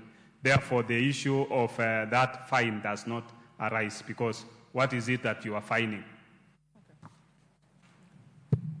You satisfied, Honorable Mayaka? Yes. Allow me then to put the global question that clause 45 as amended be part of the bill. Will as many as are of that opinion say aye? Aye. Will as many as are of a contrary opinion say nay? The ayes have it. Clause 46. I propose the question that clause 46 be part of the bill. Chairperson. Honorable Chair, I propose that the bill be amended by deleting clause 46 and substituting the following new clause 46 as per the order paper. I propose the question that clause 46 be amended as proposed by the chair. I put the question that clause 46 be amended as proposed by the chair. Will as many as of that opinion say aye? Aye. Will as many as are of a contrary opinion say nay? The ayes have it. The import of that, again, is the amendment by Honorable Mili falls, and the amendment by Honorable Kaluma is dropped. So I will put the global question that clause 46 as amended be part of the bill. Will as many as are of that opinion say aye? Aye. Will as many as are of a contrary opinion say nay? The ayes have it. Clause 47. I propose the question that clause 47 be part of the bill. Part 6. Okay. We have an amendment by the chair, and you have all of them, so move them, all of them together. Honorable Chair, I propose that clause 47 be amended as per the order paper.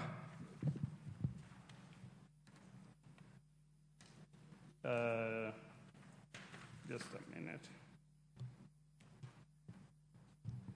And this is to harmonize the terms used in the bill with the title of the bill as proposed for amendment, and also to give the manufacturing license validity for 1 year.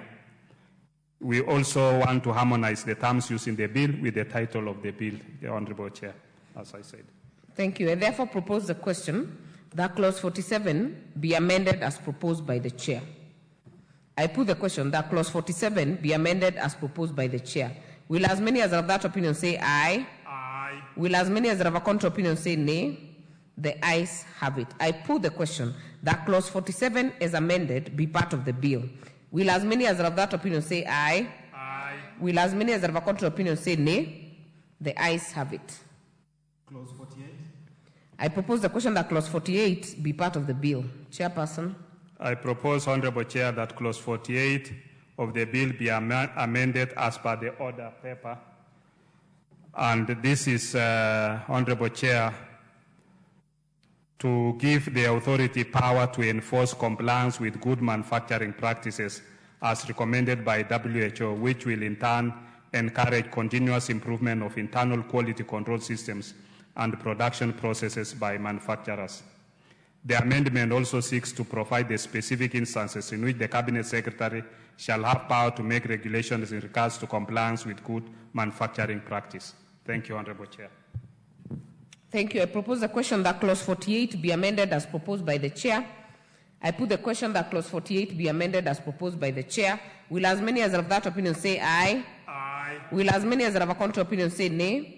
The ayes have it. I now put the question that clause 48 as amended be part of the bill. Will as many as are of that opinion say aye? Aye. Will as many as are of a contrary opinion say nay? The ayes have it. Clauses 49 and 50. Have no amendments. I propose the question that clauses 49 and 50 be part of the bill. I now put the question that clauses 49 and 50 be part of the bill. Will as many as are of that opinion say aye? Aye. Will as many as are of a contrary opinion say nay? The ayes have it. I propose the question that clause 51 be part of the bill. Chairperson.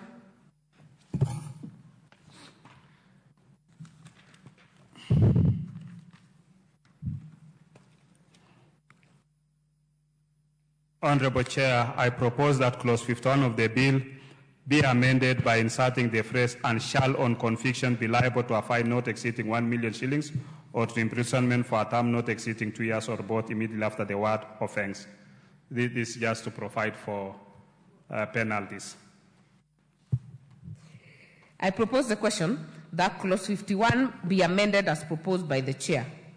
I put the question that clause 51 be amended as proposed by the chair. Will as many as of that opinion say aye? Aye. Will as many as of a contrary opinion say nay?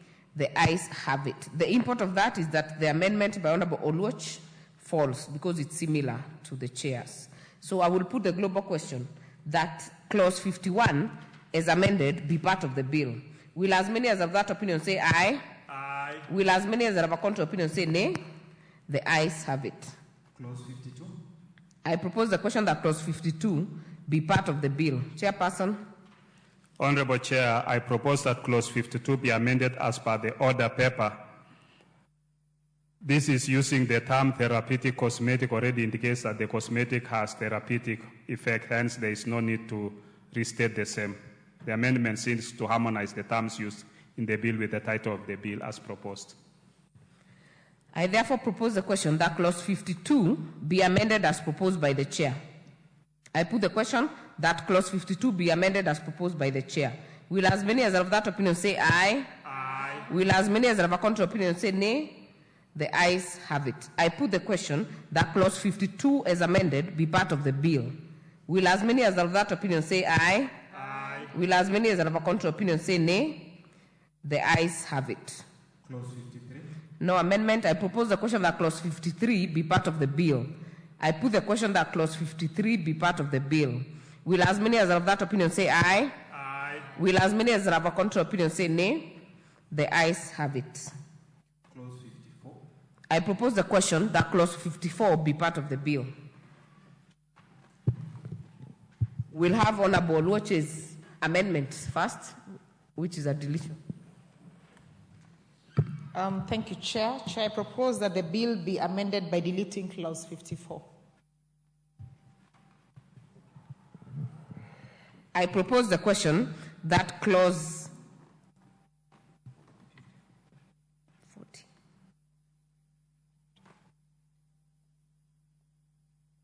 I propose the question that clause 54 be deleted as proposed by Honorable Oluoch. Chair. Chair, I have an amendment. Honorable Oluoch is proposing to delete the whole clause 54, but the committee feels that we can only make an amendment to sub-clause 3. So I oppose. Honorable Nyikao. Wait.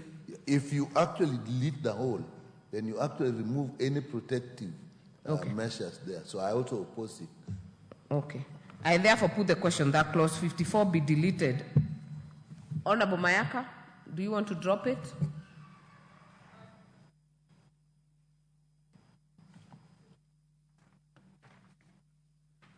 Chair, before I make a decision on whether or not to drop this, I'd really like to hear the justification that the chair has on this, so that it actually makes sense to me.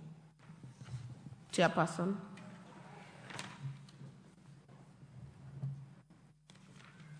Honorable Chair, when you look at clause 54, in one, the authority in the public interest may prohibit any ingredient contained in therapeutic cosmetics by notice in the Gazette. You know, we have people who are using ingredients for discoloration, like which contains mercury, and they're applying on their skin. So we need to have safety measures to make sure that those ones which are harmful, they could be carcinogenic, can also not be able to get into the market. So by a notice, the authority in the public interest may prohibit any ingredient contained in the therapeutic cosmetics by notice in the Gazette. 2, except as otherwise provided in the regulations, as cosmetics shall not contain any prohibited ingredients. Then we are now coming to C, where we are saying any person who manufactures or knowingly sells a therapeutic cosmetic which contains a prohibited ingredient commits an offense. Now, if we delete all that, then we'll not be protecting the public, especially our female population, because they'll use any of those ingredients which might contain harmful things. Therefore, we need to protect them. Thank you. Are you convinced, Honorable Mayaka, so that we make progress? Chair, yes. I'd just like to state this, that because the chair has now done subsequent clauses Amendment, yeah. that actually define that. Because my worry was that we cannot have a gazette notice being down without a laid down procedure. But because the subsequent clauses actually explain this, then I'm okay dropping that. So it's dropped? Yeah. Chair, let us prosecute subclause 3. Your amendment on 3, subclause 3. In subclause 3, Honorable Chair, a person who manufactures, sells, supplies, or imports, then we are now providing fine and also for sentence. So that is the justification for making an amendment to subclause 3. Thank you, Chair. I propose the question that clause 54, subclause 3 be amended as proposed by the chair. I put the question that clause 54, subclause 3 be amended as proposed by the chair. Will as many as of that opinion say aye? Aye. Will as many as of a contrary opinion say nay? The ayes have it. I put the global question that clause 54 be, as amended, be part of the bill. Will as many as of that opinion say aye? Aye. Will as many as of a contrary opinion say nay? The ayes have it. I will then move to move reporting. Honorable Chairperson, I beg to move that the committee to report to the House its consideration of the Kenya Drugs Authority Bill, National Assembly Bill number 54 of 2022, up to clause 54, and its approval thereof with amendments, and seek leave to sit again.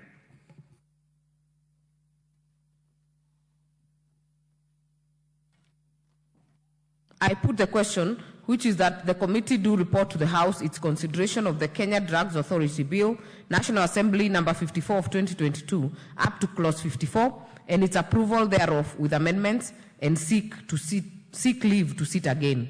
As many as of that opinion say aye. Aye. As many as of a contrary opinion say nay.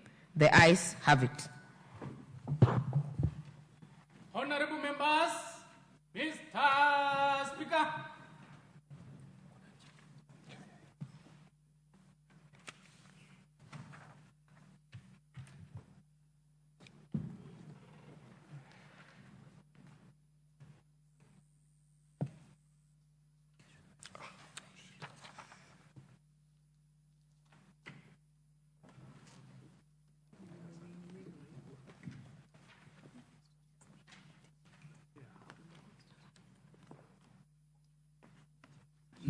Chairperson, to report to the House.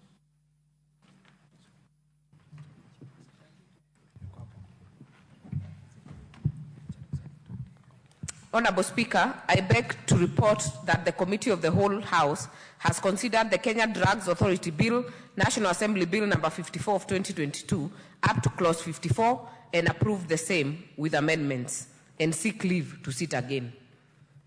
Move on.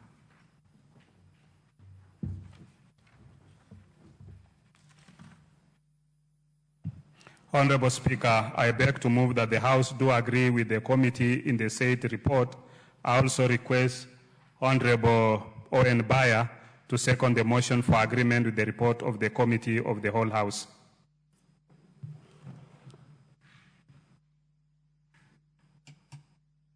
Honorable Owen Bayer. All right, Speaker, I do second.